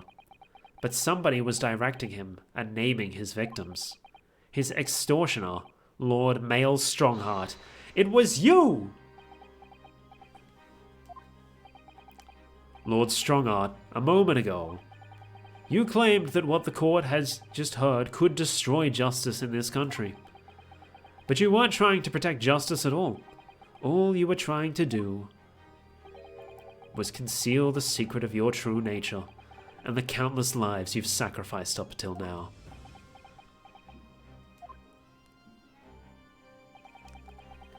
just didn't make sense to me. That the third victim, the former Lord Chief Justice, was my brother's benefactor and a man of lofty principles. As I said, Clint had no possible reason to kill the man. But you did, didn't you, Lord Strongheart? To eliminate the man who stood between you and the office you'd set your sights on. So you used your own hunting dog, Lord Clint Van Zeeks, to take him down. It had to be done. London's unsavory shadows are deep, and the arm of the law fails to reach their depths. Crime must be cut off at the roots, but the Lord Chief Justice at the time couldn't see that. He was weak. Lofty principles, you say? Tantamount to cowardice, if you ask me. Which is why I took his place, in order to fight the crime he was allowing to spread like wildfire. By murdering the man, the Reaper, the Professor, the name makes no difference. As I've explained countless times already, it was all done for the furtherance of law and order in London. Objection. This is no law at all. This is nothing but senseless murder. You going to legitimize the murder of my father now too? Ah, Genshin Asogi. Well, that was unfortunate. I had fully intended to send him back to Japan as we'd agreed. I don't believe you. It was you, wasn't it? You killed him. No, it wasn't me who took your father's life. Then who? On the night following his mock execution, I went to Lowgate Cemetery at 3 in the morning with Jigoku. Judge Jigoku? There had to be a collaborator on the Japanese side to manage the Asogi's treatment after his repatriation. Jigoku had fierce ambition. It made him easy to manipulate. 10 years ago, after he'd stood trial for the destruction of the witness stand, I had words with him. When I told him the position of Minister of Foreign Affairs could be his, he couldn't agree fast enough. Holy shit. Seishiro, you fool. As you know, Asogi escaped the prison in a closed casket and was subsequently interred. We intended to dig him out of his grave before he ran out of air. But sadly, all did not go to plan. Ah! There was an unexpected visitor to the cemetery with his own ideas about digging up graves. A man who witnessed what nobody was supposed to see. Enoch Drebber. Of course, I knew grave robbers frequented London cemeteries. But that grave on that particular night?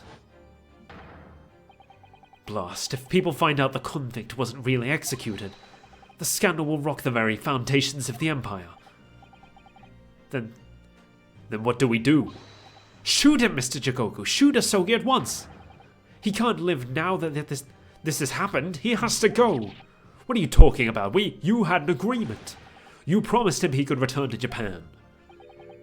Everything has changed now. If the truth gets out because of this, both of us would be finished forever. Come now, Jigoku, do it. Pull the trigger. Shoot!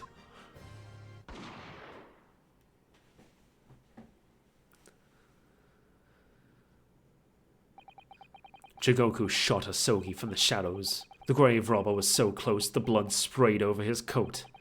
He fled as fast as his legs would carry him. Then Jigoku and I put Asogi's body back in the grave from which he'd just emerged. When I later learnt of the waxwork modeler's presence at the scene as well, I made her swear to 2 things. Never to remove the professor's mask, and never to speak of the events of that night. And with that, the secret was buried along with Asogi's corpse. So, now you know what really happened in Lowgate Cemetery that night. And so it all comes out. I'm pretty sure that's everything.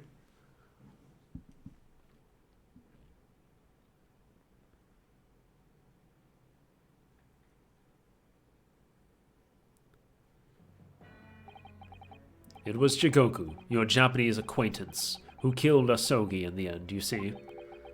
He claimed to be the man's friend, but when push came to shove, he pulled the trigger. Just before Mr. Jigoku left the courtroom earlier, he said that the assassin exchange proposal was a demand from his British counterpart, not a request. So you coerced him too, using what happened in the graveyard?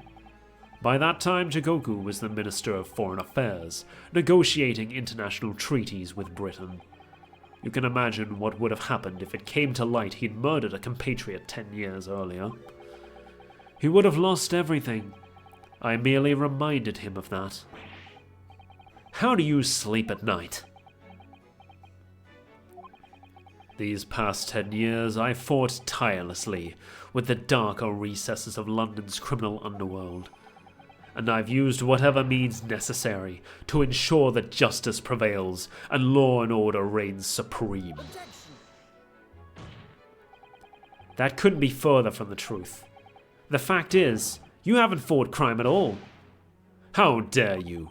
I saved Clint Van Zieks from dishonor in his death. Whilst behind the scenes, you systematically buried anyone who stood in your way. And then, you made my father take the blame. It was unavoidable. It was the only way to protect our justice system and public order. Let's not forget the others you had killed as well. Setting the defendant up as the Reaper to cover up the truth behind the murders of countless more. That's enough! Do you have any idea of the conniving that led to the acquittals of those wretched criminals? We have to fight fire with fire. Our courts cannot function without a Reaper. Can't you see all I've done for this country? This has been my struggle. You've done nothing. It's Lord Van Zieks here who has worked tirelessly and justly in court, whilst enduring the disgrace of the Reaper name. And Inspector Gregson, fraught with anguish for having sullied his hands through a desire to do the right thing. Not to mention Genshin Asogi, who risked his life going in pursuit of the truth you tried to hide. No, the darker recesses of London's underworld were largely filled by you. You little... When will you get it through your thick skulls? That it was all for Queen and country? I'm tiring of that excuse. You've consistently twisted the truth for bargaining power to make others do your bidding. Nothing more. People willingly twist the truth and coerce others. Who willingly twist the truth and coerce others have no right to call themselves part of the judiciary. I strongly suggest you don't ever talk of justice again. Gah.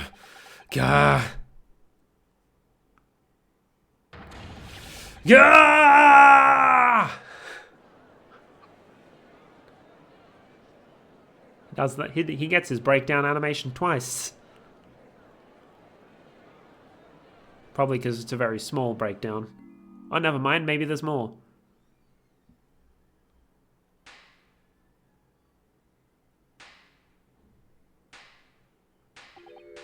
Well, well, well.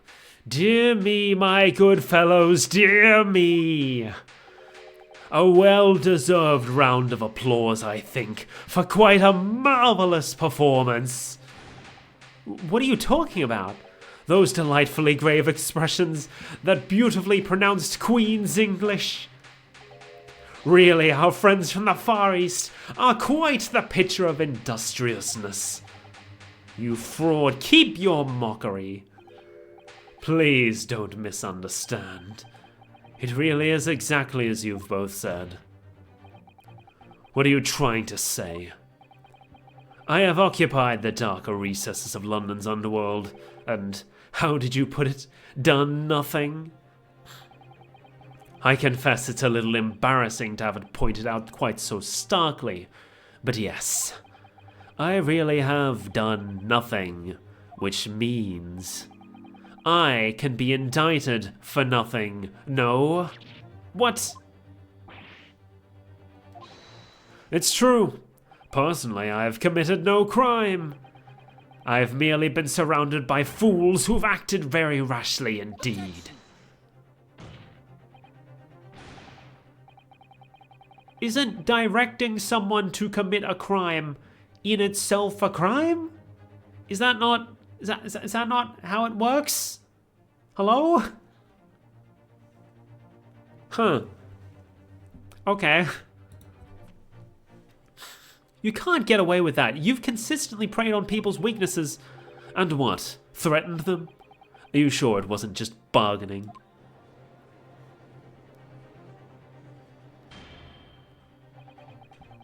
I would like to address the good lords and ladies and gentlemen of the judiciary here present.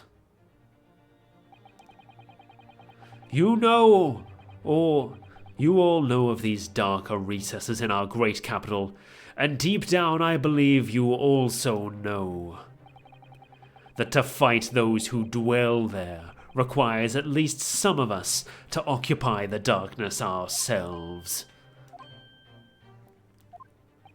So let me appeal to your good sense now. Consider the situation with me. If this catalogue of horrifying revelations were to become common knowledge amongst the 6 million inhabitants of London, what might happen? I just had a realization. We haven't pulled the ears of Iris's lucky charm yet. I think I know what the final piece of evidence is going to be. To learn that the infamous murderer of royals and nobles was a respected member of the aristocracy himself. That evidence was fabricated in the scapegoat's trial amid secret negotiations with prosecutors effect to a jailbreak. That the Reaper of the Bailey was an organised group of assassins managed by a Scotland Yard inspector. And finally, that it was all masterminded by the Lord Chief Justice himself. If the general public of Britain knew the truth, all faith in the police and prosecutor's office would be completely lost, without doubt. Public order in the capital would completely break down. We'd be cast back to the lawless days of the last century. Precisely. It was 100 years ago when 1 in 10 of the population were criminals. Think what we've accomplished since then. A public policing force, a comprehensive set of laws. And we want to continue to protect this new era of law and order. I say again, we must at times occupy the darkness ourselves.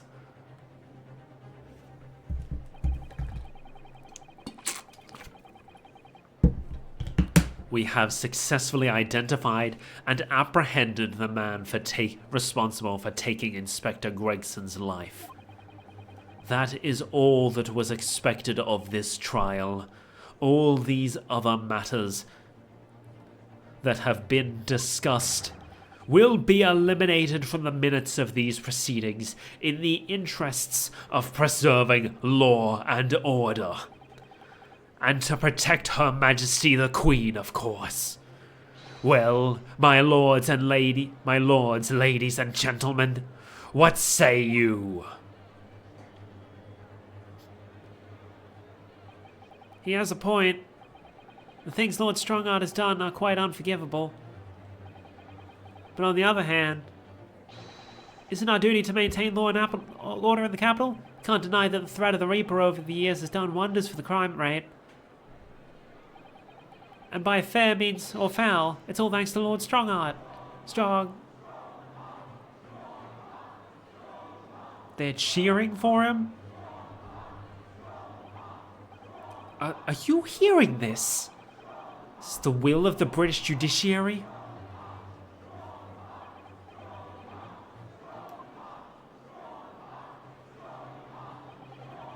For your rousing response, friends, I express my heartfelt gratitude. Therefore, in accordance with the overwhelming wishes of the court, all records shall be erased. You have to expect the man's ability to turn a situation to his favor. Lord Strongheart really is a master of manipulation.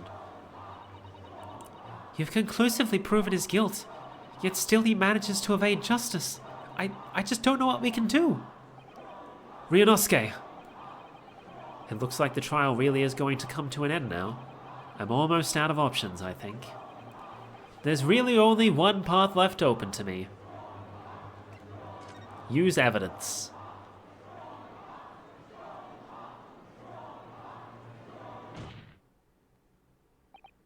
Yes, as I know only too well, the only thing that carries any weight in court is hard evidence. But Mr. Naruhodo, what evidence is there to use at this stage in the trial? I have an idea. I don't know whether anything will come of it, but if there was ever a time for using this particular item we have amongst the evidence, it's now. Take that! Oh my! Yes, Mr. Sholmes asked if you had that with you earlier. We've exposed all of Lord Strongheart's wrongdoing now. I have no doubt that Mr. Sholmes had already deduced exactly how the truth would unfold. So I think it must be time for the great detective to take center stage, don't you? Yes, absolutely. Let's take the hair by the ears then and heave! Alright, here goes. Heave! Ow, ow, ow, ow, ow! My dear fellows, must I remind you every time, a gentle tug will suffice. Mr. Sholmes, you're looking quite the wrong direction, Mr. Naruhodo. Because I'm over here. Ah, Mr. Naruhodo, he's... What the fuck? It's Mr. Sholmes. He's a hologram. What the fuck? I wasn't expecting you back, Sholmes. Delighted to be here again, Lord Strongheart. What? What is the meaning of this? Bailiff, seize him! Put that man in irons! This is a closed court! You've been warned already, man. What the? We can't get hold of him, my lord! We just go right through him! He's dancing! I'm afraid your efforts are wasted. You see, the great detective you see before you is composed entirely of light and shadow. An image, if you will. Mr. Naruhodo, I must congratulate you on your fine deductions. Mr. Sholmes, what on earth is... Are you familiar, I wonder, with the invention known as the telephone? Well, yes. I hear that some public telephones have been installed recently in Tokyo. The sound of the speaker's voice is converted to an electric signal and transmitted instantly to another place. Quite. Sounds are transmitted, so could not images keep them company, I mused. Iris and I did some modest experimentation to develop such a device specifically for this very day. Modest experimentation, Mr. Sholmes? What a modest description! And somewhat incidentally, I thought we might just as well transmit an entire scene. Somewhat incidentally, Mr. Sholmes. Now you're just being immodest. Do you mean to say you're not actually here, Sholmes? I knew my trusty bard would have no trouble grasping the concept. Except he's grasping the stand to steady himself after your shock arrival. Poor father. I would have hoped he might have been forewarned, being the great detective's great partner. Leave my courtroom at once! Get out! Or I swear to you... Dear me, you on the other hand, Lord Strongheart, appear to have a very poor grasp of the situation. Allow me to reiterate, I am not here, which would, I hope, lead naturally to one asking, where exactly are you? The very question I was awaiting. I am at present enjoying the air in a rather splendid garden. A garden? Not just any garden, you understand. A garden at Buckingham Palace. What? You can't be. Buckingham Palace? What's Buckingham Palace, Mr. Sato? I've never heard of it. Do you ever read the news, Mr. Naruhodo? Mr. Sholmes? Is Iris with you, though? Ah, well now. Iris is currently enjoying some tea. With Her Majesty. Her Majesty? Not just any Her Majesty, you understand. Her Majesty, the Queen of the British Empire. What? What? What on earth is this about? Buckingham Palace? Is Her Majesty the Queen's residence in London, Mr. Naruhodo? Order! Order in the court! I demand immediate silence! Her Majesty the Queen? You can't be. I mean, no. This is some sort of unforgivably distasteful trickery by a third-rate detective, that's all. Unforgivably distasteful trickery? What an apt description. A closed court session, attended by elite members of the judiciary, is a rare event. I presumed that Her Majesty would be more than a little curious about the proceedings. So, I decided to show her everything, from start to finish. Huh? You showed her? Indeed. By the dint of Herlock Sholmes's remote cinematograph.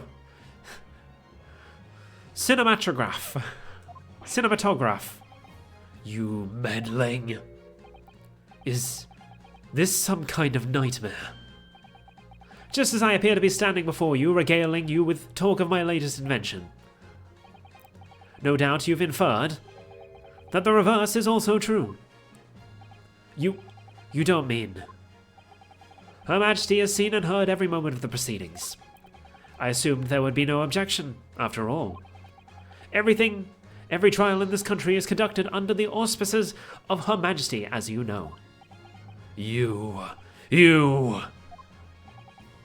I confess I am quite impatient to hear Her Majesty's opinion about the unforgivably distasteful trickery in which you've engaged over the past 10 years. No, I was merely... Oh, so sorry to keep you all waiting. Vicky and I had so much to talk about. Queen Victoria. Iris, there you are. In fact, I have a little message here from Her Majesty. A message? Well then, if everyone is sitting comfortably, Forthwith and immediate effect, all authority previously afforded to male strong art is hereby revoked forevermore. Furthermore, he will be prosecuted for crimes against his country in a public trial by jury in the coming days.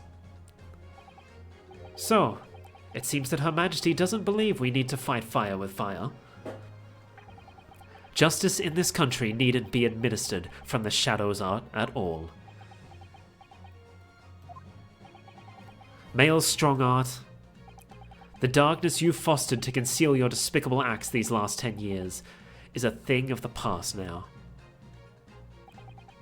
After today,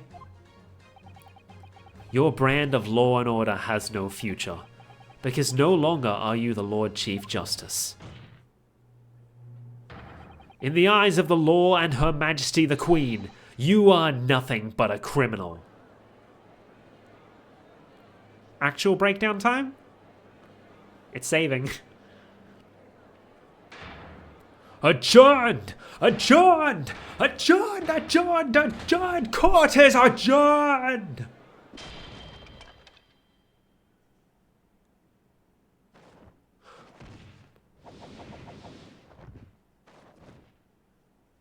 Guilty!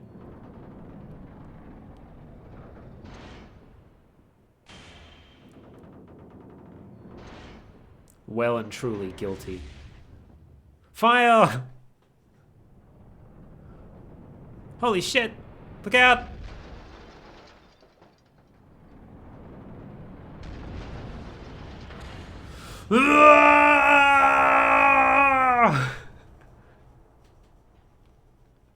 I'm not good at screaming.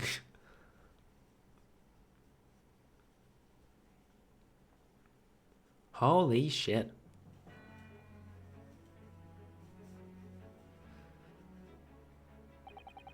Lord Clint Van Zieks left a will in which he confessed to everything. When those words came out of Asogi's mouth, it deranged me completely. I knew I must do anything and everything in my power to contain the situation. But I couldn't find the damned document. I searched his cell, but it wasn't there. Which precipitated the jailbreak plot, I presume? What do you mean? I needed to obtain that. The need to obtain that will was all-consuming. I was sure that if I facilitated Asogi's escape, he would emerge with the will somewhere on his person. But despite searching his limp body in the cemetery that night, it still eluded me. It never crossed my mind that it was concealed in the sword's hilt.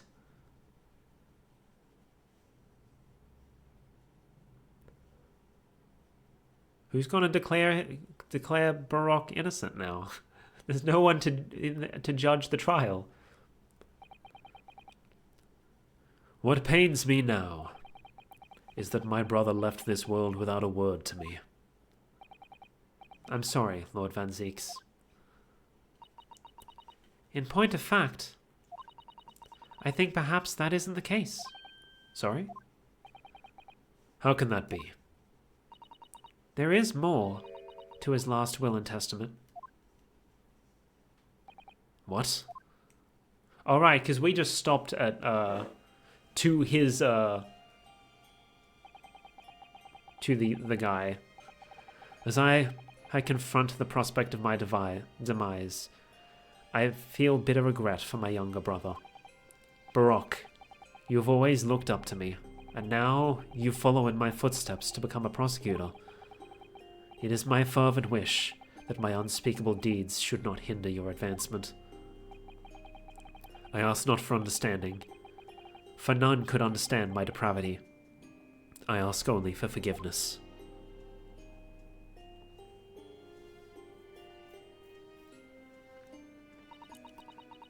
Asogi is a fine detective, and a hunter worthy of respect. He has agreed to honor my final 2 wishes. The first is that this document survives. The second, I cannot commit to paper. I have confessed my sins to my wife. May she find resolution in my death. With my eternal gratitude to my Japanese friend, I rest my quill. Clint Van Zieks.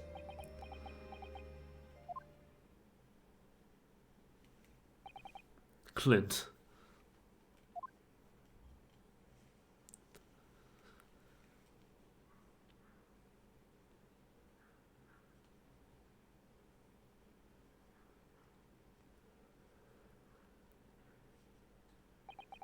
Male Strongheart, you colluded with Seishiro Jigoku in a criminal plot so immense it spanned the oceans.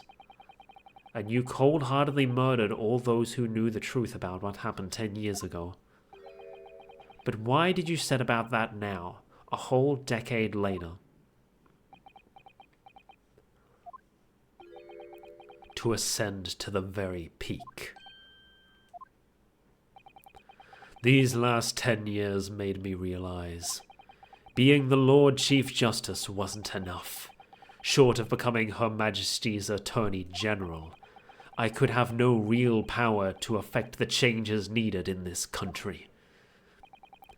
And for that promotion, I needed to ensure no remnants of the past remained. How could you?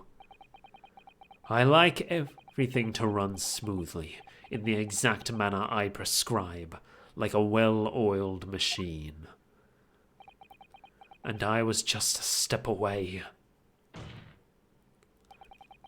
And for your ambition to succeed, did you even bother to count the number of brilliant people you had killed?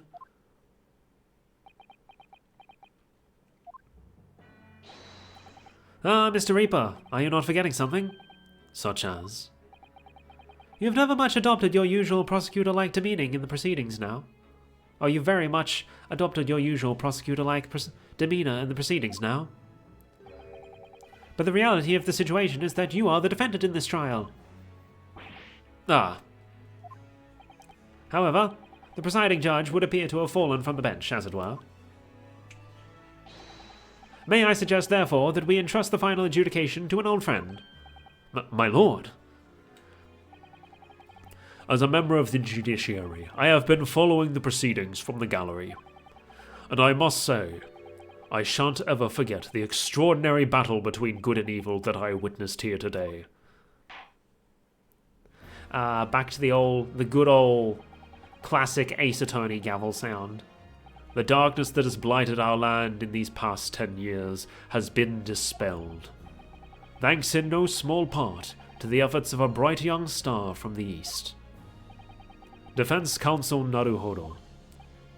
Yes, my lord. On behalf of everyone here present in the Old Bailey, I give you my heartfelt thanks. You're too kind, my lord. The first time I faced you in court, just a year ago now, I had the faintest of intimations that if British justice, so warped and twisted over its long history, was finally to know change, this might just be the man to do it. What? But at the time, I wouldn't allow myself to acknowledge the possibility. I couldn't overcome my hatred of the Japanese after the circumstances of my brother's death. Mr. Naruhodo, allow me to apologize for countless discourtesies on my part. You are a lawyer of boundless talent.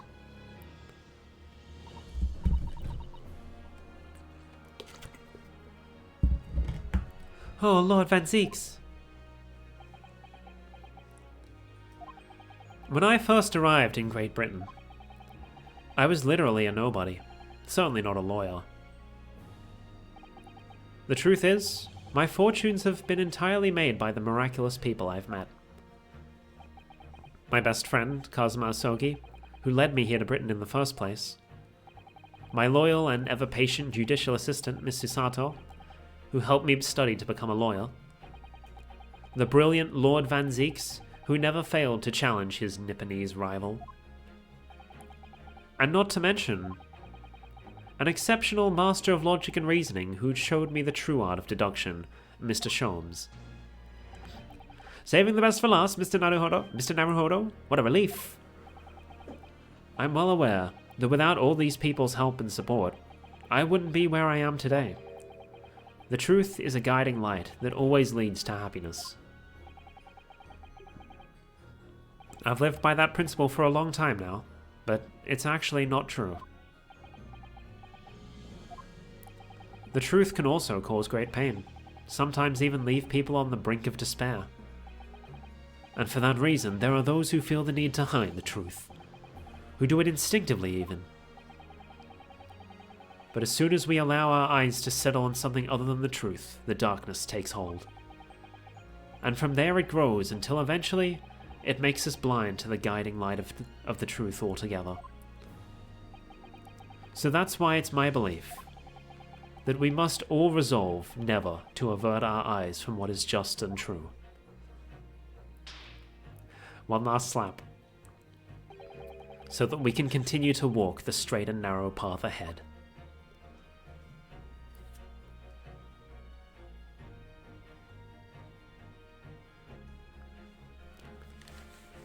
Let's go! Well, I must excuse myself now. But before I go, Mr. Naruhodo, let me compliment you on your grand opus. What? Without your beautiful composed case against Lord Strongheart, Her Majesty would have been unable to act. Thanks to you and your fellows, the haunting undertones of corrupting Britain's justice system have been silenced. Thank you very much.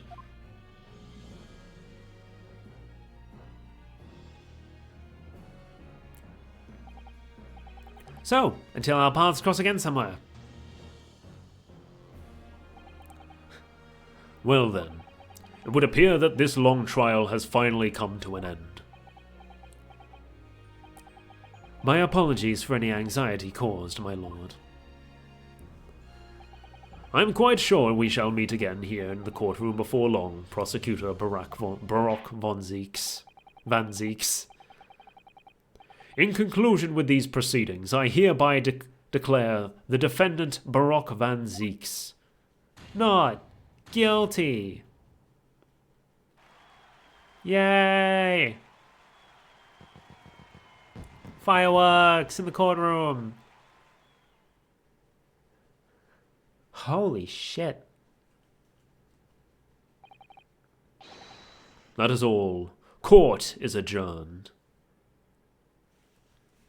I probably could have split this into 2 streams, but I think I like it better just going through to the end. My throat is absolutely not going to like it, though.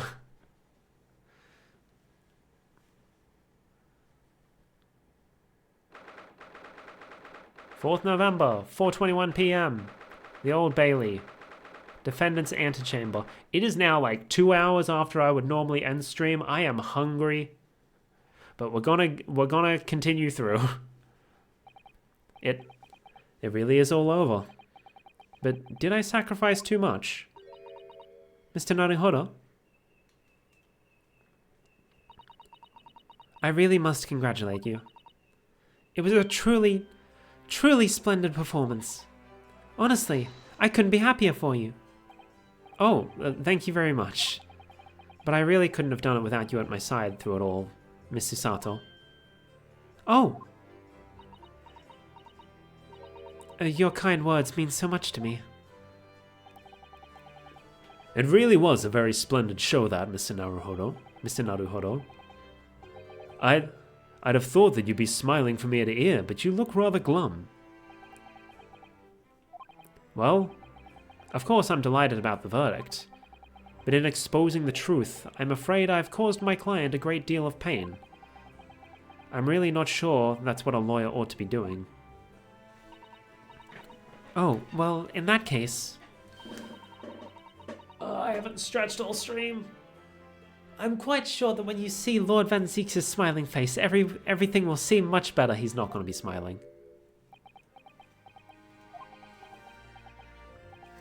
Mr. Sato? Everything seems to be worse. He has a face like thunder. Oh dear, I really shouldn't have presumed. Mr. Naruhodo. Yes? Almost a year it's been now, since I first encountered you here in this very courthouse. For you to have risen to the level of excellence you demonstrated today, well, it's quite remarkable. But I exposed the most unpalatable truth you could ever have imagined in court today.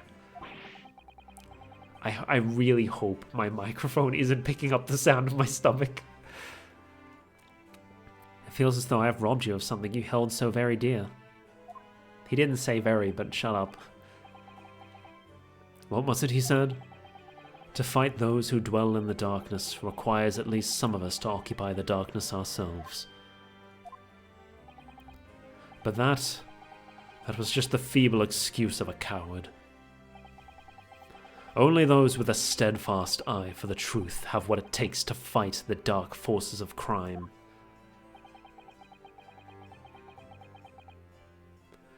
You made fine work of establishing that fact in court today. Oh. Well, thank you. What magnanimous words. I'm quite sure that Kazuma-sama would have a smile on his face at this very moment if he were here. Kazuma.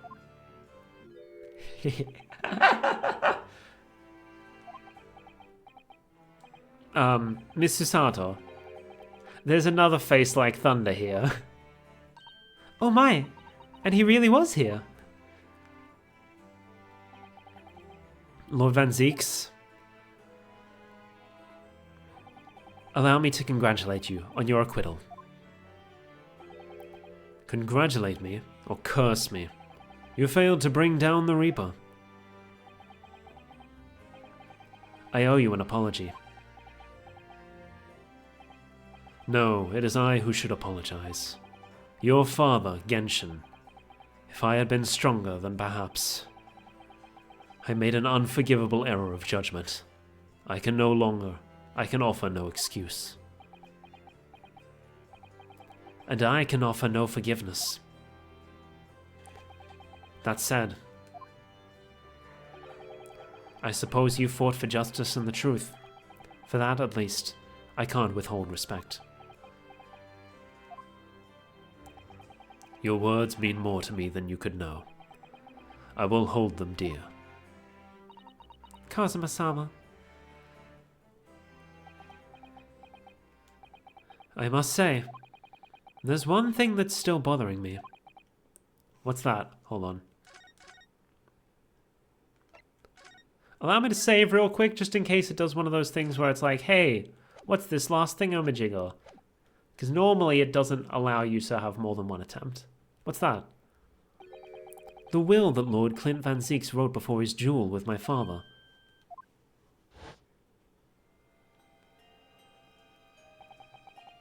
Osogi is a fine detective and a hunter worthy of respect.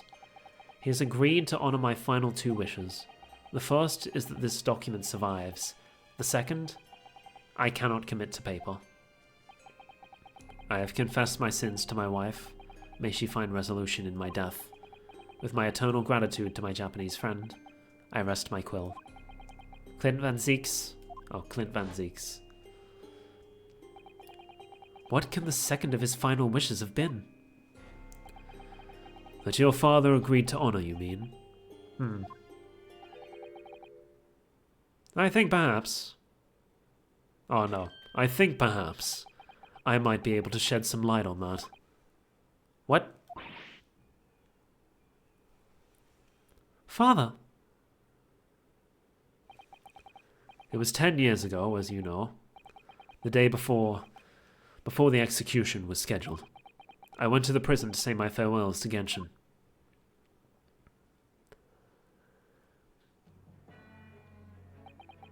Why aren't you putting up more of a fight, Genshin? If you'd only agree to it, Seishiro and I would gladly petition the government. We've been through this already. You don't need to worry about me. Anyway, Eugen, I have a favor to ask of you. Something of great importance.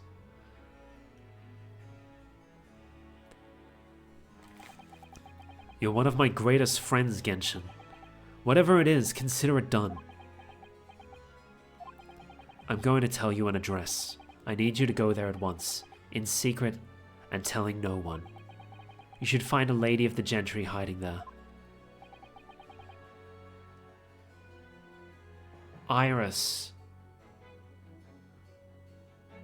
Iris was Clint's daughter?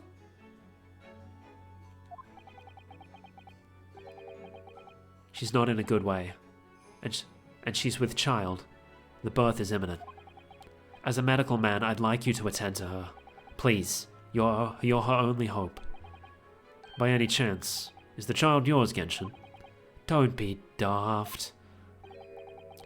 It's a favor that was asked of me by a man I knew, as his dying wish. My goodness! I swore to the man that I would help, that I would do whatever I could for his wife and his unborn child. But if something should happen to me, I need to ask you that same favor. You're the only person I know that I can truly rely on. What did you say? If something should happen to you. Tomorrow night you're going to be...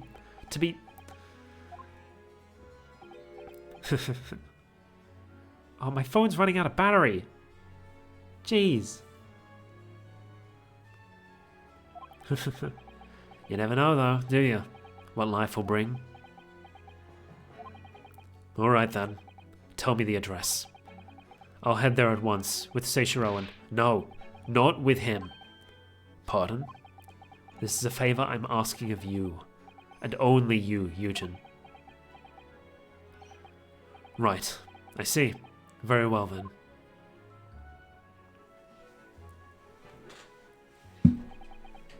That very night, I caught a train from Paddington to Dartmoor in Devon. I found the old house, in the middle of nowhere, it was. An old hunting hound lay asleep in the grounds.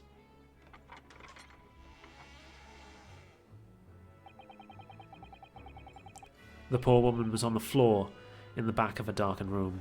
She was in mortal danger. I broke her waters to participate the labor before she weakened further, but it was a tortuous birth. She really doesn't look pregnant.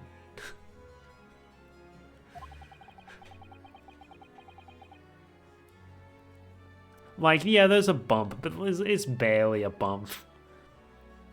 I did everything humanly possible for her and her child.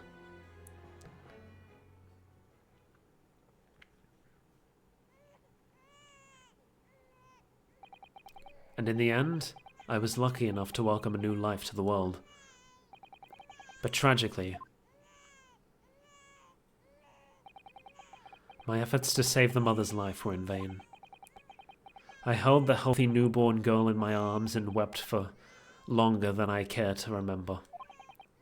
Eventually, in something of a daze, I looked around the room. There was precious little in it, but an old traveling trunk caught my eye. It looked to have been... It clearly looked to... It had clearly been well looked after over the years, made of top-quality leather and fine stitching. That was when I saw the emblem on the side. But it was when I saw the emblem on the side of it that everything dropped into place.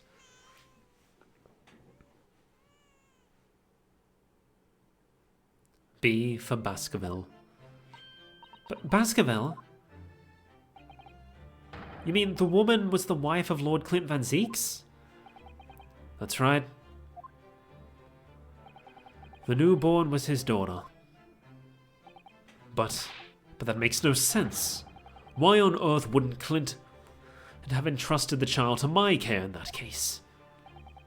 I was completely unaware he even had a daughter. I suppose he didn't really have any choice. What? Well, your brother said that he'd confessed everything to his wife, so she must have been beside herself with worry for her child. If the true identity of the professor were to ever be made public, the girl would be forever branded as the daughter of the infamous mass murderer. Ugh. So the only solution was to distance the young girl from the Van Zeeks family as much as possible. I don't believe it. I imagine that in his final hour, Lord Clint Van Zeeks made the obvious choice. He would have thought to himself, this Japanese man here is someone I can trust.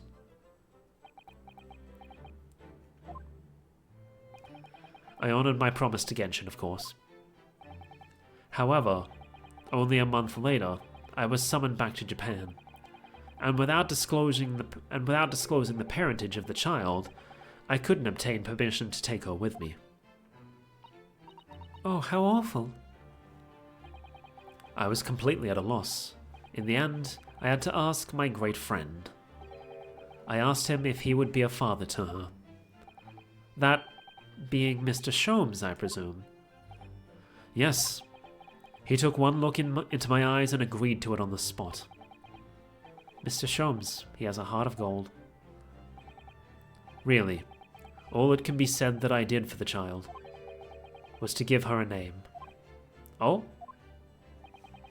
When I'd come to Britain, I was trying to escape from the grief of losing my darling wife. So it was her name that I gave the little girl. Your wife's name, Professor Mikotoba? In other words, the name of my mother. Ayame Mikotoba. Oh! That's right, Ayame. Or in English, Iris. Iris? I had no idea. Ding dong. Ouch! Mr. Naruhodo, what's wrong?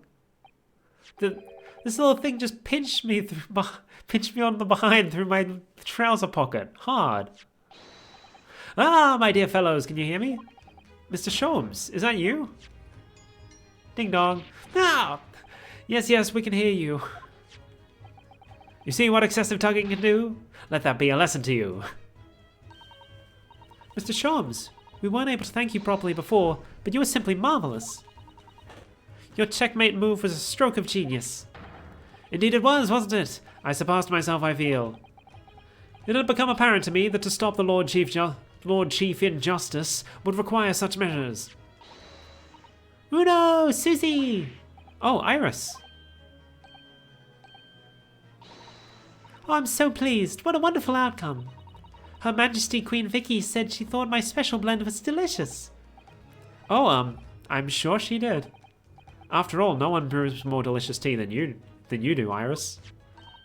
Let's have a party to celebrate. And Mr. Reaper, you simply must come too. What? I'm afraid I couldn't.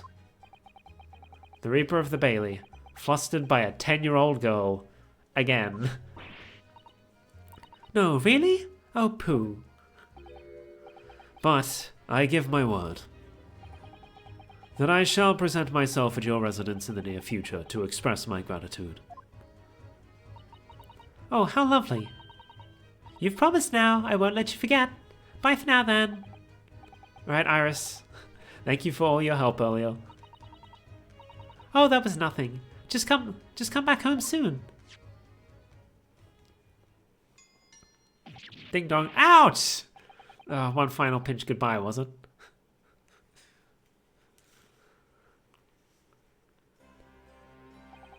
Well, I think I ought to be leaving. Lord Van Zieks, would you care to accompany me? Certainly. Mr. Naruhodo, allow me to once again express my deep gratitude to you. I believe you saved my life.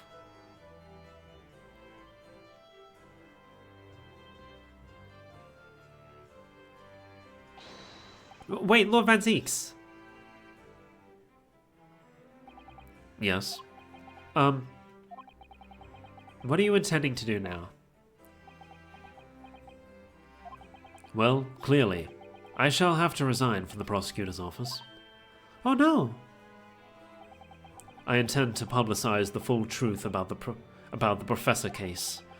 Once that's done, the Van Zieks family will be ostracized completely from London society.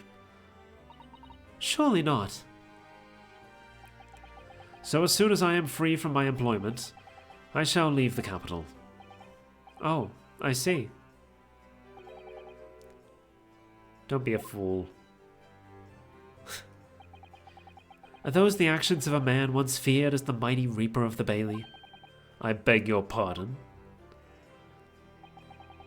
For the past 10 years, you've endured that pseudonym and been cast as one of the dark forces, as yourself.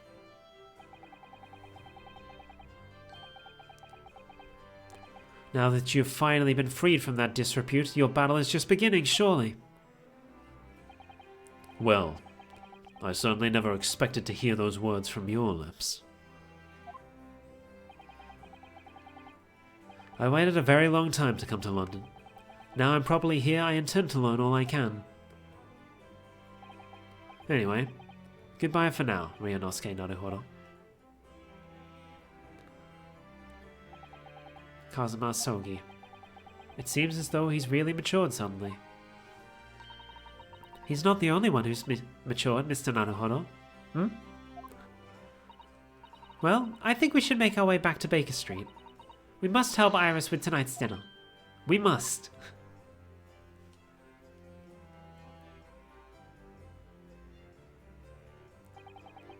It was then that I came to an important decision about my future.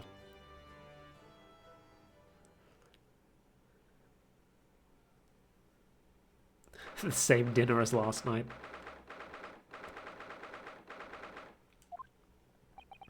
I'm home.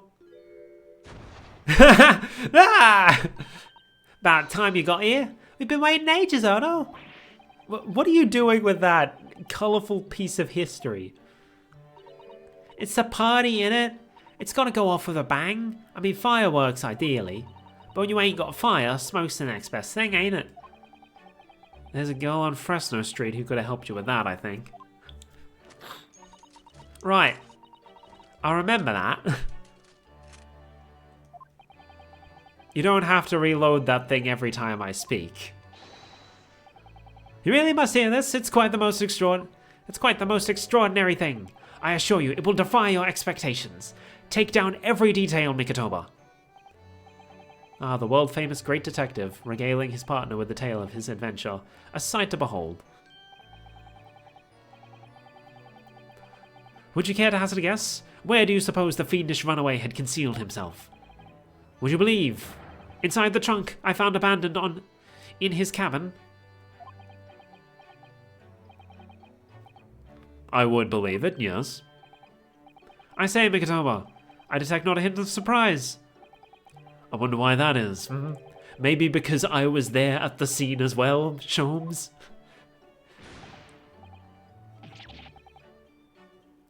What, you were? Then why the deuce didn't you say so before?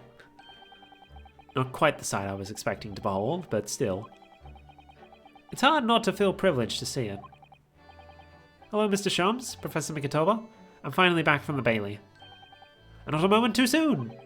A feast prepared by Iris and Miss Susato awaits. I must say, I haven't seen Susato looking so happy in a very long time. Ah, Runo, there you are. Dinner's on the table, everyone. Please do come and take a seat. It's time to fill me boots.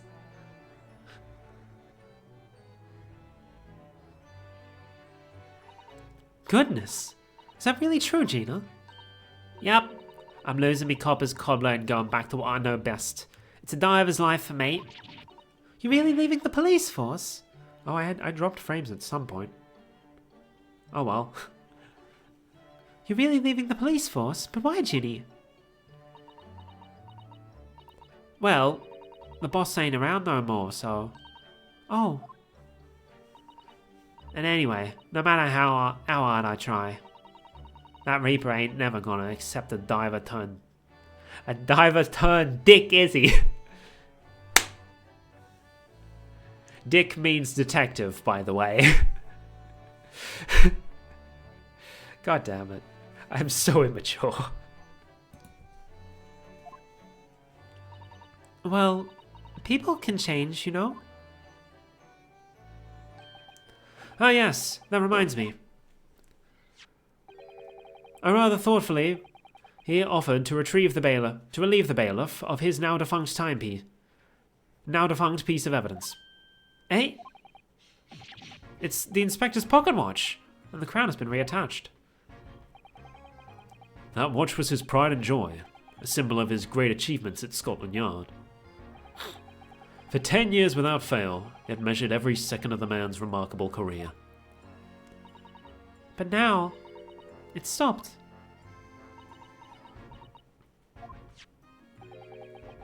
Someone needs to keep the memory of Inspector Gregson's career alive by taking on the great responsibility of winding that watch every single day again. Yes, someone with an equally fierce detective spirit.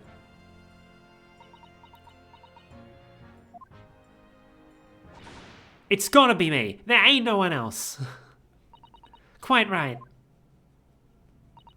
I mean, after all, the boss was... Well, he was my boss. Yes, Ginny, yes he was.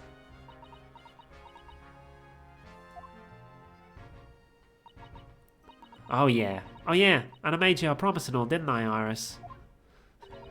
Then I'd become a proper detective one day and track down your old man. Oh. Alright then, it's decided. I'll do it. And I swear.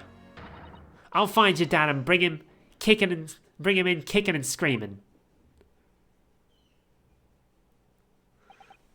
I'm not entirely sure that would be appropriate. Yes, I think, Gina, it might be best to, well, I think I'd like you to forget that promise, Ginny. Eh? Iris? She was totally eavesdropping. Well, obviously I've always wondered about who my real daddy is. Of course I have. I wanted to know where I've come from.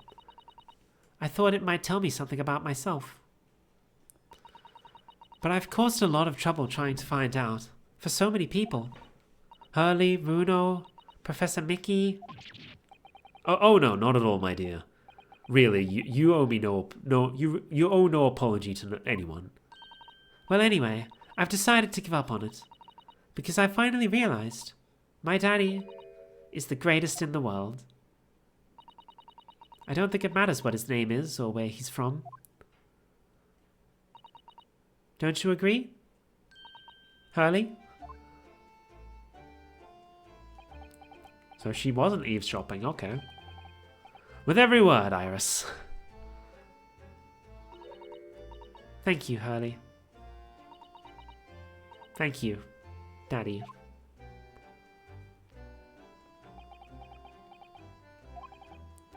I thank Mikatoba.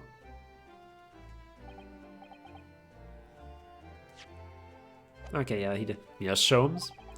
I think that I ought to express my gratitude to you. Oh? For 6 years, you and I solved many a mystery together. And during that time, I remember countless expressions of gratitude for our good services.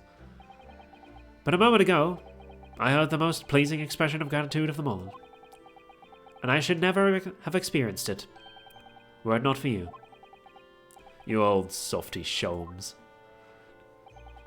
But I must confess, it's a weight off my mind to hear you say it. Well then, I think this calls for a lengthy violin recital, wouldn't you say? Oh, well, the food would go cold. That's the only problem. Maybe next week, Harley.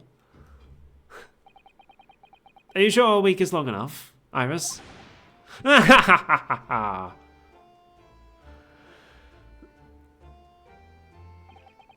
Even amidst the most troubling of cases, even reeling from the most shocking revelations, returning in the evening to this suite of rooms, there's always warmth and happiness to be had. The home of the world's greatest detective, and my home too, with my greatest family.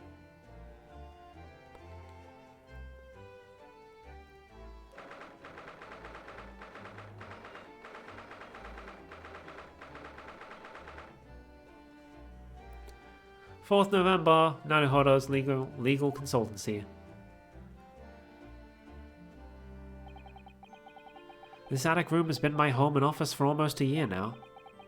I've certainly had some unforgettable experiences whilst I lived here. But I think now, the time has come. Time to bid this place farewell. Naruhodo?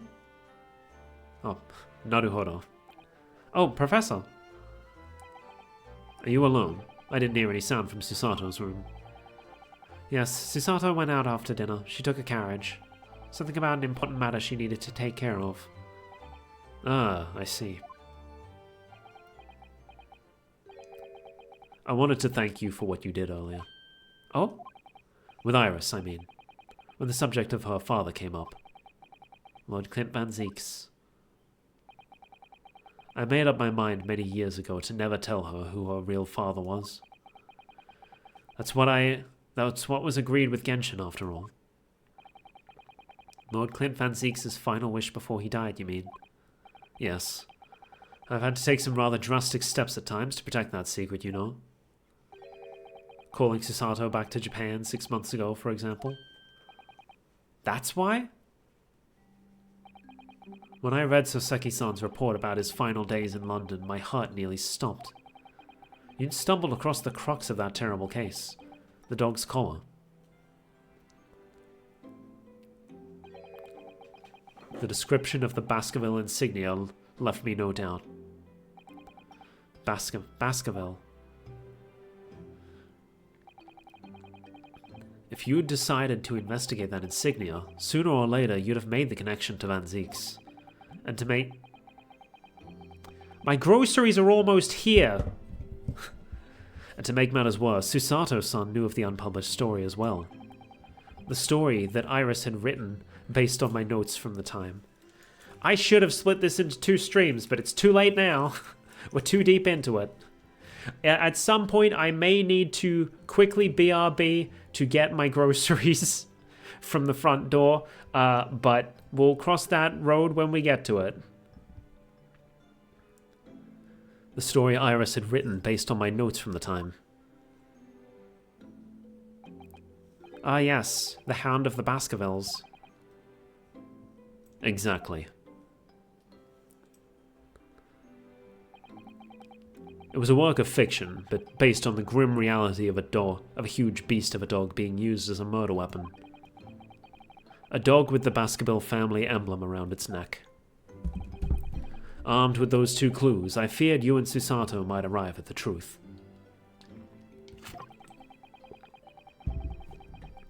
So I invented a story about having collapsed to justify her leaving London and returning to Japan at once. All in aid of halting any investigations you and she might have been contemplating.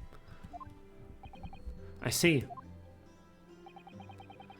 Something I've never understood is why Susato-san came across that manuscript in Japan, though. You know, Iris's The Hound of the Baskervilles story, I mean. Sholmes sent it to me. That was before Susato left Japan. He was very troubled about what should be done about it, you see. I'd read it and carelessly left it on my desk, which is where Susato-san came across it, of course. Ah. It was the only case Sholmes and I ever pursued that I didn't record in meticulous detail. I was stunned when I discovered that young Iris had pieced together so much of it from my paltry notes. Sholmes and I discussed the matter and decided that we couldn't allow the story's publication. At that point, I returned the manuscript by post for Sholmes' safekeeping. So you did all that to stop Iris from finding out the truth about her father? That's right.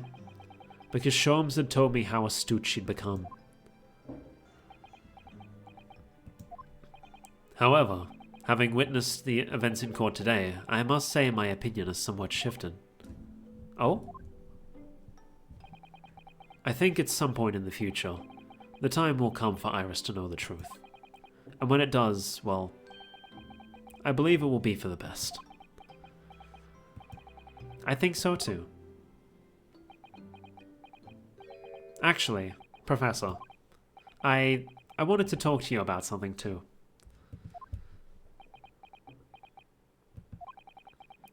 Judging from that expression, I'd say you've come to a decision, have you? Yes, I have. I will be returning with you to Japan. Are you quite sure? I'm really only here as a substitute for Kazuma. But he's here in Britain now, as originally intended. Locum student Naruhodo doesn't really have a right to stay, I think. I see. Looking back now, when I first arrived here in February,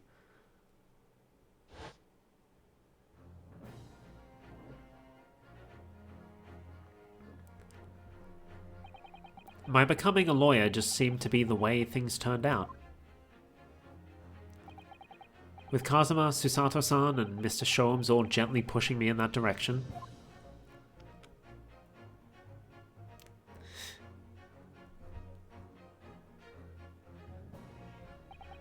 I spent the best part of a year immersed in this world, but always aware that a seed of doubt inside me. Until today. Standing in that courtroom earlier, all doubts vanished from my mind.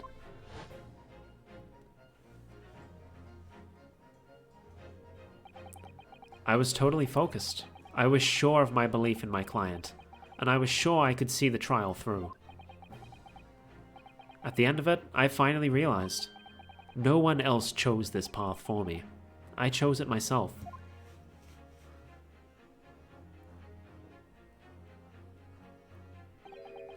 The path of a defense lawyer, eh? Yes, that's what I am now. That's what I'll be going back with you to Japan as. And that's the path I'll be following for the rest of my life. Well, it sounds like you've made quite a resolution there. I have. Very well then. I must say it's extremely welcome news. I shall make arrangements for your return first thing tomorrow, but I don't imagine we'll depart for a few days. Not with the symposium having been cancelled now. Such a shame. Never mind. I'm sure there'll be other opportunities in the future. Well then, I'll bid you good night.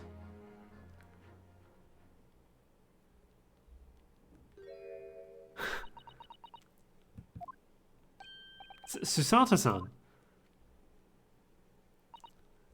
I just wanted to let you know I'm back.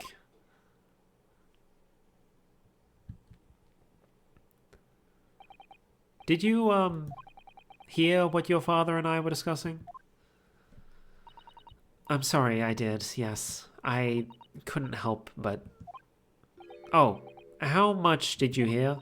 Well, from the part about Iris's real father, I think. In other words, from the beginning. So you've made up your mind? You'll return to Japan and continue working as a defense lawyer? Oh, jeez. Didn't realize the vibration would be so loud if I left the controller on the table. Yes, I'm sorry. I really should have consulted you about it. I did want to earlier this evening, actually, but you'd already gone out. Oh no, that's quite alright. I already knew it's what you'd decide, Naruhodo-san. You did?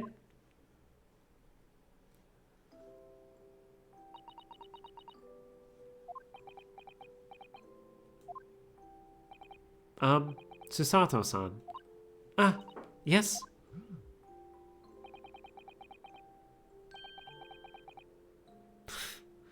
My fucking phone is just like, hey, battery is low. Give me a sec.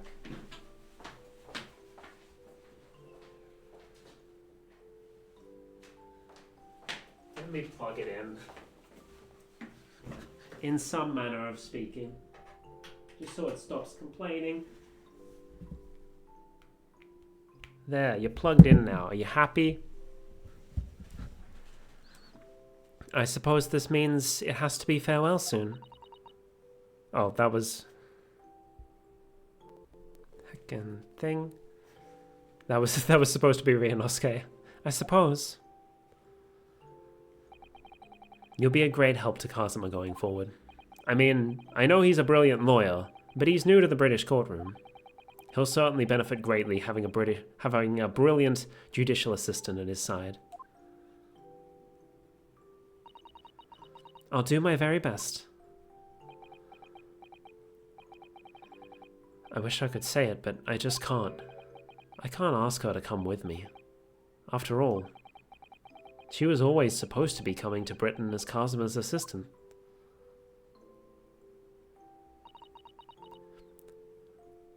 It's growing late. We should both try to get some sleep. I'm sure you must be exhausted after today. Oh, yes, you're right. Before I retire, let me just say one more time. You really were quite splendid in court today. So if you ask me, anyone who thinks of you as a substitute or a locum should be ashamed of themselves. Susato-san. Thank you.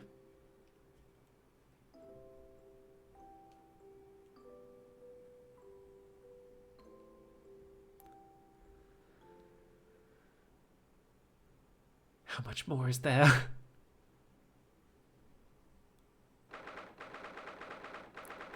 _7th November, 5:42 a.m. Port of Dover, Quayside. I can't believe this day's finally come.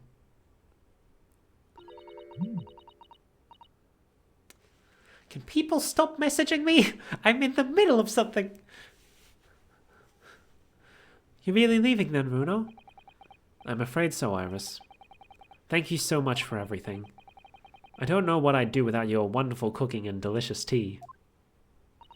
Oh, I wish you weren't going, but you have to come back and visit. Say you will. Of course. I promise.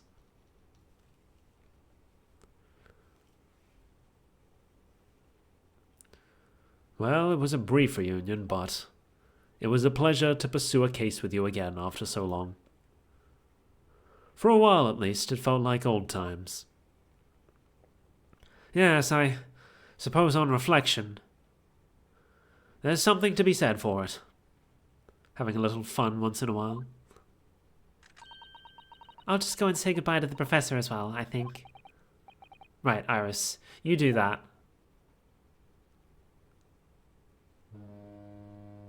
Honk! Susato-san. Voice acting! I've just checked, Naruhodo-san. Your luggage is already on board. Such a beautiful morning. Perfect for embarking on a journey, isn't it? Before I set off, I'd just like to say how thankful I am for everything you've done for me. And give my warmest regards to Kazuma, please. Actually, I think you ought to give him your regards in person, don't you? Sorry? Ryunosuke. Kazuma! What are you doing here? Good question. Do you really think I'd miss my best friend's departure? Thanks. To be honest, I'd been looking forward to our wild time tearing up the streets of Her Majesty's capital, but, Well, we'll have to save that for another time. Personally, I'm looking forward to facing you in court again. Me too. But, we're both defense lawyers, so, I'm going to become a prosecutor. I'll stay in Lord Van Zeek's tutelage for the time being, but before long, I intend to be just as formidable as the Reaper himself. Oh, I see. Actually, Ryunosuke, I have a favor to ask. Name it.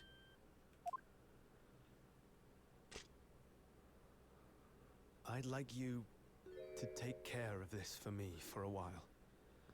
Karuma? Why? My phone is plugged in, but it is not charging at all. Because I've seen it now. I've seen what's inside me, the demon that reared its ugly head that day.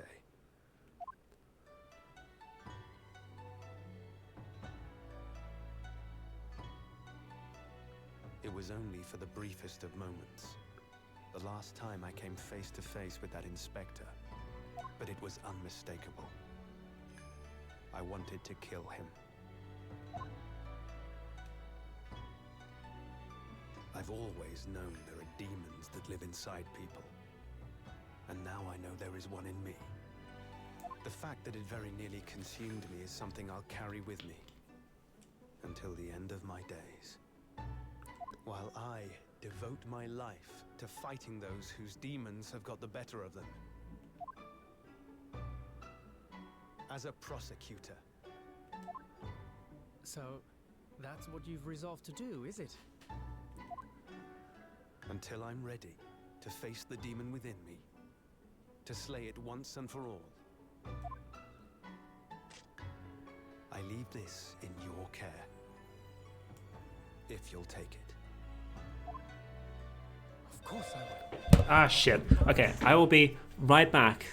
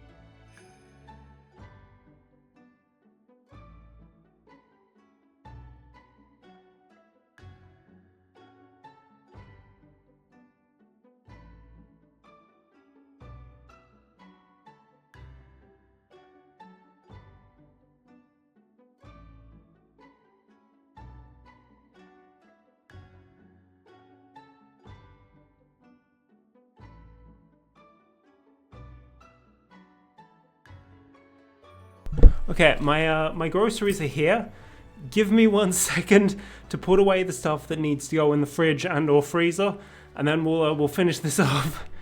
I guess I'll go to the BRB screen. This is awkward. I should have split this up across 2 streams, but it's too late now. Be right back. I'll play another ad while I'm gone, I guess.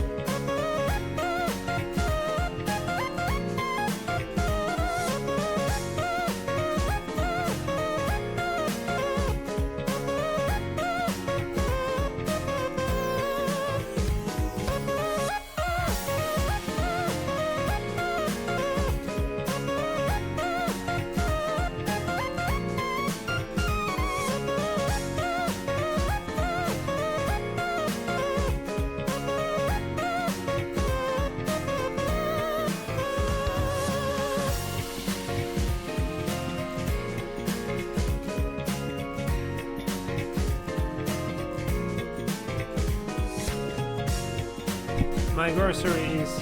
Oh wait, I haven't gone back to the game scene. My groceries have been put away. I'll have to check later whether everything's actually there. My phone is sitting on a consistent 16% battery.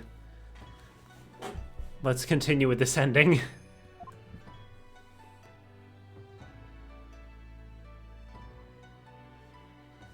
Until we meet again, then. You have your path to follow, and I have mine.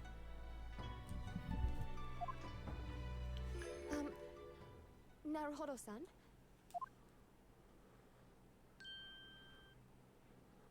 The path you're going to follow from now on. I wonder if I might follow it at your side, and unless I'd be a burden. What?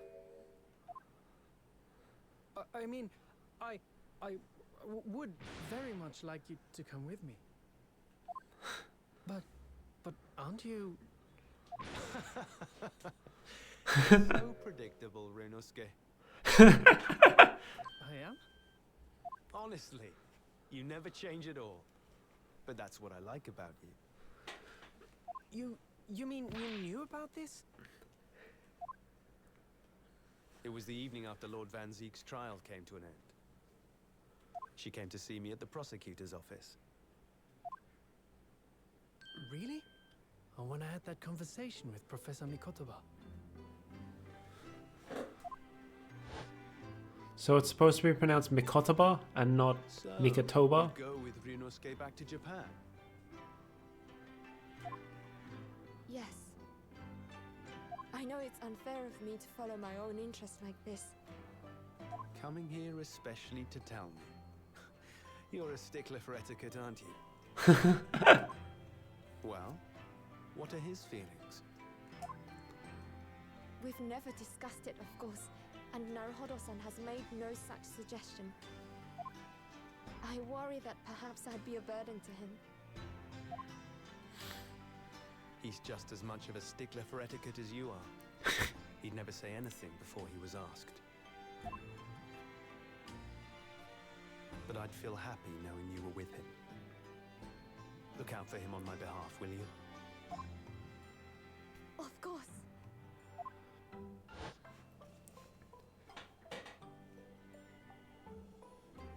Susato-san. What do you think, Naruhodo-san? With you by my side, no trial would seem too daunting. So if you're willing, I'd be honored if you'd come with me. Together we can take on the world. I'm terribly incompetent, but if you'll have me, I'd be delighted. You are very not incompetent. But also, aren't, women not allowed in the courtroom in Japan? That was the whole point of the first case. Oh, no, not at all. If anyone's terribly incompetent, it's me. Ah! What's wrong? Your luggage, Susato-san. There's no time. The ship's going to set sail any minute now. It's all right. There's no need to worry. As it happens, my luggage is already on board too. It is? Your fine judicial assistant has everything in hand as always, I see. Honk. Bruno, your ship's about to leave. Time to go then. Look after yourself, Ryunosuke. Kazuma, draw your sword. Eh?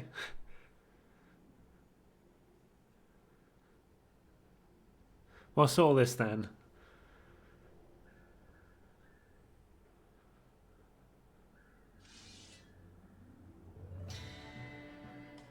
They haven't fixed the tip yet.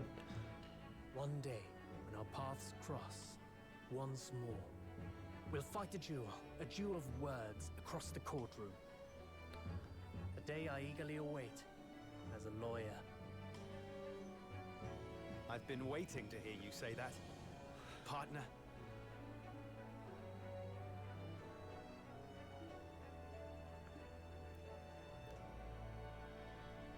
Now I see why people were asking for a third Great Ace Attorney game.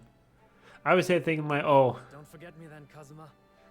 they've kind of wrapped up everything. There's not really any more of the story to explore, but I guess they sort of leave that hint. They're like, yeah, they will cross paths again sometime. Probably not in an actual game, but, you know. There's room for it to happen.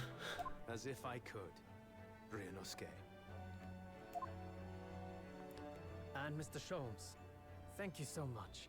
I'm very much indebted to you. Indeed, Mr. Naruhodo. I believe you are. I'll never forget all you've done for me during my time in London. Quite. I should like to think you will remember your debt of gratitude. Especially when I visit you in your country. What? The truth is, although many are ignorant of the fact, the world is far smaller than most folk realize. Well, I'd be delighted if you came to Japan one day. Oh yes, would welcome you with open arms, Mr. Sholmes. Oh, that sounds wonderful! I can't wait! In that case, let us conclude that this is to be merely a brief parting, my dear fellows. And that's why I did Sholmes' voice the way I The did. end of my adventures in Great Britain. Honk. A peculiar twist of fate brought me halfway around the world those many months ago. But that was just the start of my journey. Who knows where fate will lead me next? Still, I'm confident this won't be my last meeting with the friends I've made in London. And when we're together again, no doubt the first words I'll hear will be, Come, the game is afoot.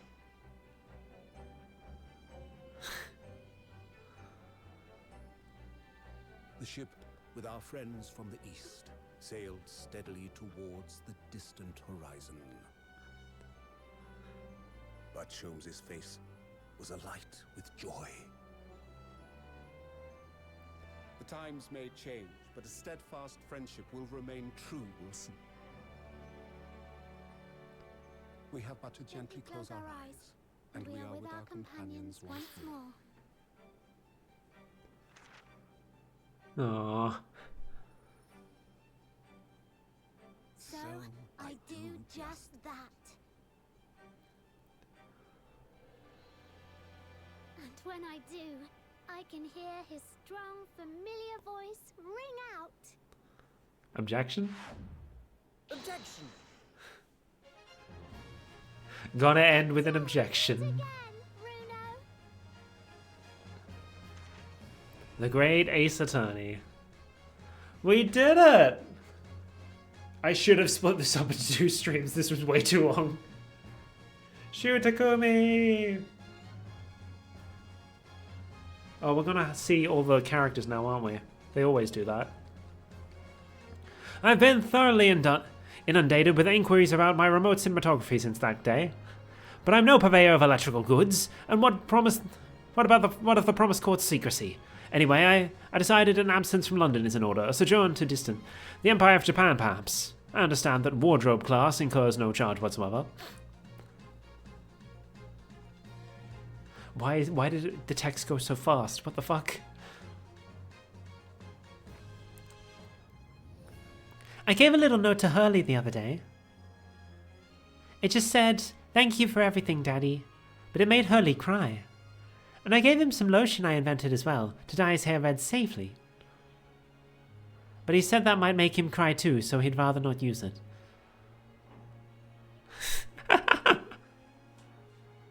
Oh man, I'm gonna have to remember the voices for all the fucking characters?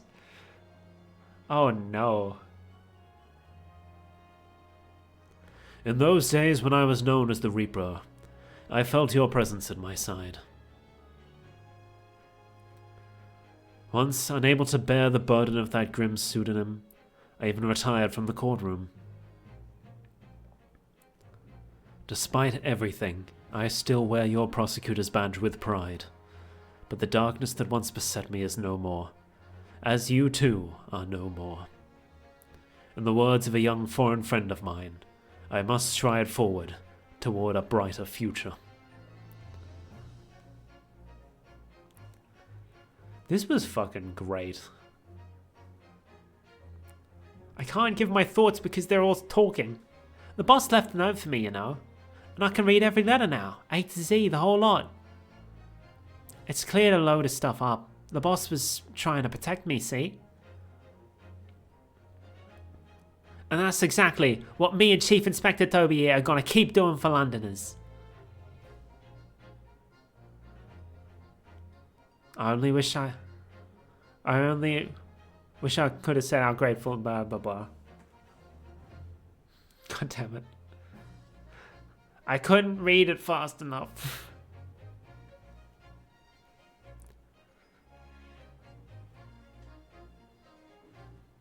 Gina, the truth is, I'm not the upstanding fellow you think I am. You might be a diver at art, but to good art. You reminded me I need to be true to myself. I've got one more job to take care of before it's ta-ta to London town for the foreseeable. And then, I've got to complete your education in the art of detection a la Gregson. So that was to be his last assassination, but ultimately he was the target. Sad. Your Excellency, this man is accused of illegal entry into the Ministry of Foreign Affairs. Objection! The Ministry has been derailed. Catfish Counsel for the Defense. Women forbidden in the courtroom. Oh, really? My friend Susata-san is in the British courtroom all the time and doing a wonderful job. Perhaps I should have engaged the services of a regular legal team. What the fuck? What was up with Ray's name? Why is her name a fucking pun on Remember Me? I thought something... Why is she so prominent on the cover of Great Ace Attorney 2? She did like nothing. Mama, is it true about Japanese people? Are they experts at filleting corpses? Yes, they are. Fish corpses on the whole. I'd like to hone my own filleting skills. You don't mind, do you, Mama? Yes, I do. I'm not a corpse yet, am I? No. And I'm glad. Well then.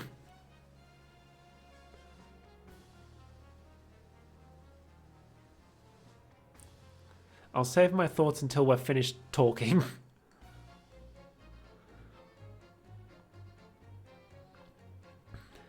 Here I am again in Great Britain, on the invitation of my dear old universe. He sent me a nice letter saying he'd show me around now that everything was settled. But what have I done? I was so excited I picked this splendid hotel, and now I can't afford the bill.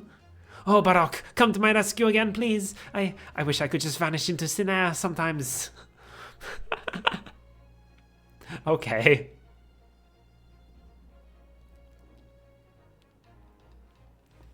Okay, Albert. Oh boy, French.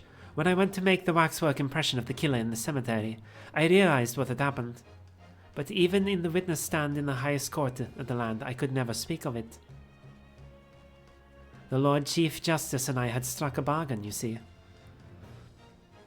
For a faithful reproduction of the visage, there is nothing we two spells will not do. The music's good as well. Gonna be the last of Ace Attorney for a while until the Edgeworth collection comes out. Everyone calls me gossip. I sells jaunty little tidbits to passers-by, you know. Everyone calls me a pepino. I sell at the spaghetti. The more sauce more than my head. Everyone, they call me... No, I cannot do it. This is ridiculous. Oh, Daly, how charming. You've made lots of new friends in here, I see. Yes, when we're released, we're all going to strike it rich together. Okay. Well then. I can't switch accents that fast. There's too many different accents in this game. When I was accepted on the foreign study tour, I knew exactly what path I had to take. However it might have ended, I knew that I wanted you there to see it. If I'd ended up on the dock, there's no one I would rather have defending me. But now, thanks to you, there's a new path I want to take. I'm sure we'll meet again in the courtroom, my friend. Until then, I leave Karuma in your care. Farewell, Kazuma. Why did it take me a moment to remember your name?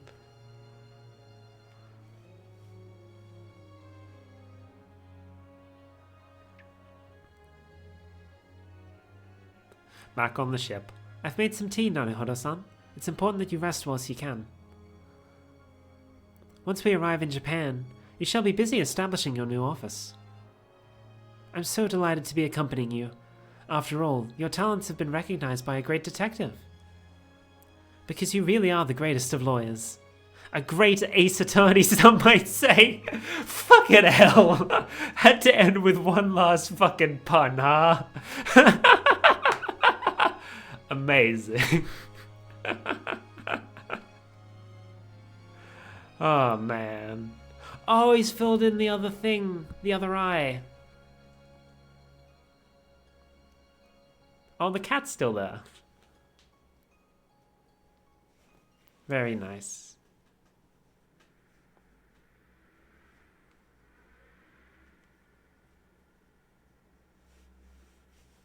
Is that it? Okay, now we have the regular credits, I suppose. Well, that was the Great Ace Attorney. Holy shit. Susato. I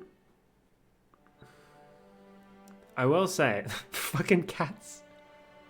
I was admittedly kind of disappointed by the first Great Ace Attorney game. Just because I felt like it didn't feel like a full game, you know? It felt like... Well, I mean, it wasn't really a full game. It was half the story. These two games were very clearly planned out with both of them in mind. Which is a bit of a departure from how Ace Attorney normally does things. Normally each game is its own contained story, really. And, like, some things may carry over into the next game, but for the most part, like, they don't leave things unresolved. So it kind of felt weird, the end of the first game, which I didn't stream, by the way. It felt weird ending off with, like, so much still hanging in the air, and with the game itself feeling like there wasn't enough content there. But I think the fact that it's sold together with this game now, the fact that they're both sold together, makes the whole thing a real complete package. And what a package it is! Holy shit! There is so much that this holy shit. I don't know how to put my thoughts into words right now. That was fucking wild. And the fact that all of this has basically been getting foreshadowed across 2 different games now. All coming together in that final court trial. It was amazing. I love it. I can't wait until we get a new Ace Attorney game and the team can put everything they've learnt up till now to use in a a new story, I suppose, is the right way to phrase it. I wouldn't mind returning to the Great Ace Attorney for another spin-off. I mean, they'd have to. They unfortunately can't rely on the way the world has been built up in the first two games, because like that's all resolved now. So they'd have to start something brand new with Ryunosuke in Japan, I guess. But who knows? Who knows? We're getting the Great Ace, not the Great Ace Attorney Investigations collection next month, I think. When that comes out, I'll play the first game on my own time, and then I'll stream the second game, simply because I am already familiar with the Investigations games, but I haven't played the official translation of the second one, obviously, and I'd like to see that, and I think it'd be fun to stream my reactions to it. But until then, that's farewell to Ace Attorney for now.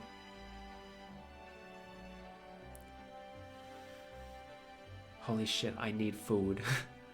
It is 3 p.m. and I have not had lunch yet. I have not eaten anything since fucking 8 in the morning.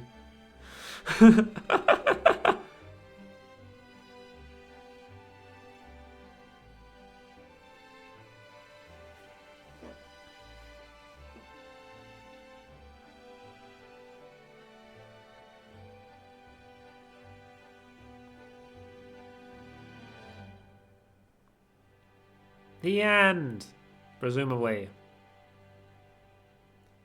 Fin! Like a fish. Holy shit. I should have split this into 2 streams. Oh, that's cool. With them each going on their own separate paths.